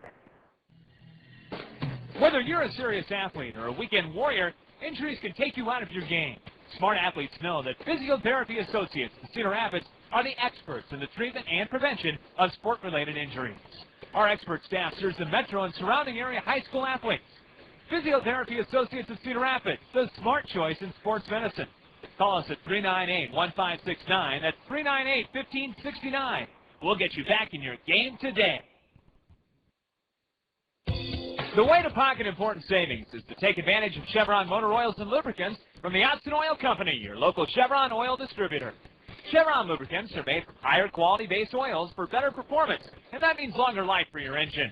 Contact the Jepsen Oil Company in Cedar Rapids for details on how you can save time and money with Chevron lubricants. The Jepsen Oil Company, serving Iowa with quality lubricants since 1933. Visit Jepsen Oil Company at www.jepsen.com. Playing a sport is like driving a Jeep. You want to be tough. You want to go the distance. And you want to be the best. Now at Mike McGrath Auto Center, do it all in a brand new Jeep Liberty, only $15,995. Yes, Jeep Wranglers, Grand Cherokees, and Liberties from $15,995. Make your mark on or off the field in a new Jeep from just $15,995. Only at Mike McGrath Auto Center, 4610 Center Point Road Northeast, Cedar Rapids. Dealer retains rebates. All offers on select models with approved credit plus fees. Sean Rodriguez with 2 outs, singles. Ahead of a 2-run homer by Matt Abram. And that was back in the 2nd inning. Sean taps one foul behind the plate, and now a strike is called, or a ball high rather, 1-1 to Sean Rodriguez. He bats from a rather pronounced crouch, an open stance, a black lacquer bat, and he lays off a curveball low for ball 2 from Dana Eveland. He's been used both as a starter and a reliever for the Snappers, and he's pitching game 2 of this doubleheader for Beloit. A pitch smacked on the ground to deep short. A long throw by Septino is offline, and it's dug out of the dirt by Carlos Corcoran. It's an infield single for Sean Rodriguez. Sean Rodriguez runs very well, and it would have taken a miraculous play by Augustin Septimo to throw out Sean, and he wasn't able to do it. So the Kernels have their 5th hit of this 2nd game. They had 16 hits in the 1st game. Matt Abram clubbing his first home run of the year his last time up. The Kernels hit 6 home runs in the 1st game, 3 by Matt Brown, a 3-run shot by Bobby Wilson, a 2-run blast by Tommy Duenas, and a solo blast by Howie Kendrick. Abram takes low for ball 1. A high deep drive into left center. It'll be at the wall, and it's another home run onto the scoreboard for Matt Brown. For Matt Abram. Matt Abram. We're getting our tongue twisted from all the Kernel fireworks. Matt Abram has belted his 2nd home run. We noted earlier that he should fare well against a lefty, and he has. Matt Abram hit one high and deep to left center, his 2nd 2-run home run, and the Kernels are up now in the 4th inning, 5-0. Matt Abram, I hesitated because Drew Anderson and Steve Moss trotted into left center as though they may have a play on it. But it went off the screen at the base of the scoreboard, and it's a 2-run homer for Abram, and now a curve is low to Nick Kimpton. Most of the children have had to leave, and this ballpark has gotten a lot quieter. That's too bad, because with those kids around, it was really fun and lively. A ground ball that skips off the side of the mound. The shortstop has this one, and Nick Kimpton is the first out of the Kernel top of the 4th inning. He hit it hard, bashed it off the side of the hill. It took a big hop for Augustin Septimo. 1 out in the Kernel 4th inning. Well, I didn't exactly have a classic home run call on the Matt Abram drive, but first of all, I had to wait to see what the outfielders were doing. You have to kind of read a ball by how the outfielders react, and then I got my Matts mixed up. I said Matt Brown. It was Matt Abram. And Aaron Peel is now the batter. He takes outside for a ball. Now a strike from Dana Eveland. In the Kernel 5th inning, we'll have our Kernel Roadshow Trivia Challenge for you. All you have to do to participate is log on to our website. A swing and a miss by Aaron Peel on a pitch down and in. It's 1-2. Aaron steps out. Aaron Peel playing in the second game of this doubleheader. Didn't play in game 1. Aaron hitting .221, 5 homers, 9 RBIs. The Kernels have belted 8 home runs this afternoon. Swing and a miss on a slider. It was down and in, and Dana Eveland has his second strikeout of this afternoon. Category number 6, Quan Cosby. We gave you the State Farm Major League scoreboard in Beloit's 3rd inning, and just underway, first game of a doubleheader at Coors Field in Denver, the Pirates and Rockies. The Dodgers are playing this afternoon at Chavez Ravine. They're hosting the Cubs. And an afternoon game, the Phillies and Giants at SBC Park in San Francisco. A strike is called on the outside corner to Quan Cosby. Quan grounds one up the middle for his first hit of the day. Quan Cosby has joined in on the Kernel offense with a 2-out single. He hit it hard through the middle. A diving try by Gilder Rodriguez at second, but he couldn't get a glove on it. And that is the 3rd Kernel hit of the inning. And it's the Kernel 7th hit of the second game. Howie Kendrick reached on an error and scored his last time up. Howie didn't mean to. He went around on a high fastball, strike 1. The Kernels with a 2-run homer from Matt Abram in the second inning here in Game 2. A 1-out RBI double that scored Howie Kendrick an unearned run in the 3rd inning, and then a 2-run homer by Matt Abram. Here's a drive into right at Robbie Devers. He's there and has it. Howie Kendrick flies to right, and in the 4th inning, the Kernels add to their lead with 2 runs. On the Matt Abram 2-run homer, there were 3 hits, no Beloit errors. The Kernels leave 1 man on and have stranded 3. The Kernels bashed Beloit in Game 1, 16-0, and after 3.5 innings in Game 2, the Kernels up on the Snappers 5-0. And you're listening to Kernel Baseball on the Zone. With all the talk about rising gas prices, doesn't it make sense to drive a fuel-efficient vehicle? You can when you buy with confidence at Randy Keel Honda. Get up to 51 miles to the gallon with a Honda Civic Hybrid. Every Honda model has awesome fuel efficiency. Don't wait for $2 a gallon gas to buy a fuel-efficient car. Not when you can save time and money now by previewing Randy Keel's fuel-efficient inventory online at randykeel.com. Right now, lease a 2004 Honda Accord LX for only $235 per month. At Randy Keel Honda, you'll find many great buys under $5,000 too. Randy Keel is the home of confidence, a 7-year, 100,000-mile guarantee. Randy Keel is dedicated on getting you the lowest possible price backed by the best service in the Midwest. Stop by and see for yourself at Randy Keel Honda, Center Point Road Northeast in Cedar Rapids, or visit them on the web at randykeel.com. Accord LX lease, 36 months, $14.88 due at lease signing. Includes first month's payment, security deposit, capitalized cost reduction, and excludes tax and license. Everyone wants their print and copy needs to be done right and to be done on time. Copyworks will meet those expectations. Copyworks will see to it that your work is of the highest quality. They'll do that by consulting with you at your place of work. Copyworks stands behind their work for you. It will be done right and it will be done on time. You can count on Copyworks to come through for you. When it's important to you, Copyworks lets your work shine through. Copyworks, Copyworks. Bottom of the 4th and Game 2 of a twin bill, and Robbie Devers is first up against lefty Micah Posey, who misfires high and in ball 1. Kernels have out-hit Beloit in Game 2, 7-2, and lead at 5-0. Devers is a right-handed batter, and he singled into right, but was tagged out on the plate on a little dribbler in front of home plate by Bobby Wilson for the final out of the 1st inning. Ball 2 is upstairs from Posey. Now Micah's changeup is swung on and missed. Strike 1 to Robbie Devers, D-E-E-V-E-R-S.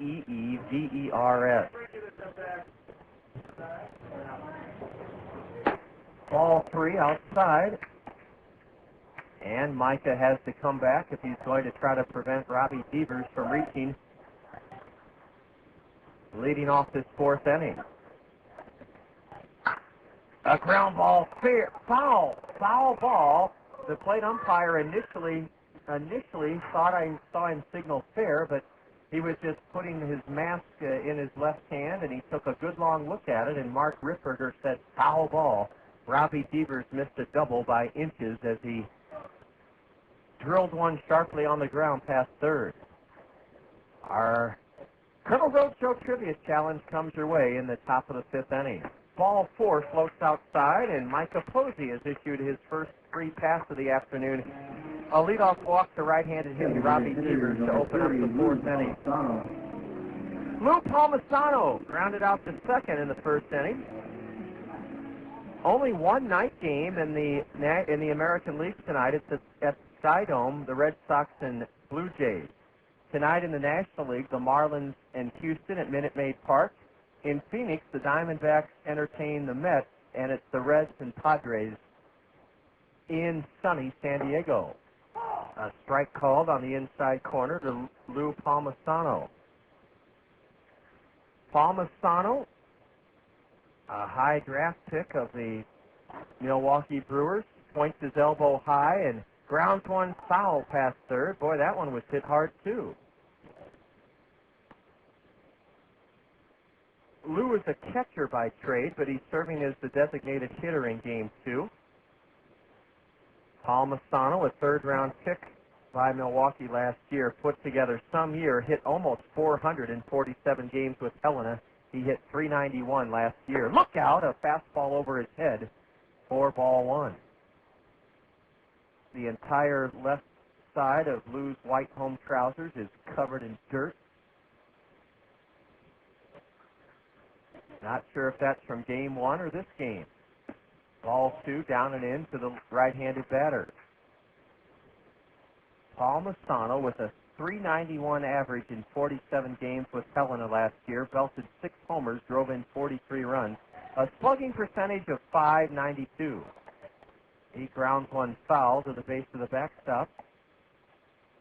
Count remains even, 2-2 to Lou Palmisano. Most of the children have had to leave. They were from preschool up to junior high. Swing and a miss on a fastball high and away, and Palmisano couldn't catch up to that Micah Posey heat, and that's Micah's first strikeout of this second game.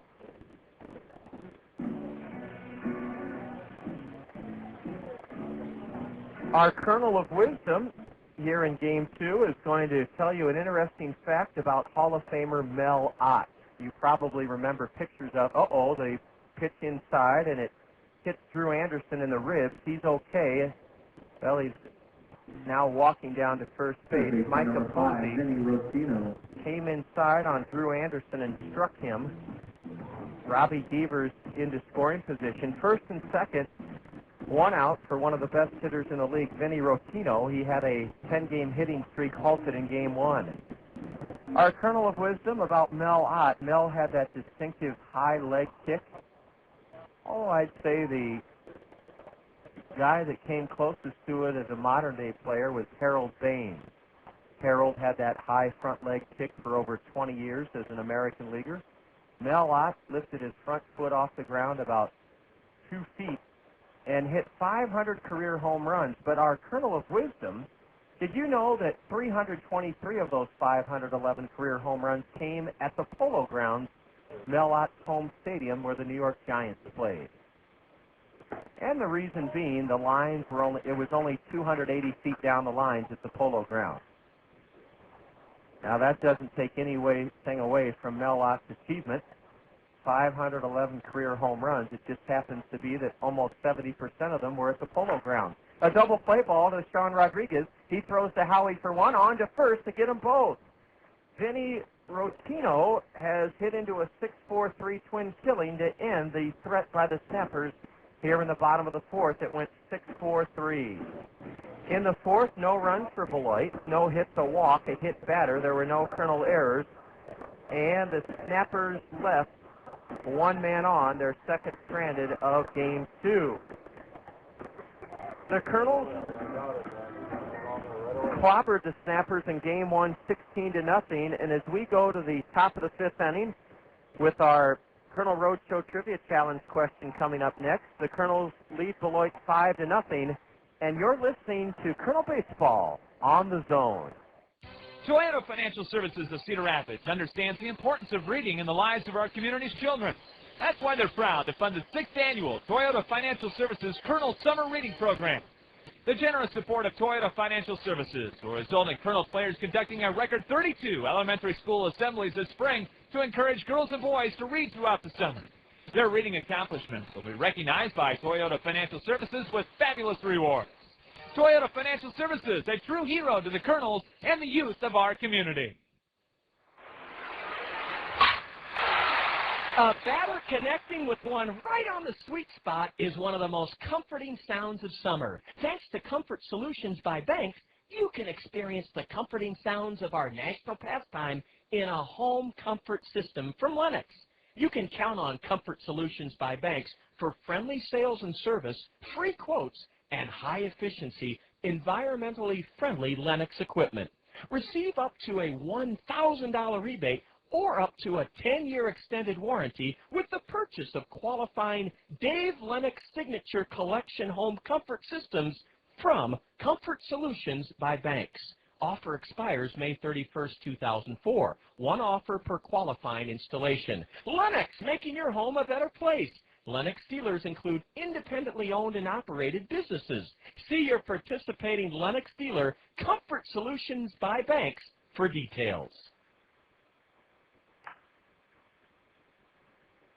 Matt Pauley leading off the Kernel fifth.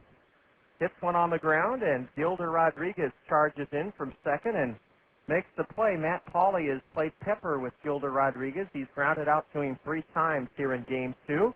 One away in the fifth inning. The Kernels ahead 5-0 here in game 2 of a doubleheader. Won the first one 16-0. The sun is shining as brightly as it has all morning and afternoon long as Bobby Wilson bats.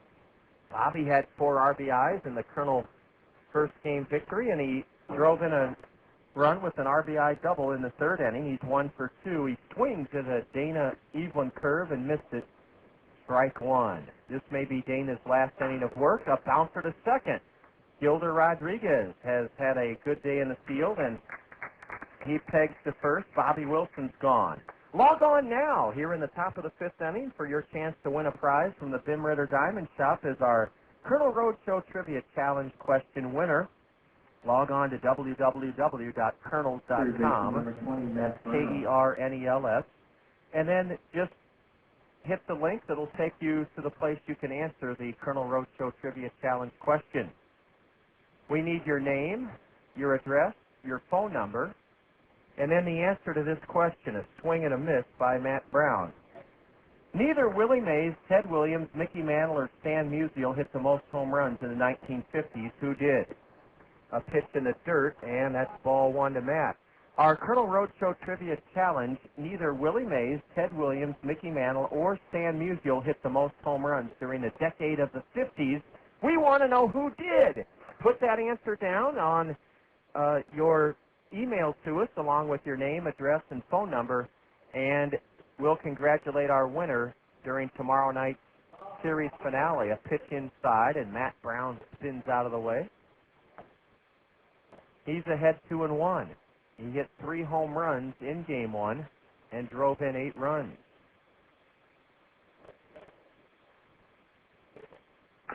He nubs one foul toward into the Beloit third base dugout.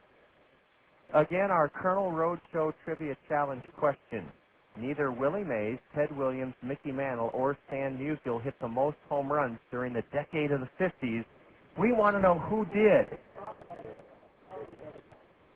And please email us by logging on to our website and then hitting the link to answer the Kernel Roadshow Trivia Challenge. He was a right-handed batter, and he was often compared to Willie Mays and Mickey Mantle. There was a debate about who was the premier player of the 50s, but that's about all I can give you because I think you'll get the question correct.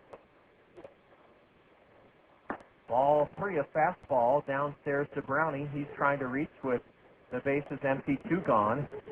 Top of the 5th inning in a 5-0 game in favor of the Kernels.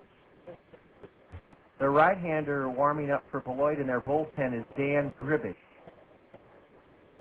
Dan Gribish warming up for Beloit. Ball 4 sinks low and in to Matt Brown, and he walks. That's the first time he's reached here in Game 2. I hope that you've logged on to our website and have emailed us with your name, address, phone number, and the answer to our Colonel Roadshow Trivia Challenge question. Who led the National League in home runs in the 1950s? Or not just the National League, who led Major League Baseball in home runs in the 1950s? A deep drive into left center for Sean Rodriguez for extra bases. Let's see if Matt Brown can score. Bobby Magallanes is waving him home, and the relay throw is not made by the second baseman, and it's a Colonel 6-0 lead. Sean Rodriguez is 3 for 3. He hammered an RBI double into the left center field alley, and a 2-out walk drawn by Matt Brown has paid dividends for the Colonels on a double from Sean Rodriguez. Sean Rodriguez, with a 2-out double, has made it 6-0 Colonels here in the 5th inning of the second game, and the Colonel bats continue to flourish here in this doubleheader. Matt Abrams hits one hard to third. It's knocked down by Rotino, and Vinny throws out Matt Abrams to end the inning. Matt Abrams, who had a pair of 2-run homers in his first 2 at-bats, grounds out sharply to third. In the Colonel 5th inning, 1 run on 1 hit. There was no Beloit errors, and the Colonels leave 1 man on and have stranded 4. After stomping Beloit 16-0 in the first game of this doubleheader, the Colonels hold a 6-0 advantage over the Snappers after 4.5 in the nightcap, and you're listening to Colonel Baseball on the Zone. When you need group transportation, there is only one name you need to remember. That name is Tri-State Travel, transportation provider for the Cedar Rapids Kernels and hundreds of other schools, organizations, and associations in the Cedar Rapids, Iowa City, and Waterloo area. Check our unblemished safety record, compare our pricing, and then climb aboard one of Tri-State Travel's modern deluxe motor coaches and experience our award-winning service. Tri-State Travel, the leader in motor coach group transportation. For high-speed action, Cedar Rapids Hawkeye Speedway.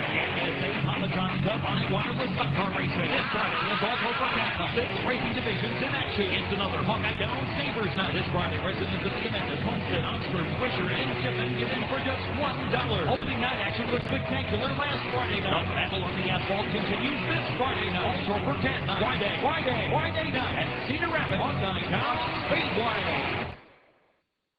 Multitasking is today's buzzword. We're parents, employees, board members, spouses, caregivers. The list goes on. Your local Pekin Insurance Agency, Sheets Forest Draper Insurance in Marion, is great at multitasking too. Sheets Forest Draper will find the right insurance coverages for you. See Scott Draper of Sheets Forest Draper for coverages on your home, auto, life, health, and business. Finding the right insurance is one less task for you to do, and you depend on your hometown professionals with Pekin Insurance.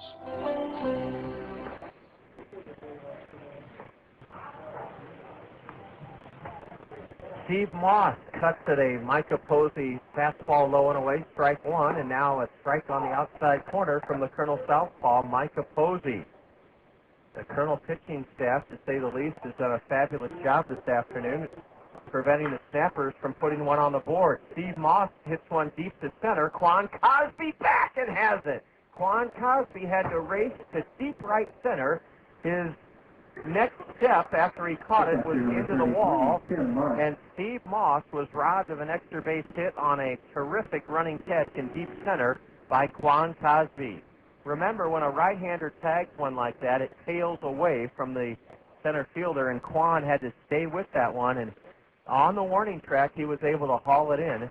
Now here's a line shot into right field, and almost slipping was Aaron Peel. I know what you're thinking. You slip on a banana peel, and Peel almost slips. But Tim Marks lines out to Aaron Peel in right, and 2 away. In the 5th inning, Beloit has hit the ball well twice, but they have not gotten anything good to come of it. We want to say hello to all the great folks that are back in the front office working diligently, preparing for the next Colonel homestand. Here's a high, lazy fly ball into right center. Off the bat of Carlos Corcoran, and Quan Cosby drifts way over to his left to glove that one. Carlos Corcoran flies to center, and Micah Posey got off the hook rather easily in the bottom of the fifth inning as he retires Beloit in order. We'll say hello to all of our great colleagues and friends back in the Colonel front office in the top of the sixth inning.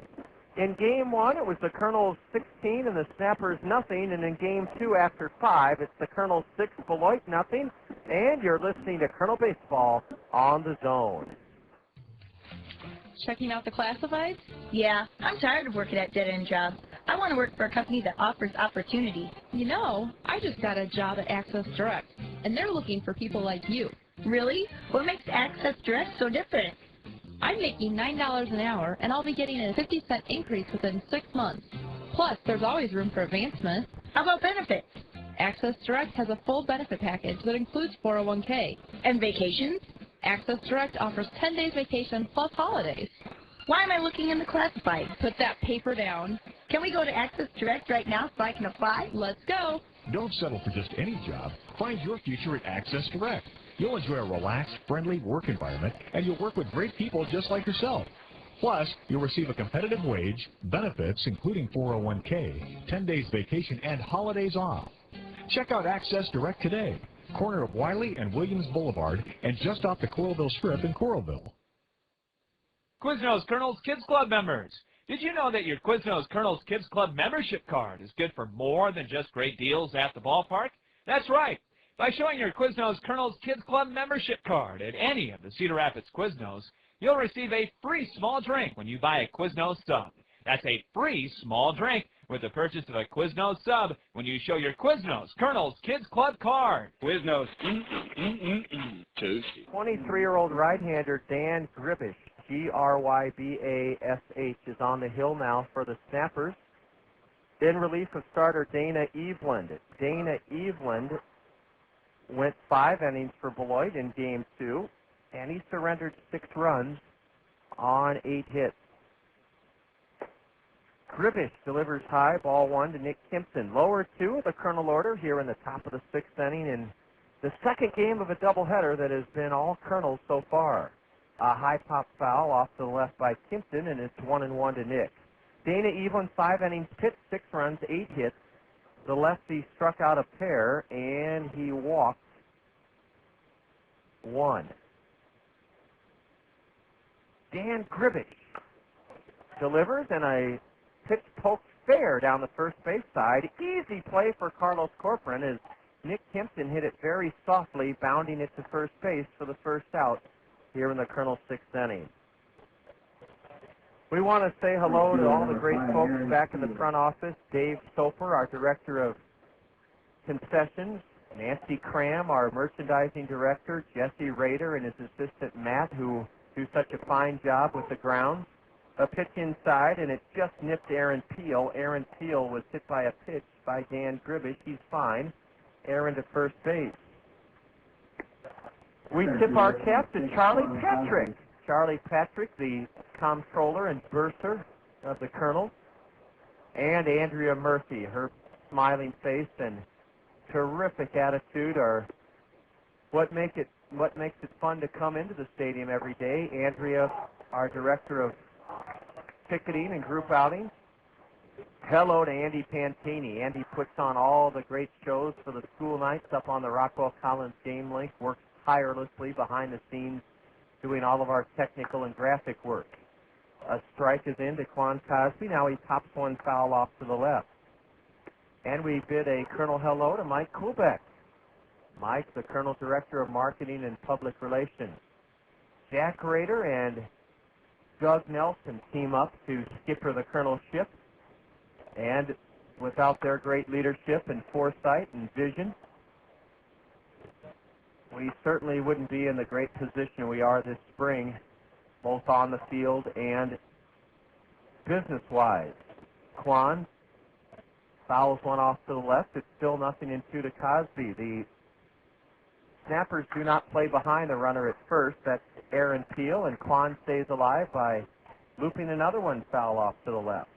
Gribish is from the Chicago area. He went to school in Wisconsin at Carthage College. I believe Carthage is in Kenosha, but I'd have to check on that. So many great schools in Wisconsin with the Wisconsin State System, River Falls, Whitewater, Superior, Lacrosse, Stout, a slider down and away for a ball. Oshkosh, then you've got the private colleges, Ripon, Beloit, Carthage, Marquette, Wisconsin, Milwaukee. Tons of good higher education places. Quan puts this one in play. Foul outside third, and a long way for the third baseman, Rotino, to go, but lots of foul ball room here at Pullman Field, and Vinny Rotino has it. 2 gone in the Kernels' 6th inning as Quan Cosby fouls to Vinny Rotino. The Kernels are trying to take the lead in this series. They won the opener 16-0 and hold a 6-0 advantage here in the nightcap with a man at first and 2 gone in the top of the 6th inning. Dan Gribish, Grybash.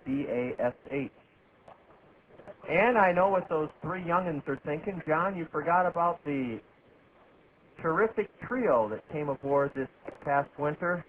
Of course, we mean Zach Melton, Director of Stadium Operations, Jessica Ferguson, Director of Suites and Special Events, and Lonnie Thorson, Director of Entertainment, our top salesperson in the off-season. All those 3, and I can call them kids, a great addition to the Kernel front office.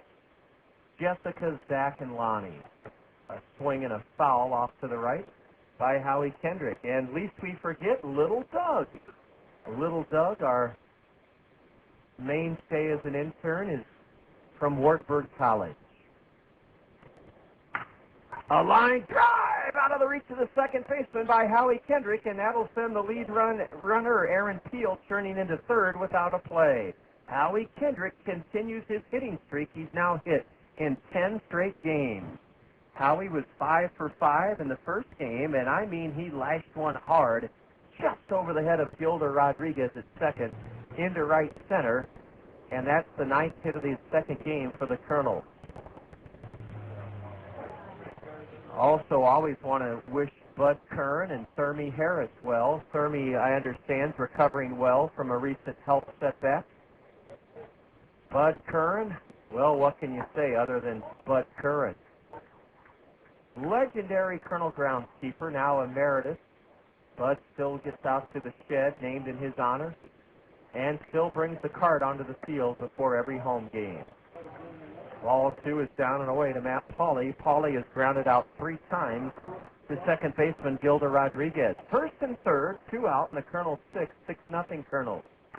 Swing and a foul straight back by Matt Pauley, strike 1. Dan Gribish, a 23-year-old right-hander, a 34th round pick by Milwaukee. Last year with 2-1, it started 6 games, relieved in 11 others for Helena in the Pioneer League. His fastball is upstairs to Pauley at 3-1. Dan Gribish is 1-1 this year. He's on for the 11th time, has a save, an ERA of 4.95. Pauley should get something good to hit. Ooh, he swung through a fastball and strike 2 to Matt. At one time, earlier today, we had over 3,000 people here. Most of them were school kids, and they had a blast. The payoff pitch down and in, ball 4 to Matt Pauley, and the bases are loaded for Bobby Wilson. Bobby Wilson will try to add to a Kernel 6-0 lead here in the top of the 6th inning. Also want to say hello to the great folks that help keep the new Veterans Memorial Stadium in such immaculate, spiffy condition. Ron is working today along with his son John and his daughter Desi. Those 3 folks are terrific as far as keeping the new Veterans Memorial Stadium in such a gleaming, spotless condition. And Ron, I'll tell you what, you and your family are something. You guys are hard-working, reliable, very solid, good people. An 0-2 pitch to Bobby Wilson is squirted foul off to the right. Bobby had 4 RBIs in the first game, including a 3-run homer. He has a run-scoring double here in Game 2. Bases loaded, the 0-2 to Wilson. Cracked on the ground to third. Vinny Rotino will feed the second baseman Rodriguez to end the Colonel threat. Bobby Wilson forces Matt Pauley on a 5-4 put-out at second. No runs in the 6th for the Colonels. 1 hit, a walk, a hit batter, no Beloit errors, and the Colonels leave the bases loaded. We've stranded 7 men in this second game of the Twin Bill. The Colonels, a 16-0 winner in Game 1 after 5.5, lead Beloit in the nightcap 6-0, and you're listening to Colonel Baseball on the Zone. On the outside, everything looks fine, but on the inside, an unseen enemy is plotting the destruction of your home. Termites. Termites can be deadly to your home unless you fight back with certified pest and termite control. Yes, termites have made their way to Iowa, and they can cause extensive damage to your home before you even know they're there. It takes a trained professional to look in all the right places. Don't risk your home. Call the experienced, licensed, and insured experts at Certified Pest and Termite Control. 1 in 5 homes inspected have shown signs of termites. Certified offers guaranteed inspections and a 10% discount for seniors. Locally owned and operated, Certified carries a full supply for the do-it-yourselfers. Look for the giant ant at 1141 16th Avenue Southwest. Don't take a chance. Call Certified Pest and Termite Control today. Kernels fans, your Cedar Rapids Taco Bell restaurants have something new for you to cheer about this season. A Taco Bell 10 spot. When the Kernels score 10 or more runs in any game this season, you'll score beef tacos for just 39 cents the very next day at any Cedar Rapids Taco Bell. That's a savings of 50 cents per taco, limit 10 per customer. Remember, when the Kernels put up a Taco Bell 10 spot by plating 10 or more runs in any game, you get up to 10 39-cent beef tacos the very next day at any Cedar Rapids Taco Bell. It's just past 3 o'clock. We've been here since 20 till 11 on the air with you, and we're glad you've spent a good portion of your midday with us here on the Zone, ESPN Radio 1600, KCRG Cedar Rapids, Iowa. Augustin Septino lifts the first pitch foul behind home plate, and now Micah Posey misses down and away for a ball. 6-0 Kernels in Game 1 of a doubleheader. Augustin Septino backs away from a slider up and in. Septino grounded to short. Back in the 3rd inning, he's 0-for-1. He tips one foul. And it's 2-2 to the shortstop. Septino's not a big guy. He's a switch hitter, stands straight away at the plate, and he fouls one down the right field line. We'll conclude this series tomorrow evening, 6:10 dugout interview time. Colonel Manager Bobby Magallanes will take questions that you've emailed to him through me at jrogers@kernels.com. Swinging a foul into the backstop as Augustin Septino battles Micah Posey here in the bottom of the 6th inning, 6-0 Kernels. A Taco Bell 10 spot for the Kernels in Game 1. Here's a high drive into right field, and sprinting a few steps to his right to make the grab is Aaron Peel. Augustin Septino flies to right, 1 out in the Beloit 6th inning. Baseman number 4, Gilder Rodriguez. And apparently a few raindrops are falling. Ron Klein, the Colonel Equipment Manager in uniform, has spotted rain. One thing Rhodey's good at is smelling food and spotting rain. It is rather overcast here now, as Posey delivers a strike on the outside corner to the batter, Gilbert Rodriguez. He's lined to second and lined to center. Gilbert Rodriguez goes the other way and spanks one foul down the right field line. 0-2 to the switch-hitting second baseman.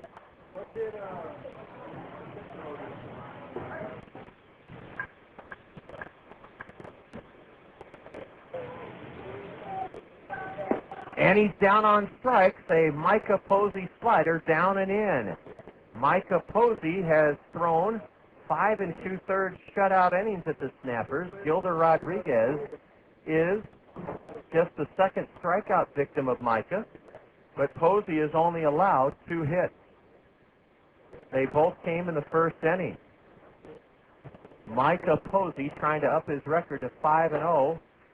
Delivers a fastball upstairs to Robbie Devers. He's reached twice. He's singled and walked.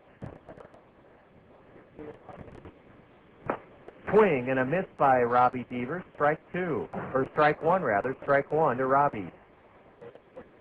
Micah Posey, Colonel 21-year-old southpaw with a light rain falling.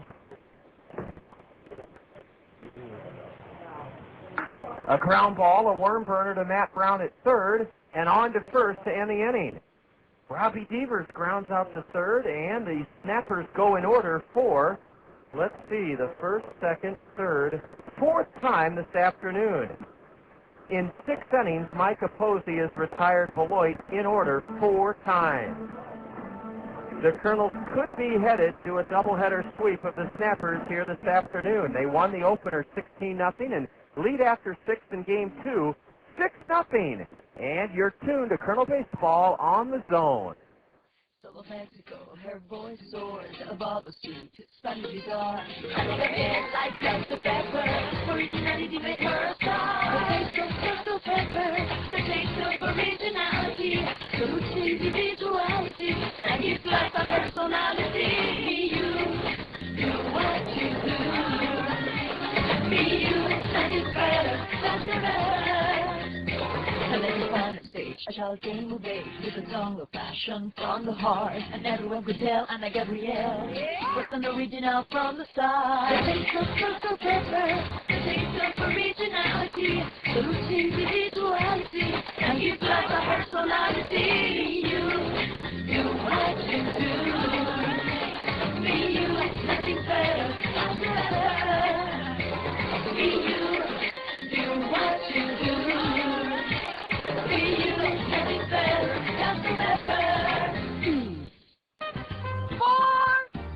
That old glove you're wearing gets you $2 off any new regularly priced one you purchase from Jones, Twin Pines, or Ellis Golf Shop.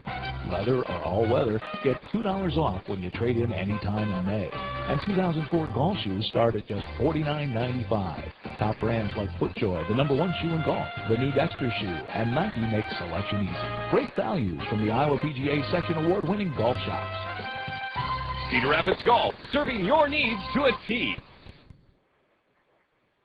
With a light drizzle falling, right-hander Dave Gribish delivers low, ball 1 to Matt Brown, the hero, one of the heroes of Game 1, and Matt now lofts one foul out of play to the right, strike 1. Dan Gribish, G-R-Y-B-A-S-H, in his second inning relief for the starter. Dana Eveland, a foul straight back by Matt Brown.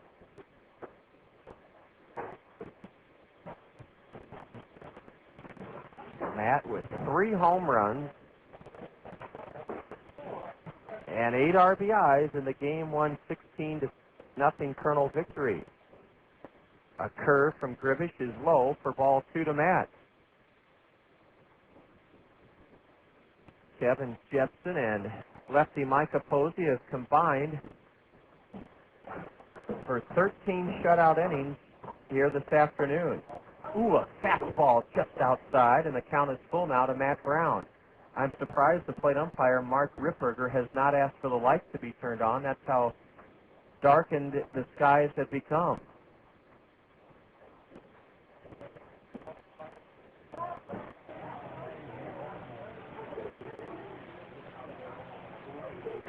A fastball outside, and Matt Brown draws his second walk in succession. The second issued by the Beloit right-hander, Dan Gribish. Number 3, Sean Rodriguez. Sean Rodriguez is 3 for 3, an RBI double his last time up. It came with 2 out and Matt Brown at first. Matt came all the way home on the Rodriguez extra base hit. A strike is in to Sean Rodriguez. Ron Klein, the Kernel equipment manager in uniform, walking right in front of the league president, George Spelius, down below, and I'm surprised George doesn't fine Ron Klein. You're not to be in uniform if you're on the field to play in uniform, you don't leave the field. But Brody's a long friend of George, so they're having a short discussion. A slider on an 0-2 pitch misses low to Sean Rodriguez. Ron knows he's not supposed to be in uniform outside the dugout, but he is. Swing and a miss by Sean Rodriguez, and that's the first time he's been retired this afternoon. After the series finale here tomorrow evening, it's on to Appleton to take on the Class A Midwest League affiliate of the Wisconsin Timber Rattlers. Or of the Seattle Mariners, rather, the Wisconsin Timber Rattlers. The Mariners are having a subpar season. But what do you expect? Seattle has been so good for so long. A slider, and it's swung on and missed by Matt Abram. Abram belted a 2-run homer in the second to give the Kernels a 2-0 lead, then made it 5-0 with a 2-run blast off the base of the scoreboard in left center his next time up. His third time up, he grounded out to third base, and now he swings at a curveball and misses strike 2. A light drizzle is falling. It was a beautiful day for a twin bill. Look out. Matt Abram tomahawks one foul off to the right. And thousands, literally thousands of children enjoyed an education day here at Pullman Field, kind of a field trip. Ball one in the dirt, a changeup to Matt Abram.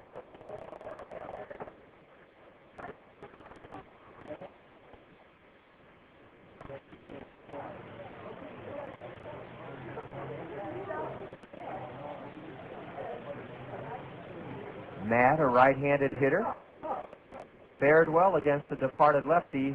Dana Eveland did not so well now. A curveball low and away, and Matt chased it. Strike 3 swinging. 2 away in the Kernels' 7th inning. We'll have all the totals, highlights, and more. A lot of afternoon games in the big leagues, and a full Colonel Curtain call will follow this afternoon's doubleheader.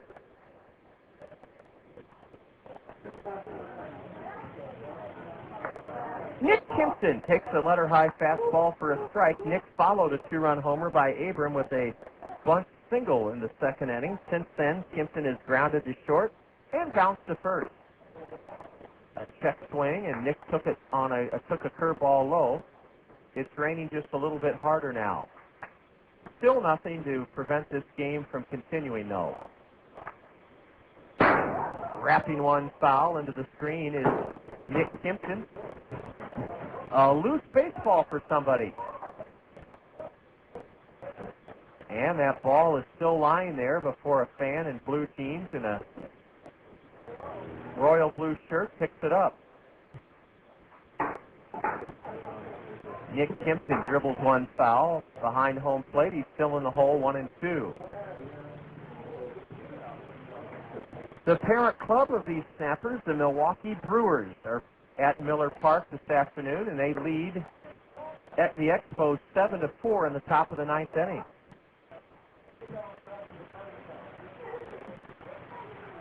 Ball 2 low and in to Kimpton. Now it's raining harder. There's a pitch just low for ball 3. They're going to have to put the tarp on at some point as this rain picks up a little bit.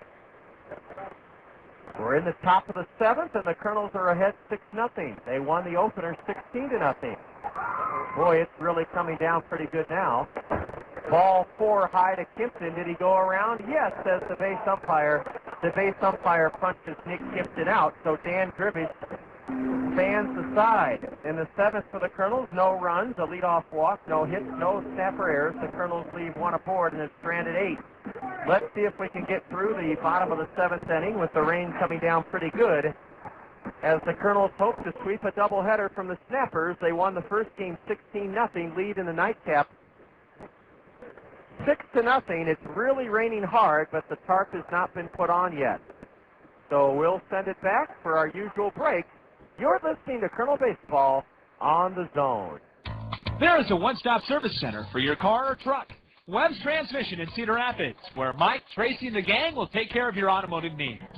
Using a combination of experience, common sense, and computer diagnostics, Webb's Transmission will service your engine, transmission, perform brake and coolant service, or just about any routine maintenance. And now, Webb's Transmission offers injector cleaning. Webb's Transmission at the corner of J Street and 36th Avenue Southwest in Cedar Rapids. Hey, man, what's up? Just getting ready to kick your butt. Right. And mess up your hair? You just wish you could look this good. Boo! Nothing but that. Hey, I'm a busy guy. I don't have time to make my hair look as good as yours. I mean, who has time to schedule an appointment, let alone show up for it? Not me. I just go to Cost Cutters. I can get in whenever it's convenient for me. Nice shot. Yeah. So you're telling me you just walk into Cost Cutters and come out looking good? Well, for some of us, that comes naturally. But Cost Cutters makes it easier. They can do anything you want. A cool cut, even some color, and get some of that styling gel stuff to keep you looking good. Like me. Oh, so that's why your hair never moves. Oh, you're funny. Cost Cutters. Thanks, man. This will save me some time. Great. Then you'll have time to work on your game. Oh, yeah, that's funny. Are you a busy guy? Save yourself time and walk into one of our area's 12 Cost Cutters whenever it's convenient for you. Then relax, because Cost Cutters will make things easy and affordable for you. Cost Cutters. Live your life. We always have time for your hair. In the midst of a torrential downpour, we're in the bottom of the 7th, and Lou Palmisano, game 2 of a doubleheader, has singled into right. Now a pinch hitter for Beloit. They send Terry Truffles to the plate to face lefty Micah Posey. It is pouring here, but we're going to try to play through. Terry Truffles played in game 1, and he fouls one straight back. He's batting for Drew Anderson. Terry Truffles batting as the rain continues to fall. Now they've got to put the tarp on. The tarp will be put on here at 3:19. At 3:19, the tarp is going to be put on. Terry Truffles was at the plate, and the delay, it is coming down in buckets. It is raining cats and dogs at Pullman Field in Beloit just after 3 o'clock. Game 2 of a doubleheader. The Kernels won the opener on the strength of 6 home runs, 3 by Matt Brown. And it got 2 more home runs here in game 2, a pair of 2-run blasts by Matt Abram, and they lead the nightcap 7-0, and I'm not, or 6-0 rather. I'm not sure they're going to get that tarp on down in time to resume play in this bottom of the 7th inning. They're trying to get the tarp down. Abel Marino, Colonel right-hander, is standing right in front of us. And Abel, buddy, I hope you stay dry. Would you like a jacket? Yep. Abel Marino is starting pitches, and he's trying to stay warm in this torrid, or in this torrential downpour. With the Kernels leading 6-0, they're struggling to get the tarp on. The wind is blowing out at about 25 miles an hour. And the question is, can they get that tarp down with that wind? Oh, nobody get hurt. Nobody get hurt. That tarp is ballooning up with air getting underneath it. The grounds crew is getting the tarp on. They're doing yeoman work to get that tarp on. A rain delay here in the second game of a doubleheader with the Kernels up 6-0. And now the question is, can they get the tarp to stay down? With that wind, they're going to need some sandbags to get that tarp down.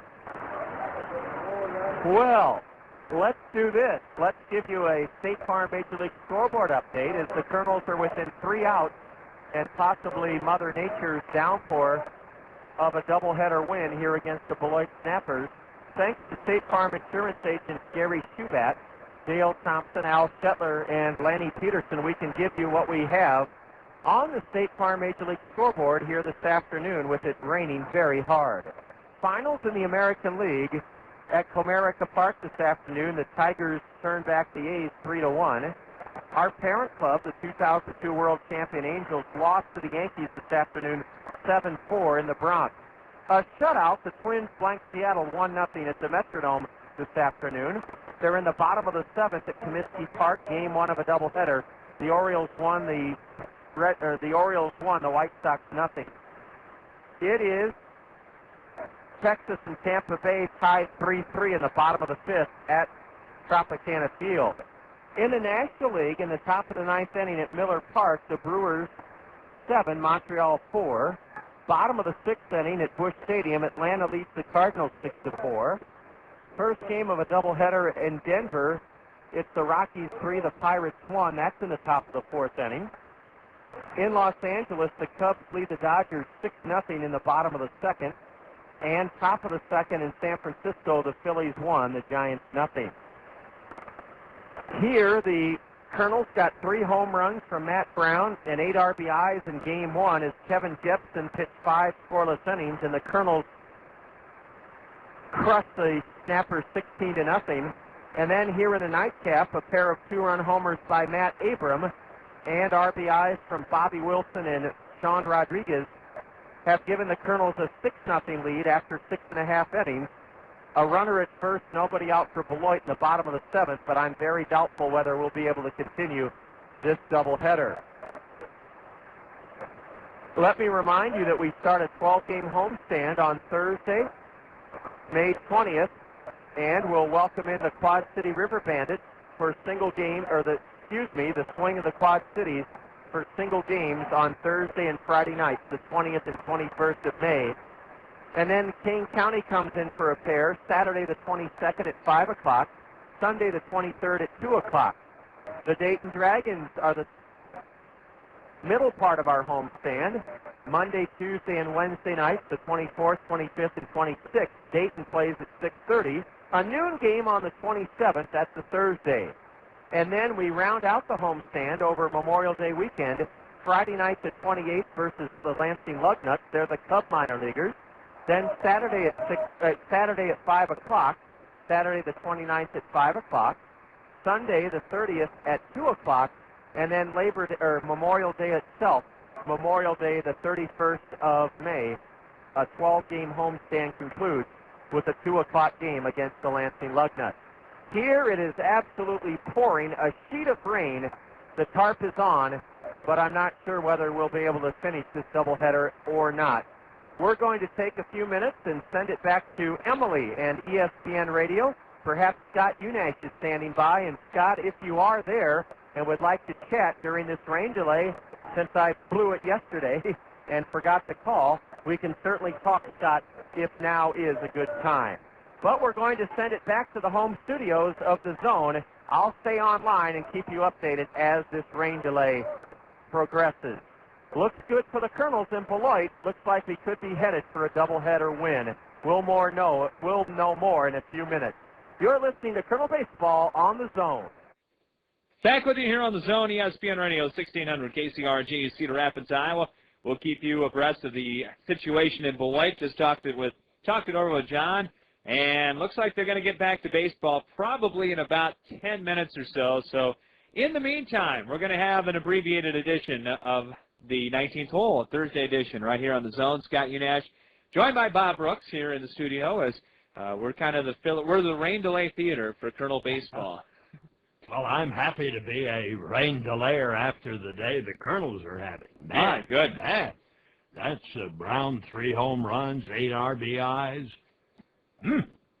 Bats came along. Howie Kendrick is just red hot. That's why they're leading this game 6-0, so they can get a double dip today. That'll make up for a couple of blown events at the ballpark here last weekend with Burlington. Right, and then another game at Beloit, and then they go to Appleton for 4 to play the Wisconsin Timber Rattlers. So a chance for a pretty good road trip anyway, if they keep the bats going like this, as they're swinging. I hope so. It's the weather's warmer, and their bats ought to heat up. Yeah, and it's a very, very, very sticky day today up there in Beloit, and they just had one of those pop-up showers that deluged the area. The sun, bright sunshine now in Beloit, Wisconsin, and they're getting the diamond dry out, and they're getting everything ready to go. Now today here at the stadium, they were slated to play the first round of the Iowa Conference Championships in baseball, and that was rained out. Well, I think they called that too quick, my friend.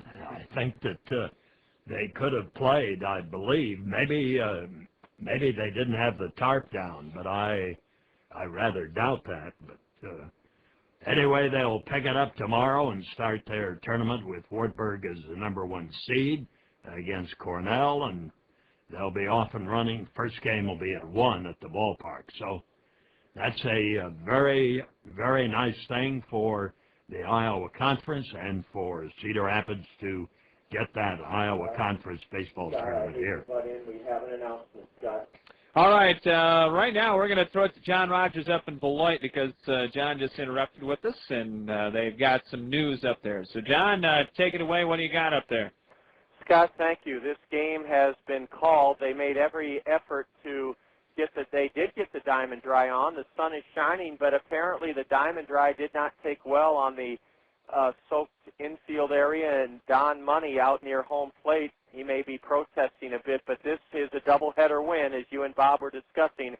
The Kernels able to shut out Beloit over the course of 13 innings. I don't think Don Money's very happy, the seventh-year manager of the Snappers, as he's walking towards the Beloit third base dugout, and it was a rough day for him, but let's remember how well the Kernels played today in notching 16-0 and 6-0 victories. This game called, and Scott, we'll look forward to talking with you again at 3:25 tomorrow, and then have the final game of this series. My question is for you and Emily: do we want to continue our normal routine of a Colonel Curtin call, or can we call this a long day of sharing it in the morning and afternoon, and let you and Bob continue your 19th hole and just report a Colonel doubleheader victory? I'll tell you what, John, let's do this. We'll talk till 5, till the hour of 4, and then they'll let you get an opportunity to get everything taken care of on your end, and then we'll throw it to you real quick, and then we'll get back to ESPN after 4 o'clock. So how's that? That sounds like a real good plan, Scott. Thank you, and we'll get things ready for the Colonel Curtin call at 5 of. Okay, so we'll talk to you then. A Colonel win today. It's now official, 16-0 and 6-0. So they banged them out and prevented the team from getting back to the getting on the board at their own home park. And we're going to get you now back to Pullman Field in Beloit. Again, rain delay, rain shortened game. In the bottom of the 7th, they called it 6-0 in favor of the Kernels. John will give you all the highlights of this game, plus a recap of Game 1 as we send it up to Beloit, Wisconsin, and rejoin the voice of the Kernels, John Rogers. John, take her away. Well, Scott and Bob, thanks so much. Bringing it from the 19th hole here back to southern Wisconsin, where it's beautiful now, and a beautiful day for the Kernels. The Kernels take a lead of 2-1 in this series by virtue of, well, just knocking the smithereens out of the baseball. The Kernels had 6 home runs in Game 1, 3 of them by Matt Brown, the others by Bobby Wilson, Tommy Duenas, and Howie Kendrick. Howie's was 5 for 5, Brown 3 homers, and 8 runs driven in. And Kevin Jepsen protected a 5-0 lead after 1 inning. He didn't do that as well in his last start at home Friday versus Burlington. The Kernels gave him a 6-0 lead, and Kevin worked 5 innings in that game and gave up 5 runs on 5 hits. But this afternoon in Game 1, Jepsen, 5 innings pitched, no runs